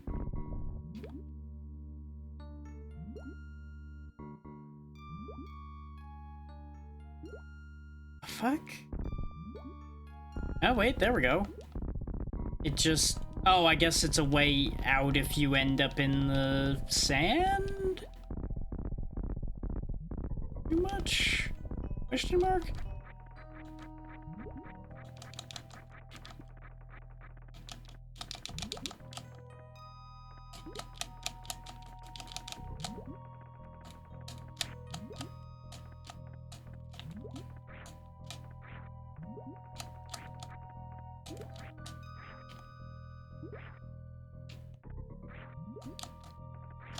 Apparently I can't do what I did over here again. It seemed like the sand was like letting me jump again, which was weird. So I was trying to weaponize that to go to the right, but I don't think I'm supposed to be doing that, and I don't think that's possible right now. So that kind of solves that mystery of, am I supposed to be here right now? In the sense of, no, I'm not supposed to be here right now.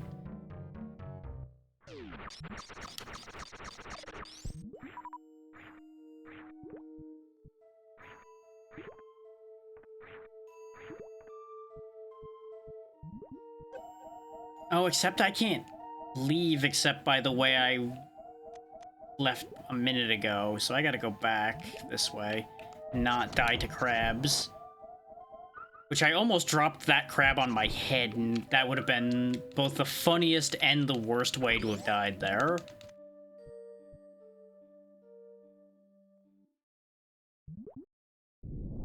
Just quickly nuke all the crabs.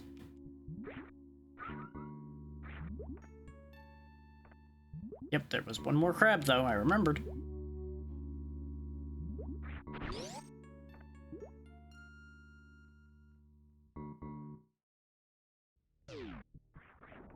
Now we just get back out the way we went out a minute ago. And then I guess it's wrecked ship we go. Oh, then.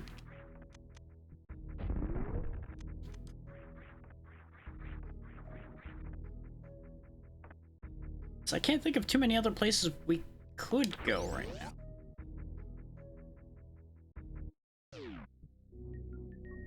I'm gonna head over here for a second just to check. I want to look at the map. It's like, yeah, this is Norfair over here. Which Norfair, yeah, we've pretty much cleaned Norfair out. Out for the most part, I think. No, because there's that weird corner down there. So there's definitely things we haven't done in here. But I don't think this is where I'm meant to be going right now. It might be, though. I might be going on the wrong path again here.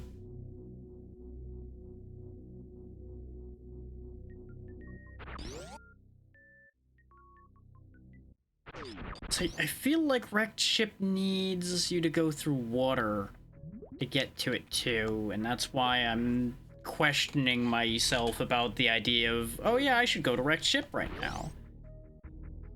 But I'm gonna chase that idea just in case I'm remembering the intro to that area wrong, because I could have swore we looked at it already and it needed grapple beam to get in. That's also one of those, it needs grapple beam to get in under normal, sane person circumstances, and sometimes you can do really stupid things to get places you shouldn't be going.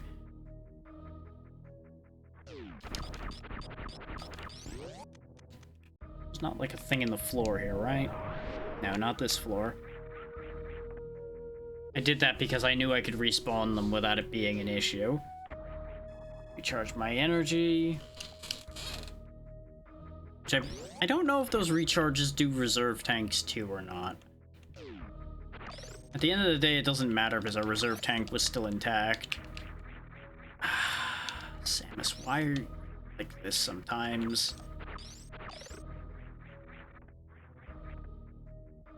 Like, the blessing and the curse of high jump is there's just that little bit of float that sometimes throws me off so hard.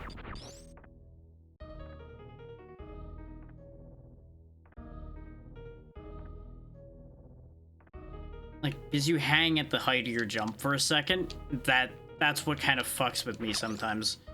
I swear I remember the physics of this being more that you don't have that hang time. Maybe I had it backwards in my memory. Maybe it's that this one has the hang time and the other ones don't. That was the thing. Like, this is why I'm not that attached to those thoughts to begin with, is I genuinely can't even remember which way is correct as far as that goes.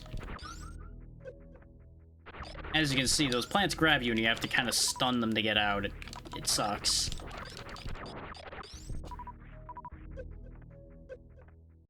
Not in a this is bad sucks, it's just annoying.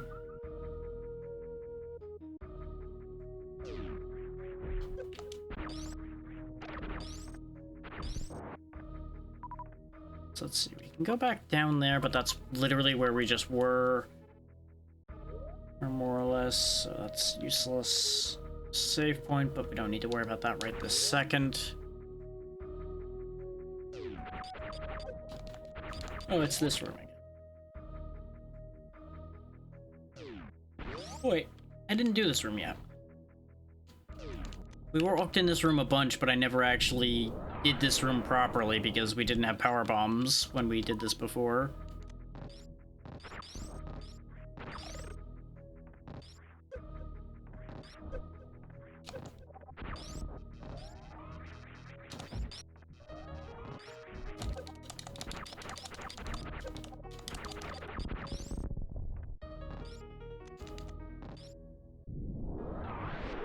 I would assume the idea is you go down into this flower. Yep. More power bombs. See, and this is the thing I would arguably say that these games didn't get in a way that makes me happy. Is there comes a point where maybe it's just me, but I reach a point where I just don't care about going and exploring anymore because it's always just either one of three things. It could be an energy tank, which is what I would really want, or it's an ammo expansion. Those are the main things you'll get by checking out in the woods, essentially. And I just lose interest in those after a while.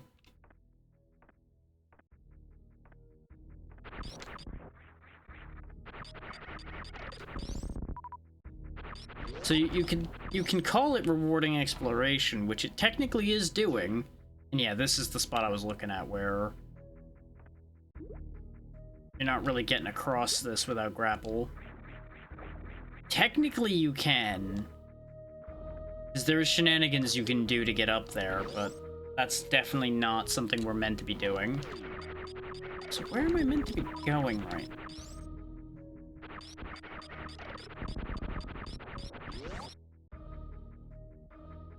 Is it actually something I forgot in Norfair? Because I believe it was something I forgot in Norfair. Whoa.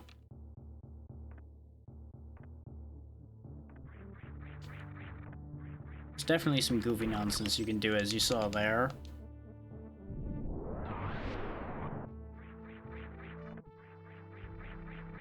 There's also that ledge above us. Which I think up above there is how you're intended to get where I was trying to, like, do a crazy jump for before. Oh, actually, you know what? That's an idea.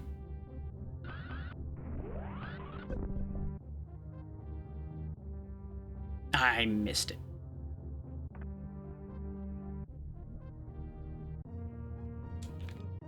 God damn it.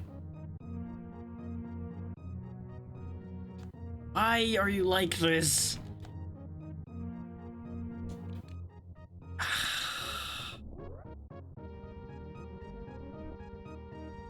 Why doesn't it always make the sound and do the thing? I don't understand that. Even then, it did the sound and it didn't work. What is going on with this? That is the most confusing thing, is that my speed booster feels inconsistent.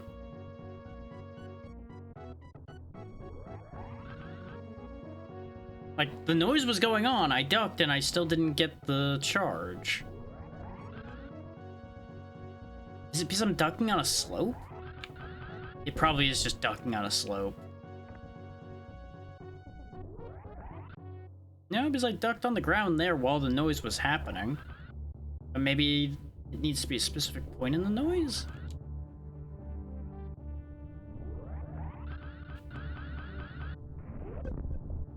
I forgot that there was a ceiling in that part.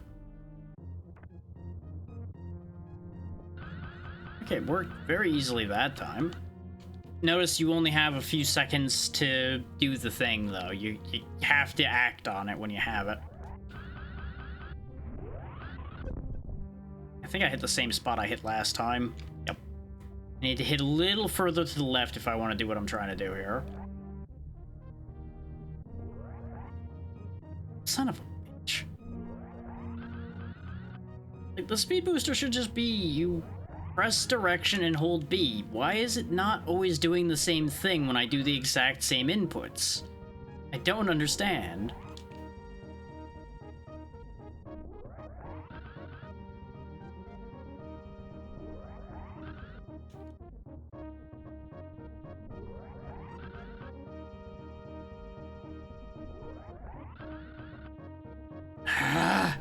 It doesn't help that if it is the slopes that are the problem, you don't have a lot of room to do this and not have the slopes interfere.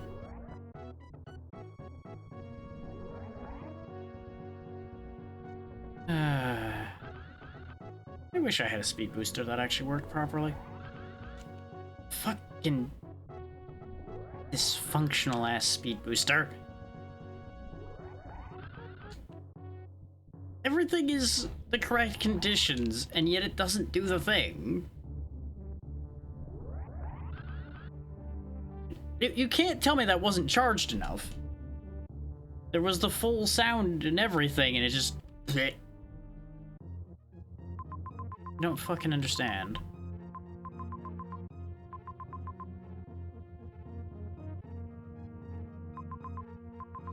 Like, I'm reasonably confident what I'm trying to do is completely pointless right now, but it's bugging me that I can't do it, so I keep trying.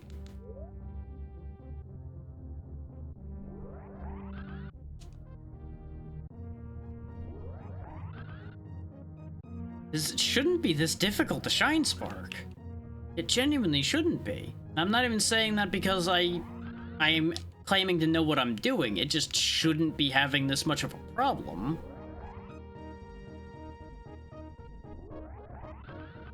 Like, mechanically, this is not a hard thing to do.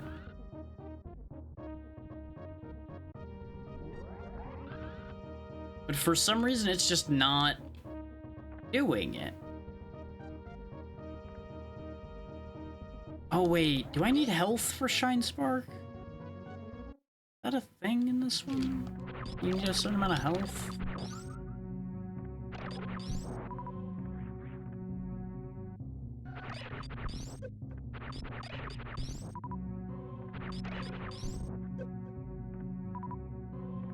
God, my tired brain is doing all kinds of unnecessary mental gymnastics.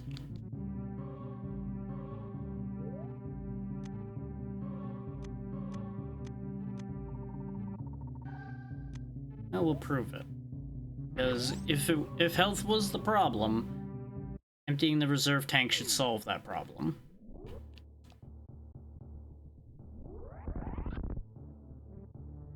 Pretty confident that's not the case, but it's about the only thing I can think of that should be causing something that's normally a very consistent mechanic to become so inconsistent. Unless BizHawk's just shitting the bed. Which is never outside of the realm of possibility.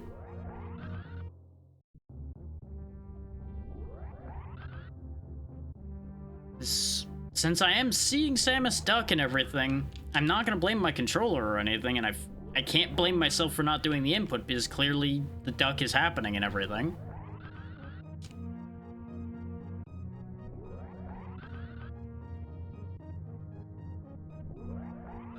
But then why am I only getting it to happen some of the time? That doesn't make sense. I'm over it. I actually need to go up there, which I'm pretty sure you do have to go to that area at some point. You can also just wait till you have space jump, I'm pretty sure, to go there.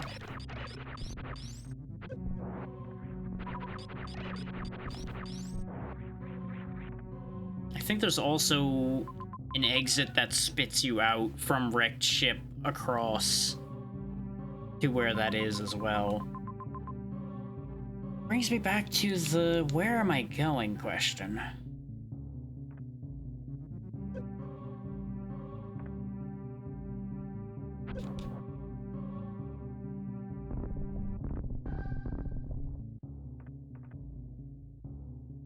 I have to assume it's another case of my fatigued brain is forgetting a place that I can go now that needs something I've gotten, but I just can't think of it.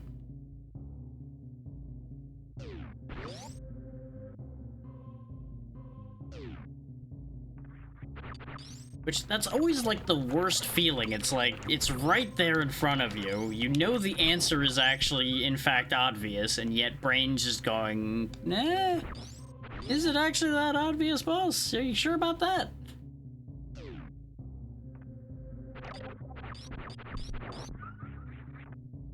It's like the old bit with the guy with the dollar on a fishing pole just going, you almost had it.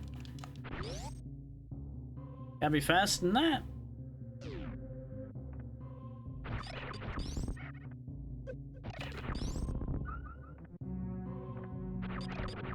Except just dangling information, like, within reach, but not at the same time.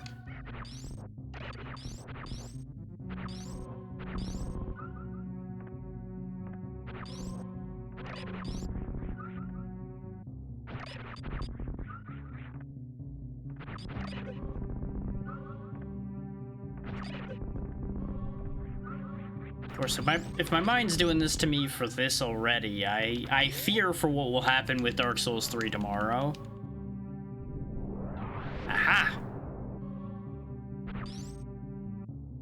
Useless. But I think I might understand why that's not. I think he was the last one. I think they might all need to be dead for that door to open. No. No, that is not the answer. In fact, I think... yeah, that's leading to the same place that the gate up there would lead you to, so I think that that's why that's not open. That's for later. That may end up being just what our next port of call is gonna be, is just dropping power bombs in places and hoping I find where I'm meant to be that way. Since apparently my brain's just went, I don't need to do things. We just jump and shoot. Why brain new do a thing? No.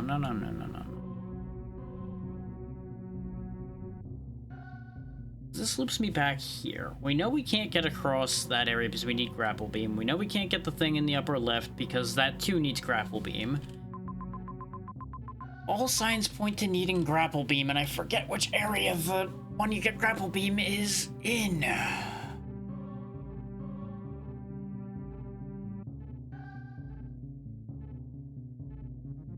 Like, for some reason my brain's telling me they're in Meridia, but we can't get through Meridia without gravity suit.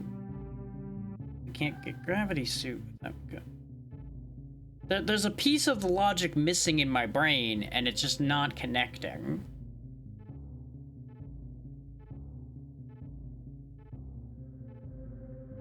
Because right now, if the logic my brain's going on is correct, we have a complete loop that locks itself, so that's physically impossible. Is the logic my brain's trying to convince myself is true is in order to get grapple beam I need gravity suit, but I need grapple beam I mean, I need gravity suit to get grapple beam, but also need grapple beam to get gravity suit. That's not possible. One of those two sentences can't be true. They can't both be true at the same time, otherwise this is not doable. It's the same kind of logic I follow through with when I'm trying to piece together what a randomizer wants from me. Like I was talking about earlier. As long as logic is in play, one of those two sentences cannot be true at the same time as the other one. So there must be a piece I'm forgetting to one of the two.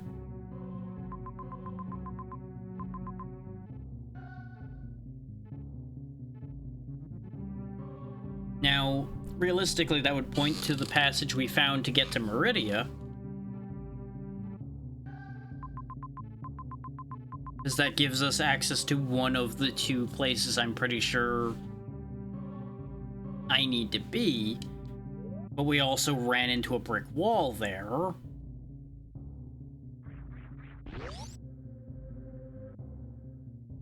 So that then calls that logic back into question again.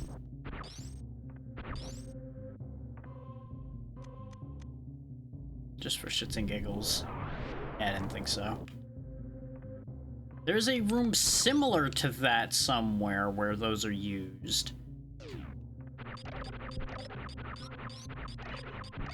But I might be getting my games crossed again.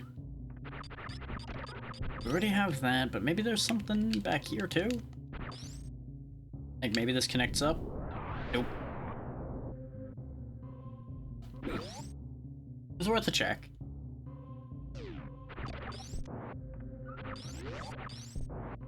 It's like I would rather avoid the sitting here just bombing everywhere thing. Because despite the fact that that's just a big part of how these games work, it's just not very interesting for y'all to watch. So I'm just trying to piece it together in my head before trying to make moves, but that too ends up being kind of less interesting in some ways. I know some of y'all out there do enjoy my thought process because you've mentioned that you enjoy listening to me puzzle it out before. But I feel like I shouldn't have to be puzzling it out this hard for this game in particular.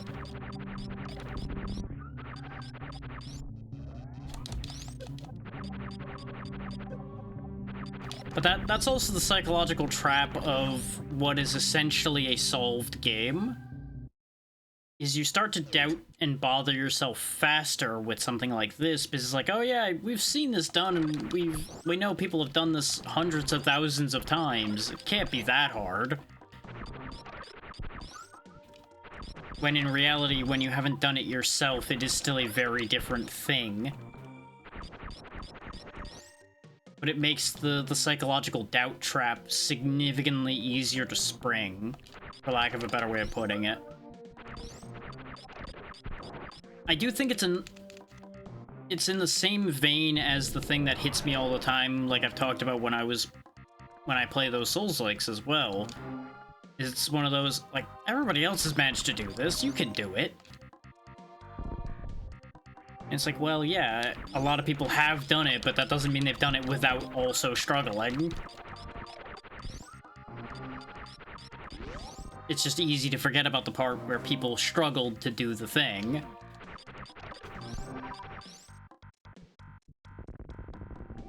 It's much akin to learning a skill in a lot of cases, because, like, for example, if you're watching artists on social media, just to use this as a good example, because this is something that I've ended up slapping myself about before, too. Not literally, but you get the point. You see these artists who seem like they just immediately know how to do a thing. Like, they figured it out spontaneously. That's not how that works. That's not true in most cases. What's happening is you're seeing the final product without seeing how the sausage is made, basically. You don't get to see the process by which they get to that point. At least not in all cases. There are many people, myself included, that do show the process to a point.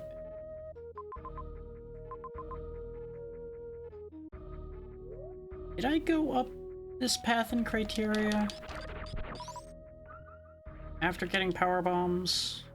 Or did I never go up here? So if I never went up here, this is the problem.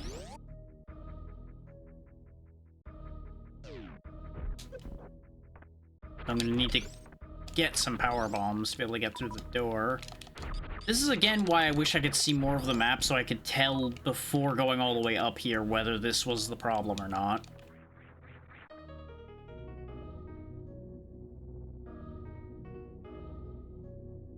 Like, the world being interconnected, but your map not being interconnected is fairly annoying. Yeah, no, this just leads back up to here. That was the... This was just that door. Which is why I was confused about the power bomb door, because we power bombed it open from this side. Right, I remember now.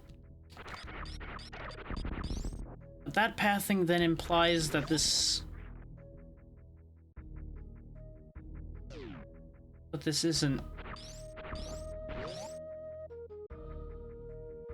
Hang on. I'm starting to piece something together here. If there's two separate paths that lead from below to get here, that means that what I need to get across here has to be down there.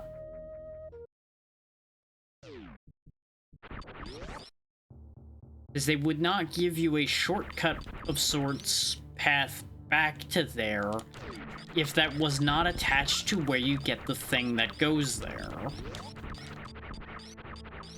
That's part of how the logic of these things are usually arranged. Is the map is designed to push you to where you need to use the thing that you got.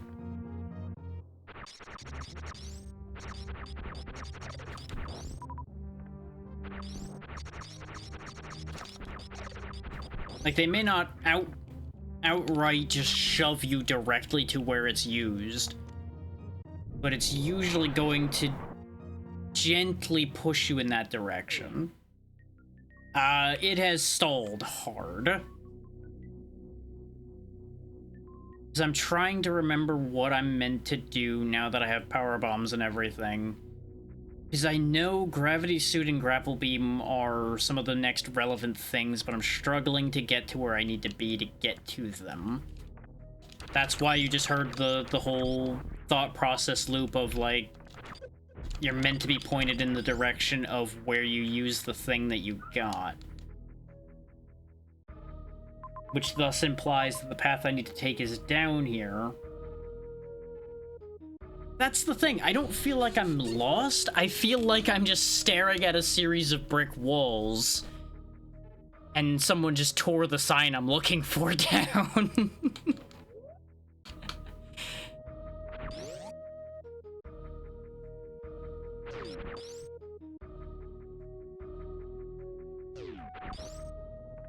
It's very weird, and I've talked about this before, it's very weird to know where I need to be and knowing where I am, but not knowing how to get A to B.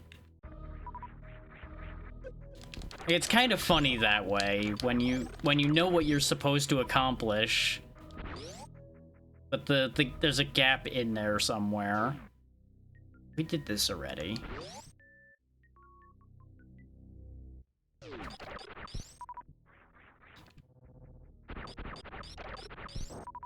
You'll probably be able to answer this for me there, Tara. Am I wrong for thinking that I shouldn't be doing any part of Meridia without the gravity suit?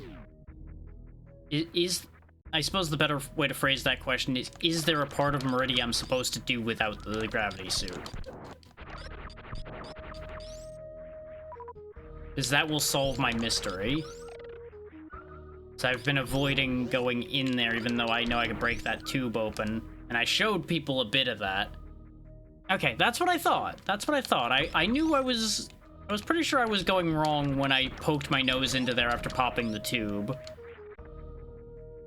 But I needed verification of that to narrow my search field down a bit. That means I more than likely forgot something in Norfair. Because there's nothing we can do here. This needs a grapple beam. It's either that or that little tube over there is where I need to be. Those are the two choices I have. Is something in Norfair or this? But if it's that, I need to figure out how to get to it. And I have two suspicions about how to get to it, because I've tried a lot of the rooms around there. I suspect I missed something in the room with the monkey showing me how to climb the wall. I know ads are running, but I'm going to continue to try to figure out how to get us anywhere right now. Because we're already approaching the point where I said I was going to stop, and I would like to not be in this position next week. So first and foremost, let's climb back around to the monkey room and make sure there's not a secondary exit from that room.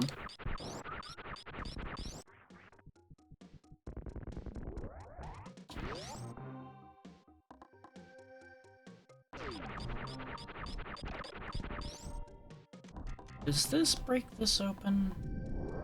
It doesn't. Well, son of a whore. I have to go the long way around.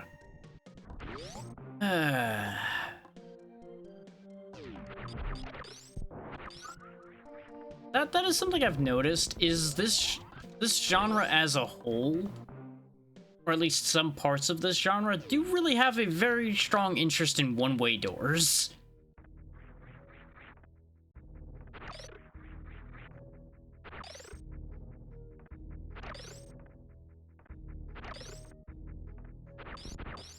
There's a few in Fusion, there's a few in this.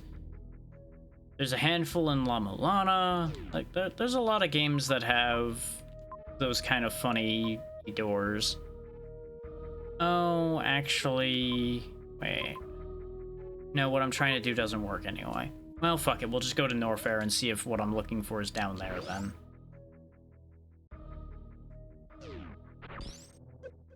Because at this point, Norfair is significantly closer.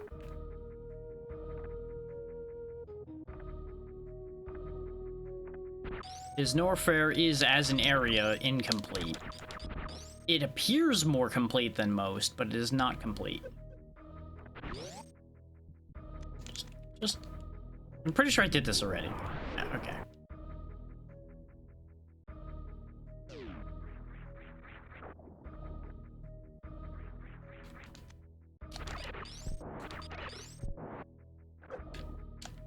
Game, please. God, those specific spikes in that specific patch of water is fucking worst.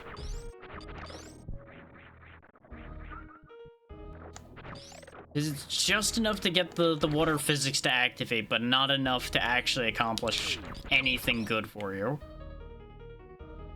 Yeah, as you can see, I've ruptured this tube. This is what I was talking about with access to Meridia, but that's now been proven to not be the move, so we're continuing onward this way. We've established that there's an area over here, but that was where Kraid was, who's dead now.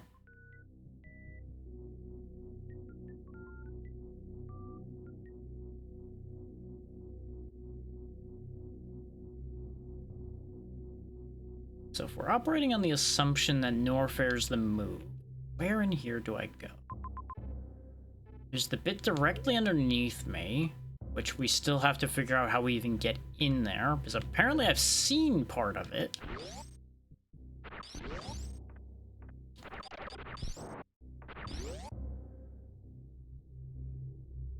Right, it was this room, which I can't do shit with. Right. Do I do anything in this room? Not there, that's for sure. Okay.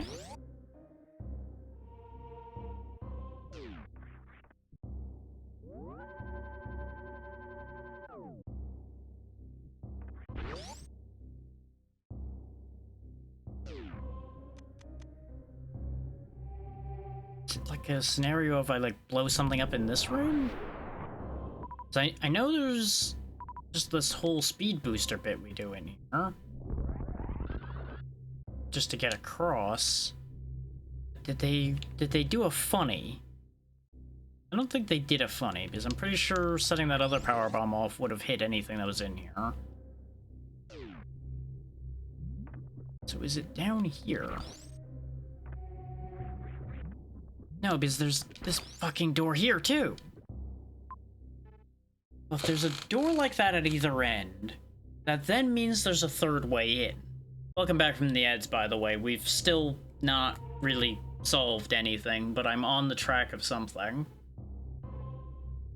Is if both sides of this have a door that requires you to be on the other side of it to open it, there has to be another way in. But nothing's marked on the map for us to have a path, so there must be a wall we break open to get there. So logically, there's only so many walls that you could break and go in the right direction. Which allows us to narrow our field of search down fairly significantly. We already busted through the floor of that, or we tried to bust through the floor next to where that corner piece is, so we know it's not over there. I'm feeling like it's somewhere on the side I'm on right now. Since apparently it wasn't in the room above, which would have been a logical path for it to be on. Then there's also this guy. No, there's actually nothing above him? Really? No secret passage through you? Huh. That's not what I wanted. Once again, the cycling gets me in trouble. Really, really don't like that.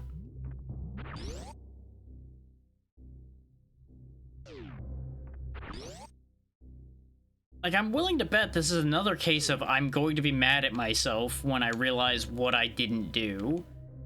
Because it's always that.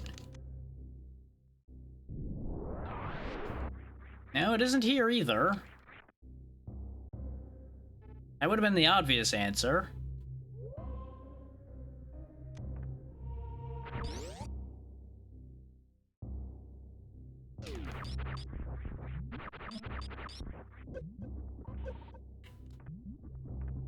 I don't think it's a case if you get there from a different area, because there's no other areas that are at a good angle to potentially get there.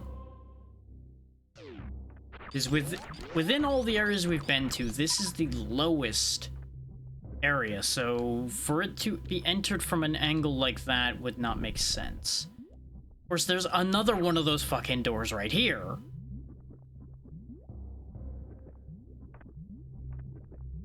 Oh. Yep. Hey, remember when I said I was gonna be annoyed? Because it was gonna be obvious? Hey, gee, I wonder if it's this power bomb door that I just didn't remember was down here because they don't mark doors on the map in this game. I wonder if it could be this door. This very obvious door that's right here.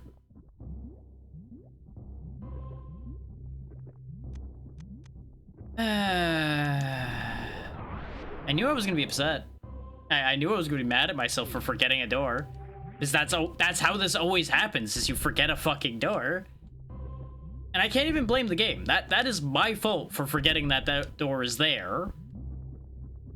About the only thing I can say is that it would be nice if doors were marked. But that is quality of life that just didn't come about yet. But there's a flaw in this plan. There's a very big flaw in this plan. To get there, I would have to run through the lava. That doesn't seem correct. We already powerbombed here, so it's not like I can go anywhere. It's already leaps and bounds ahead of most anything else at its time, but yeah, it has its issues.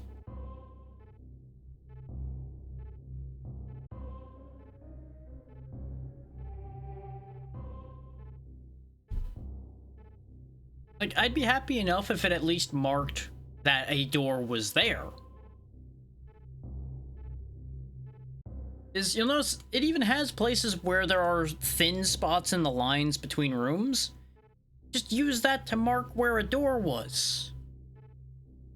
That's all it would take. It wouldn't even be something that would be out of the depth of what the engine could do. Just thin the wall in that section by another pixel. There you go. I'm pretty sure these walls are currently 2 pixels? They may actually, in fact, be only 1 pixel already. Which makes that not work. Point being, I'm pretty sure there would be ways to do that even with what they had available. I feel like they couldn't possibly be intending me to lava walk. I'm pretty sure this is, again, something that you'd only be doing if you're speedrunning.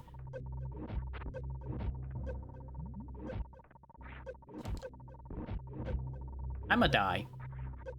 I'ma die because I tried something stupid. Again. I love how the 2 deaths I've had in this entire playthrough have been because I tried something I shouldn't have. I have not died to combat at all this entire file. Both have been trying to run across something because I'm just losing my mind. Okay, so that rules out going down there then, though. Because that's not possible. And they don't normally expect you to be doing lava running and things like that anyway. That, again, is either rando or speedrun logic, not normal gameplay loop logic. If that is where the rest of what's down there is accessed from, then that's not possible.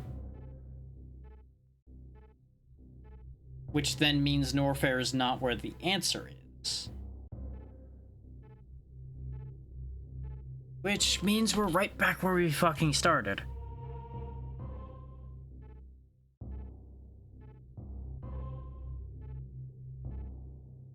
But I feel like I've turned Criteria and Brinstar over and over and over. So what could I have missed?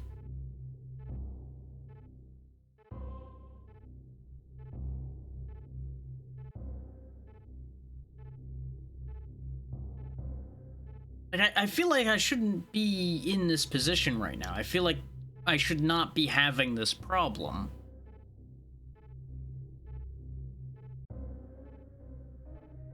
But if I overlooked a door there, I could have overlooked a door fucking anywhere else.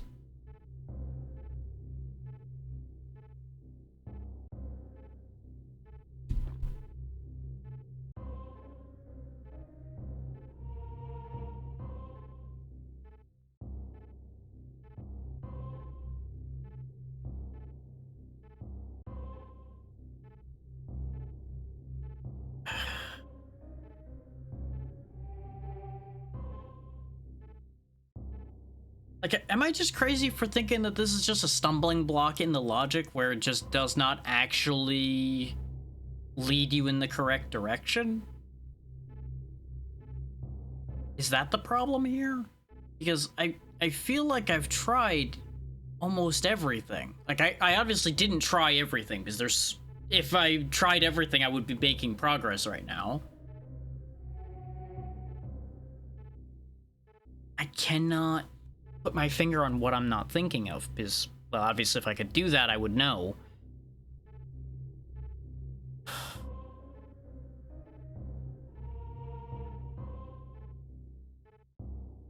I am again wishing I could cycle the maps to the other areas as well, so I can fucking see without having to run all over creation pointlessly.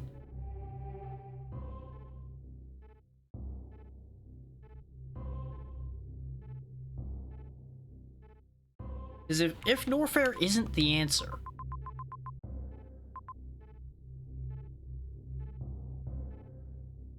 that's the problem, is every detail I've remembered has been a wrong answer still.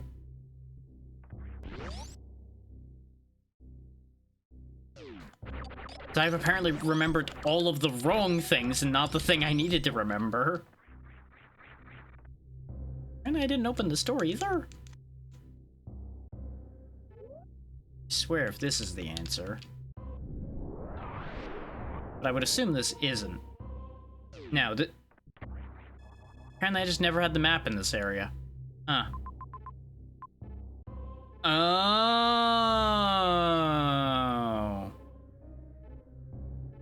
Yeah, you know, I think I might have solved the mystery.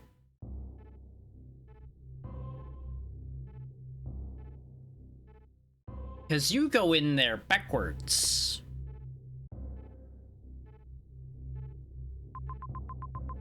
There's apparently a couple items I didn't grab over there, too. Of all the fucking things, I missed a map room. And I was just talking about how important the map rooms were earlier today, too. But at this point, like I said, my brain is just fallen out of my ass enough that I didn't even realize I didn't see the map room for this area. Brain just went, oh yeah, there just isn't a map room here. Because that made sense. Yeah, because we even saw this power bomb spot before, but I forgot all about it.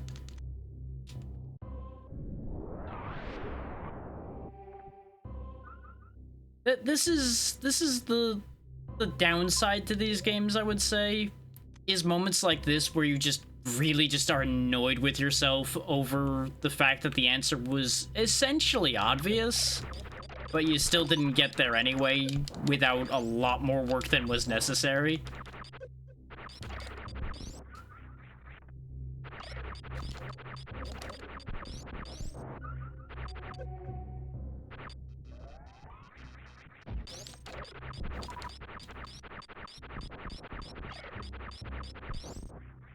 Yeah, that makes sense. Like, at this point, I had, as you heard me logicking out, I had just written this area off as this isn't where I'm meant to be, since the three logical paths you find aren't doable. So it's ironic, in a way, that I say that when the very thought process I was on for getting past those doors was the exact same logic they wanted you to use to get in here. Since it's break in from a different angle. It's just a much further out angle. This is what ends up getting me sometimes, is I go back and think about what I was already considering and go, you were like a foot away from the answer the whole time. And that just, like, drives me up the wall sometimes. It's the same thing as those block puzzles where you're, like, one move away from having the right answer, and yet you just barely keep missing it.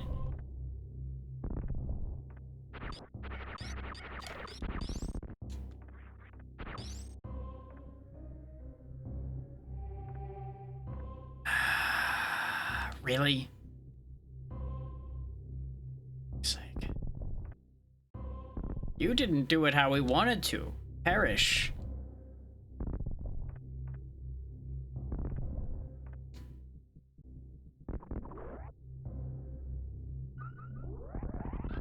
Okay, at least I didn't have to reset the whole room, which is why I was mad.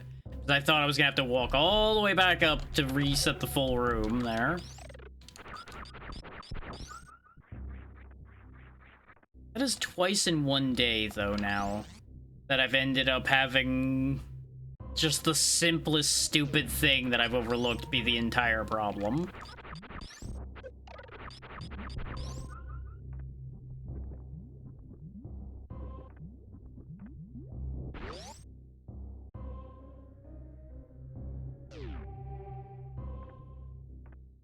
And the worst part is, now that I'm here, my brain's like, oh yeah, this is where I get that. This is where I get what I need. Is now the pieces have come together.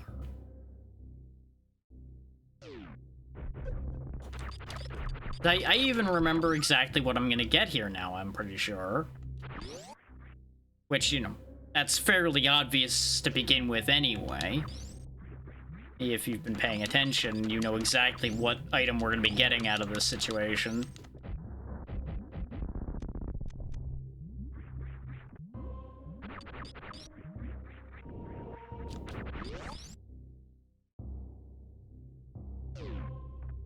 Let's see, my very own frustration with the situation at hand here is why I can understand why people did not like these games, did not like this genre. That is the very scenario that a lot of people find themselves in, but they end up in that situation far more often and for longer. Because specific types of people struggle with the logic in play here. And that's not to say there's any downside for any particular people about that. That's just how this works. If you approach things a certain way, you will struggle with the pathing logic and things like this sometimes. More so than other times. And there are plenty of people that would get to the point where I was just sitting there of like, okay, where am I meant to be going? What am I meant to do? And instead of sitting there batting their head against the various walls to find out, they would either look it up or they would give up.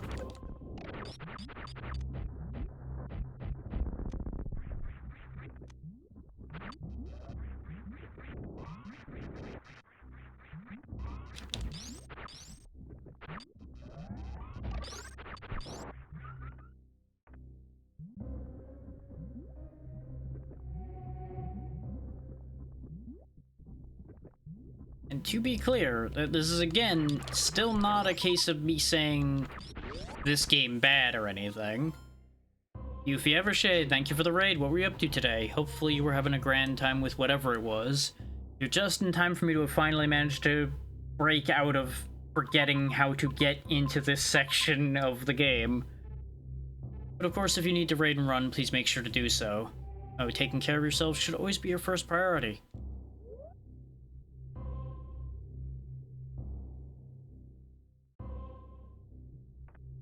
You are correct, but at the same time, there's just enough of a map that it kind of ends up being caught in between, I think, for this game specifically. Usually if a game presents you with a map at all, people are very inclined not to actually draw a full map. But you are right that people would be taking notes.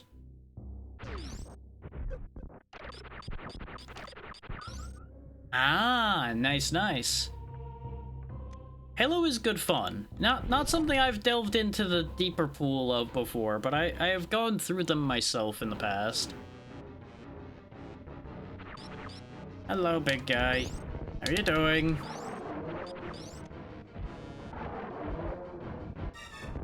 Just gotta back this one up. The stronger the hit, the more you push them back. As long as you don't just get blocked at every shot. Yeah, I'm sure you were totally never dying in Halo, like I've never gotten lost here. Clearly that's how both of these worked. That's our story, and we're both going to stick to that, yes.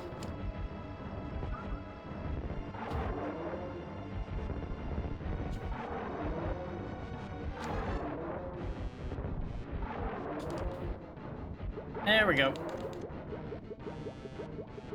This one's brutal. This right here, this is awful. Just push them into the acid and watch them melt, bit by bit. Yeah, other than a little bit of getting lost, this has actually been going very well. There's yet to be a combat death at all. There's only been death via my own curiosity, more or less. Oh no, the ground's shaking. What's happening? Ah.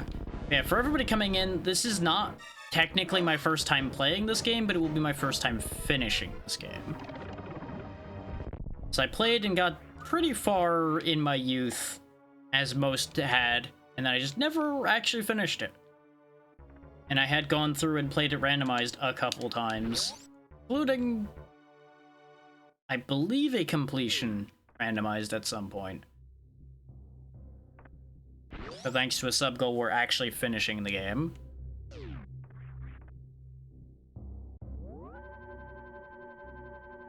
Are you planning on going through and finishing Halo on Legendary, by the way? Or did you just want to, like, fulfill the interest for a bit and then leave it be?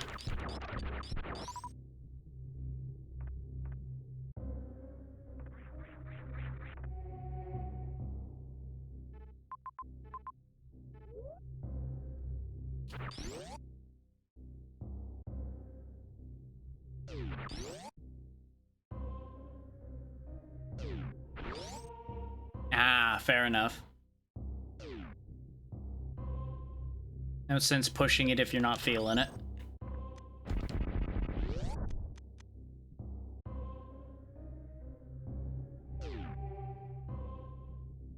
Acid drain, cut across. Ow, ow, ow, ow. I say as I'm impatient and run across it the second time. Oh no. My toes.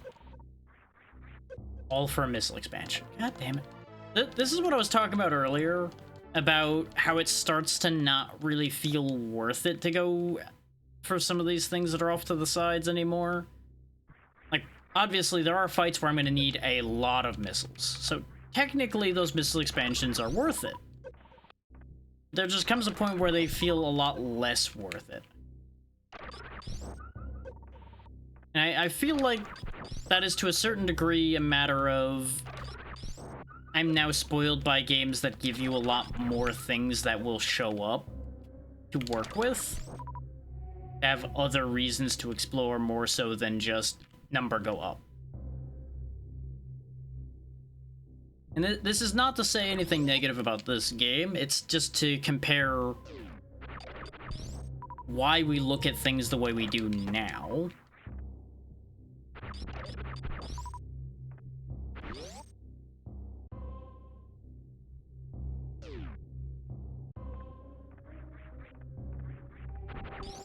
Seems weird that this just kind of ends here.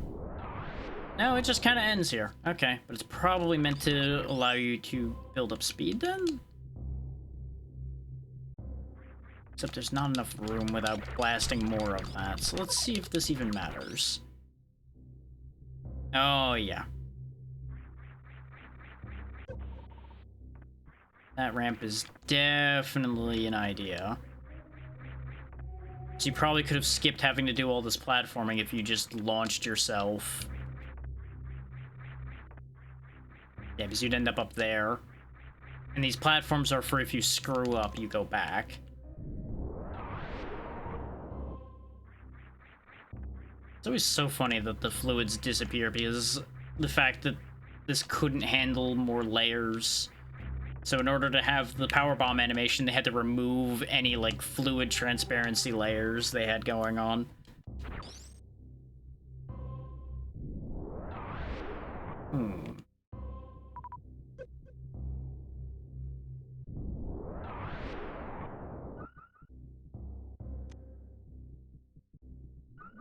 Yep, you just go right through that. Okay. Since I couldn't be sure that I was going to punch through that, I hesitated. Wah! There we go. You don't get to do those very often, but they're fun. There's the grapple beam. Which is another thing to cycle to.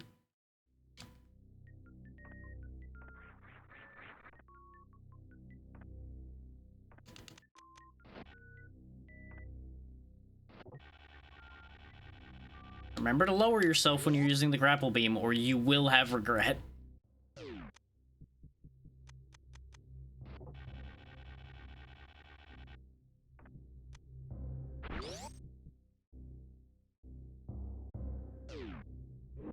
That sounds right. It's always great to see you too, Yuffie. I know we haven't had a chance to talk in a while at all, because we've both had plenty of other things we've been doing. But by all means, go get something to eat. Make sure to take care of yourself. And thank you again. I admittedly may not be going for too awful long at this point myself, because we're already past when I had planned to go to. But then, and I got stubborn about the spot we were stuck, so things happened.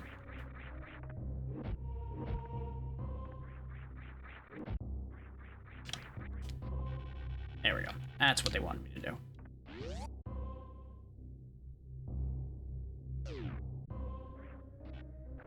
God damn it.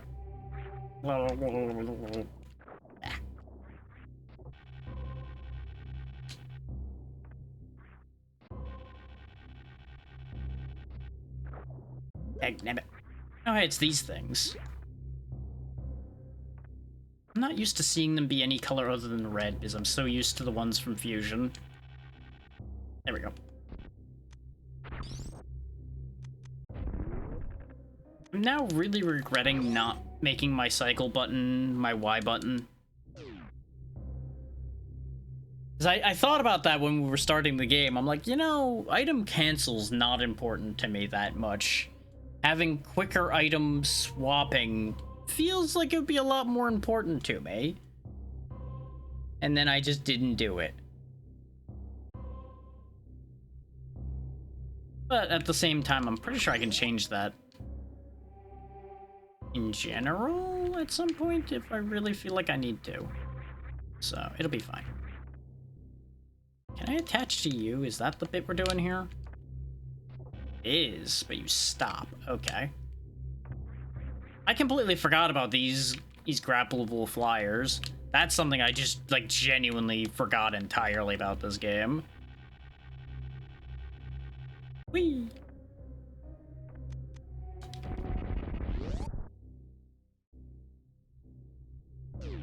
More power bombs.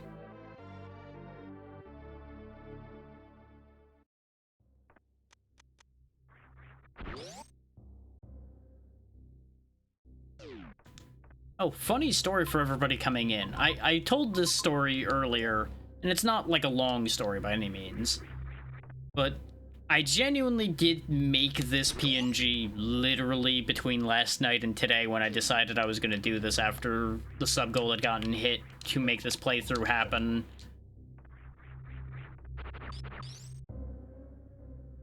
Is the sub goal had gotten hit on Saturday.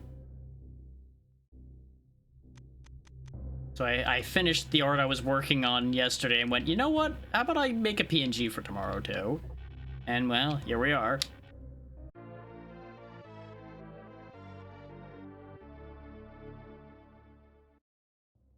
More energy. Something I wish I could just freely get in my day-to-day life.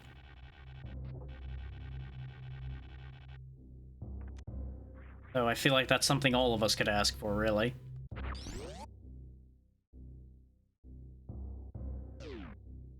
Okay, so having gotten the grapple beam and done all that down there, there's still very obviously that boss down below over there. Oh, that should be addressed. I don't know if we're meant to go do that now or later. Just because you know something's there doesn't mean you can do anything about it.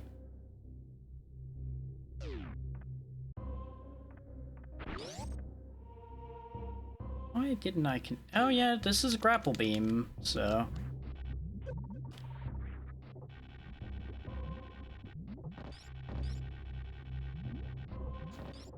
Honestly, you should probably do it this way. This is safer. And then just do the big swing at the end. I just enjoy big swing. Grappling hooks and such are some of my favorite things. Getting to swing around like that is always just a lot of fun to me. Okay, so that cleans all that up. That now closes the book on that situation we had there. We didn't go to the other door up there, the one that started this whole harangue down here. But that is something we can deal with in a minute. Oh yeah, we still can't go through this door down here, because we can't traverse lava in a reasonable way. That's right. We died down there. That was one of our 2 deaths. The other one was running across spikes not that far from here, in fact.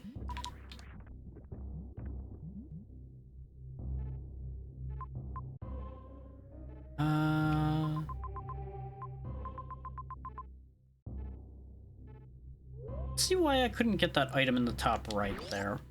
I think what I'll do to finish off today is I'll finish cleaning up Norfair.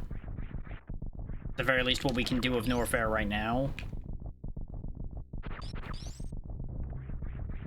I forgot that this is what happens here. We literally did this earlier, and I already forgot. Otherwise, I would have avoided going that way. Because it leads to this nonsense as well.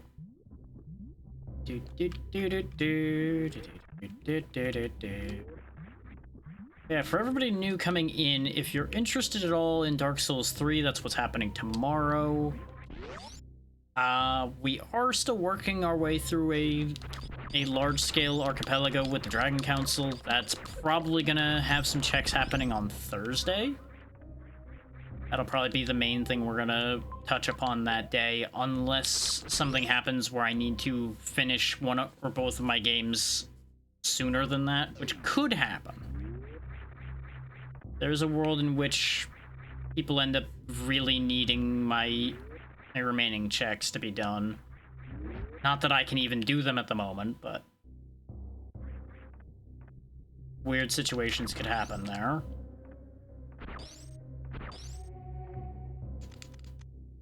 I'm not phrasing the thought there properly, but you know what I mean, more than likely. Why is this down here?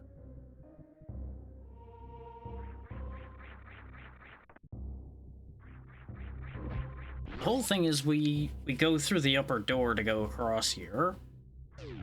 We went across and got the one thing. Why didn't I go through the... I have to imagine this must be a spot where I needed grapple beam to get across again. Because that would be the only reason I wouldn't have just done this. Door from here, save myself the headache. Yep, grapple beam.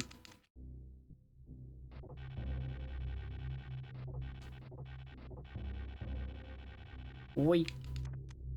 This is one of those things that just needed missiles, so it's like, why wouldn't I have done this? There we go, wave beam. That will help a fair bit. Now, it makes the beam go all wiggly, which is not super important. The wave beam has a couple useful features. Oh yeah, wave beam is just fun. The important thing about wave beam is it makes those doors no longer a pain in my ass. Unless I close myself in one like I just did there, but don't worry about that part.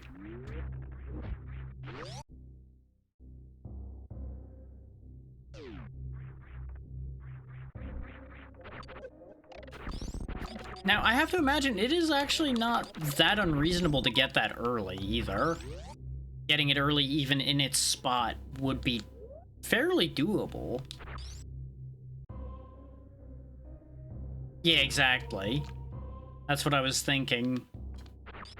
My brain first went like, oh yeah, you could probably, like, enemy platform your way over there. It's like, but with what enemies? That side doesn't have enemies on it. It's like, well, you know what? But you could definitely, like, enemy platform your way across this one, for example, and get what's in here. But it's just missiles.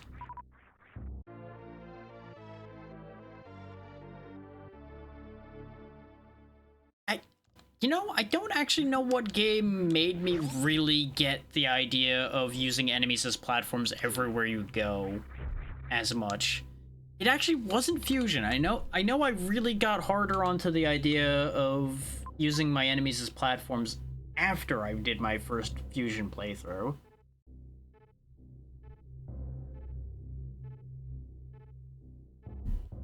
But at some point, I just started seeing every enemy pattern as a means of traversing an area. And even now, when I see those guys, like, flying side to side, I'm like, they definitely left that as another way for you to get across there. Because they happen to cross the area just so perfectly to use them to get across.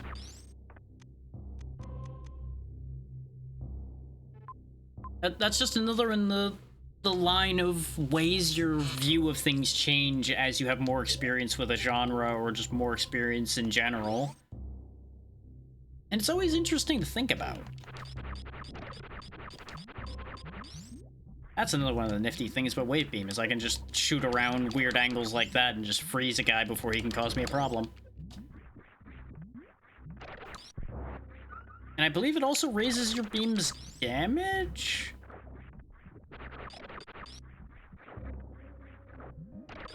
That's very understandable, honestly. Because once you start going beyond that, it starts getting wild, depending on how the seed decides to treat you. See, I feel like that's part of what's gotten me into trouble with this a bit, is after doing so many randos of fusion and everything like that, I just have it ingrained in my brain to do things not the way they expect you to. Is like, as I've talked about before, I have no interest in speedrunning, but I've had to do things so backwards to solve problems before that problem solving just lives at the top of my brain now.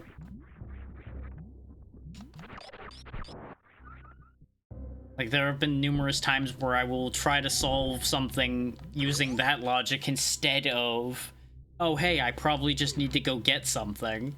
It's like, nah, I can do it. Some randomizers do, some don't. And it also is very settings dependent with that. Like, genuinely, for example, the Fusion Rando, you can get through that entire game randomized most of the time without learning a single old trick.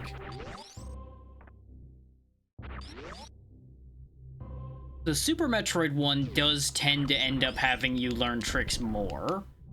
I forgot this one needed super missiles. I was gonna be cheeky and just go over here to save myself going all the way back around, and they thought of that. Well.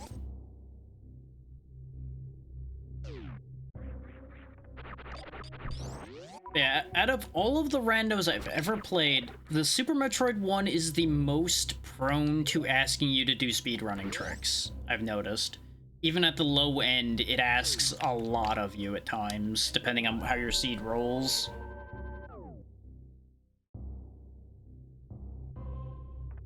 And I think some of the scaling on that is just how run this game is. Like, just how run to death this game is. So the sense of scale is altered for it, for lack of a better way of putting it.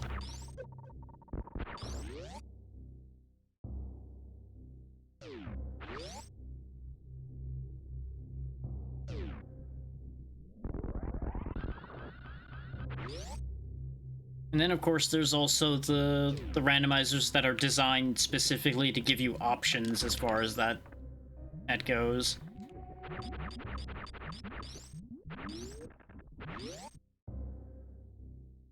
I feel like there are a lot of games that have enough depth to reach that level as well that don't get the attention to make that happen. And that's kind of the thing that I feel is a shame.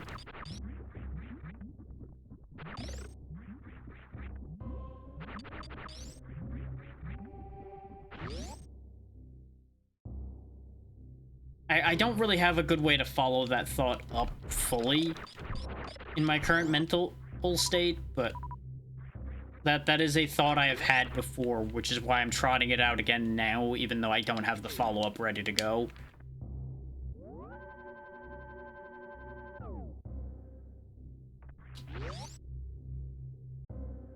So it's kind of funny in a way to think about something like this having mechanical depth. You are correct that it does, but it's not something people would see just looking at it.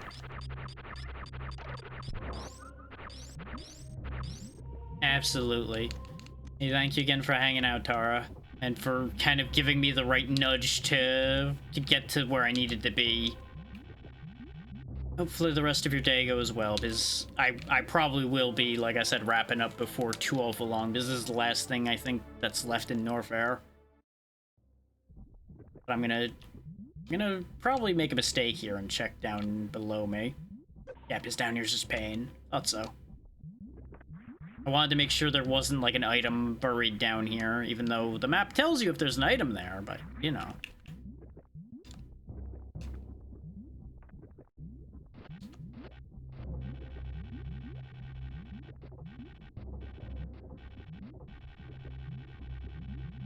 Where was that thought I was ongoing before that? Oh yeah. This is a game that seems simple looking at it, and just playing through it normally, you will interact with like maybe a third of the things you can actually do. As I've been demonstrating here and there are extra things you can do. Like how I was talking about, wall jumping is never actually required at any point. But even the game itself teaches you about using wall jumping within the game.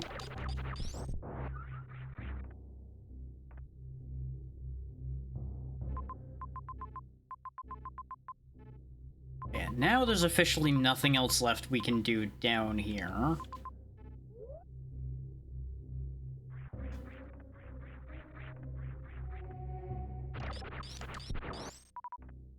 Assuming I didn't get next to an item and then not pick it up, is it doesn't show you whether you've picked up an item or not. Definitely one of the better quality of life things that gets added later on. Which, on a whole other note, there is the hack somebody made where they basically ported the majority of Fusion with a reworked plot and everything into this game's engine. And I am really hit or miss on that one. I may give it another try after we're done with this playthrough, now that I'm more tuned into Super's physics. Because it just felt all kinds of wrong. But I think it's because of my familiarity with Fusion and the fact that it then looks like and tries to show Fusion things, but feel not like Fusion. So it's like, brain doesn't understand.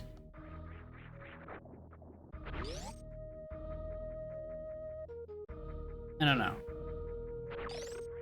There's so many things left on my plate still that I have no idea when something like that would ever happen.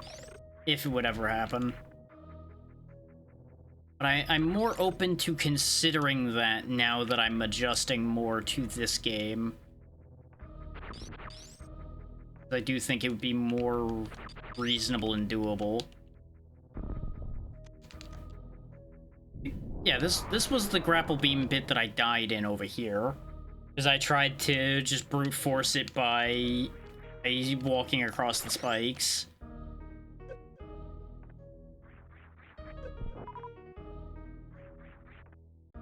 Now, the wiggly nature of the wave beam does have its disadvantages when you're trying to freeze specific enemies at specific angles. It does change how you need to angle your shots to make certain things happen. Yeah, we got over here when we died doing spike walking. Because I got grabbed by the second to last guy there, and it was very unfortunate. Not that it would have mattered if even if he hadn't grabbed me. Getting got there was what happened. Oh, there's just a thing that pushes you up there. This is the item I was talking about that would be useful for finding things, but is completely optional. The X-ray scope lets you look through walls and see paths and figure all of these things out. It's incredibly useful, but also completely irrelevant. Like, you never actually need it. But the X-ray scope solves all of those, oh, but where's the path problems. Because it'll just tell you, like, oh yeah, there's a whole hidden path right on through there. It's convenient.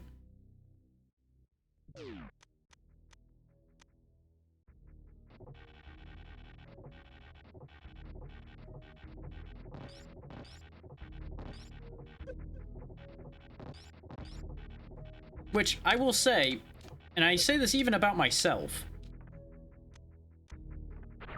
we are kind of spoiled by modern conveniences. Take the very conversation that was happening about the map design earlier, for example.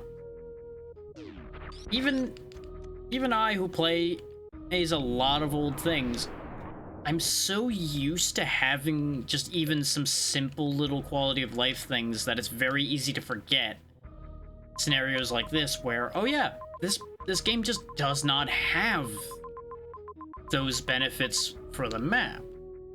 It has a map, which is more than 90% of games of its era can say, but it is a map that has problems because of limitations.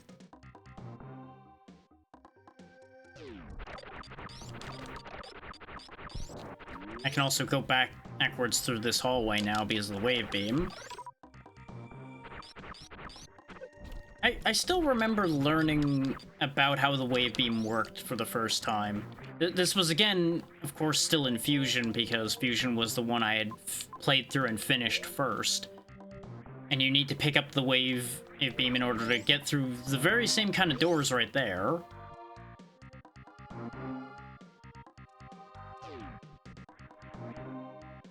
It was just like, wait, what? I can just shoot through walls now? What do you mean that works? You mean that's just a thing you do now? Okay. Which it's also interesting that they try to implement the wave beam working that way in Prime, but it doesn't fully land, I would say.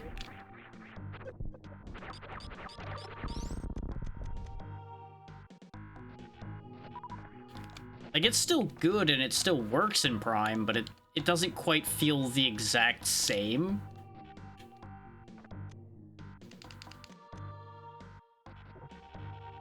And this is coming from somebody who loves the Prime games. Before anybody comes out of the woodwork to defend the Prime games, I enjoy the Prime games to no end.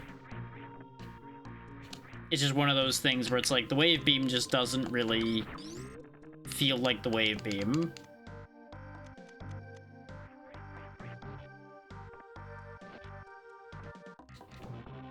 Though admittedly, once I got the wave beam in the Prime games, I don't think I ever really went back to using the power beam ever again at that point.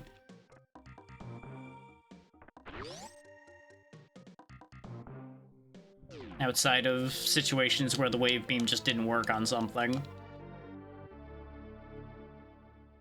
Or after getting the plasma. Because, you know, plasma does tend to just do the best as in terms of destroying things. How did I even... I don't understand how I can accidentally mid-air morph ball, but I can't do it when I mean to.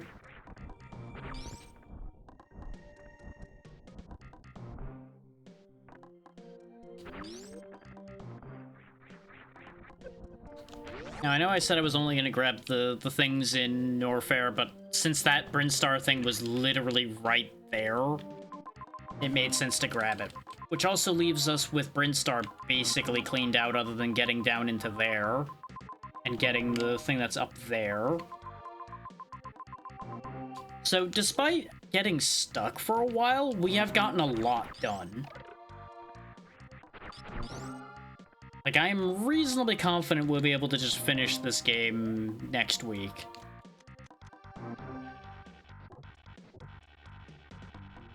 Especially if I don't have a whole moment where I forget how to get to places.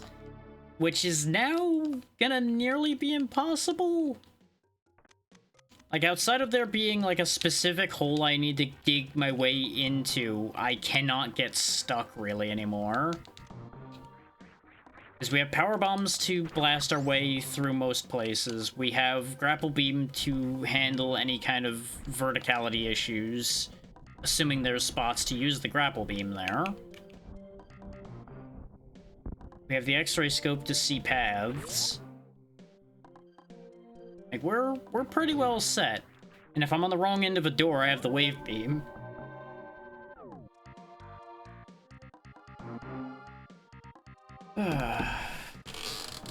So, having said I was only going to stream for 4 hours, now having streamed for 5, we will pack it in there.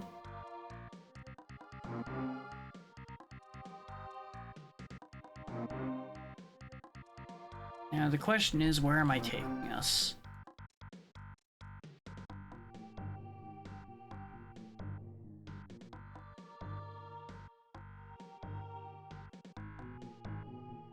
Got one obvious answer, but I need to double check to see what exactly they're at right now.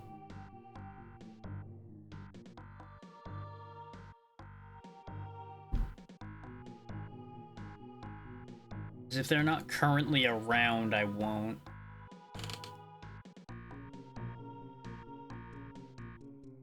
That's gonna forever mess with me that I know two people who have basically the same name, but with two letters inverted between them. And I'm not going to elaborate on that, because I'm not going to call people out about anything. I'm just like, huh, yeah, you know, that fucked with me again.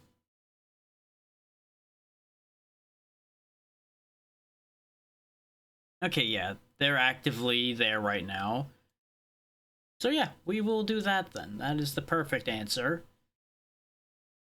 Anything I want to talk about before I get that process started? I'll go over schedule again for anybody that may not have caught it while we were in action. And the ads may seem like they're weirdly timed right now. That's because I snoozed an ad for a raid earlier. Those wondering about that. Probably nobody wondering about that, but pointing it out anyway. But yeah. Tomorrow, Dark Souls 3 for probably a similar amount of time to today's Super Metroid. Thursday will either be Archipelago or just me kind of pulling something out of the ether because I've got ideas in both angles there. I just don't know whether I'm going to be able to do any significant amount of checks to make an Archipelago stream worth it by then. So based on the amount of things I'm seeing popping up, it's looking like there's gonna be a decent amount happening. So yeah, more than likely we'll be doing Archipelago on Thursday if I don't end up just finishing things up on Wednesday while I'm offline. Then Friday we've got an all-day Mecha Chameleon lobby, so if you're interested in that, we have basically a full crew for that are going to be there for quite an amount of time. There is going to more than likely be people rotating in and out on that, just purely because I doubt people are going to want to be there for too long. I'm planning on being there for like minimum 6-ish hours. But I wouldn't bank on everybody wanting to play Mecha Chameleon for 6 hours.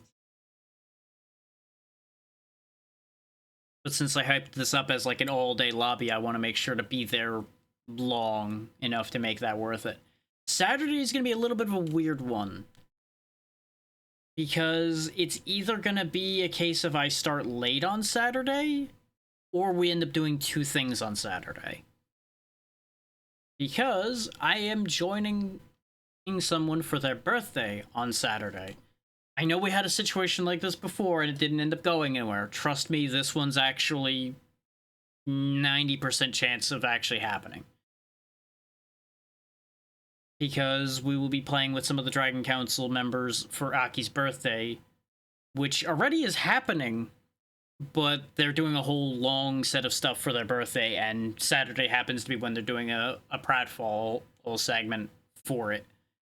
That's going to be at 6 Eastern, though, and that's why I'm unsure if I'm just going to start stream late to be there for that, and only that, or if I'm going to stream before that leading into it. That's going to very heavily depend on, A, how that situation's working out in general to see if I'm going to need to help set anything up.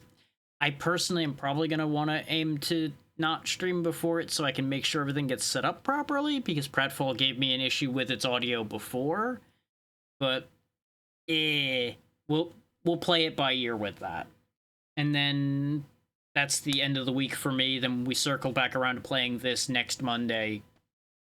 Dark Souls next Tuesday as well. The process loops around again. Let's go ahead and get that raid set up.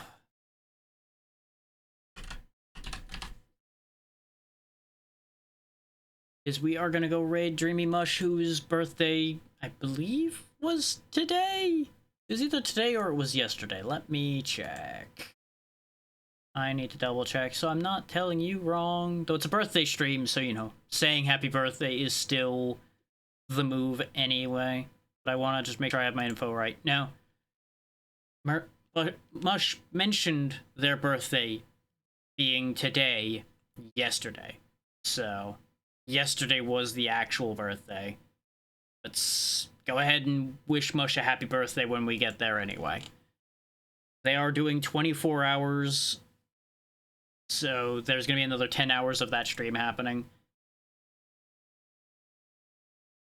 So, let's get that timer started. Thank you all so much for taking the time to be here. Thank you for all of the raids. There was so many of you today. I appreciate all of you.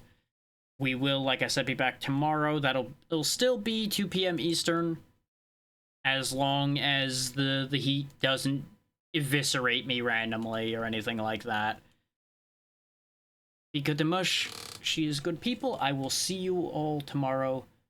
Good night, everybody. Take care.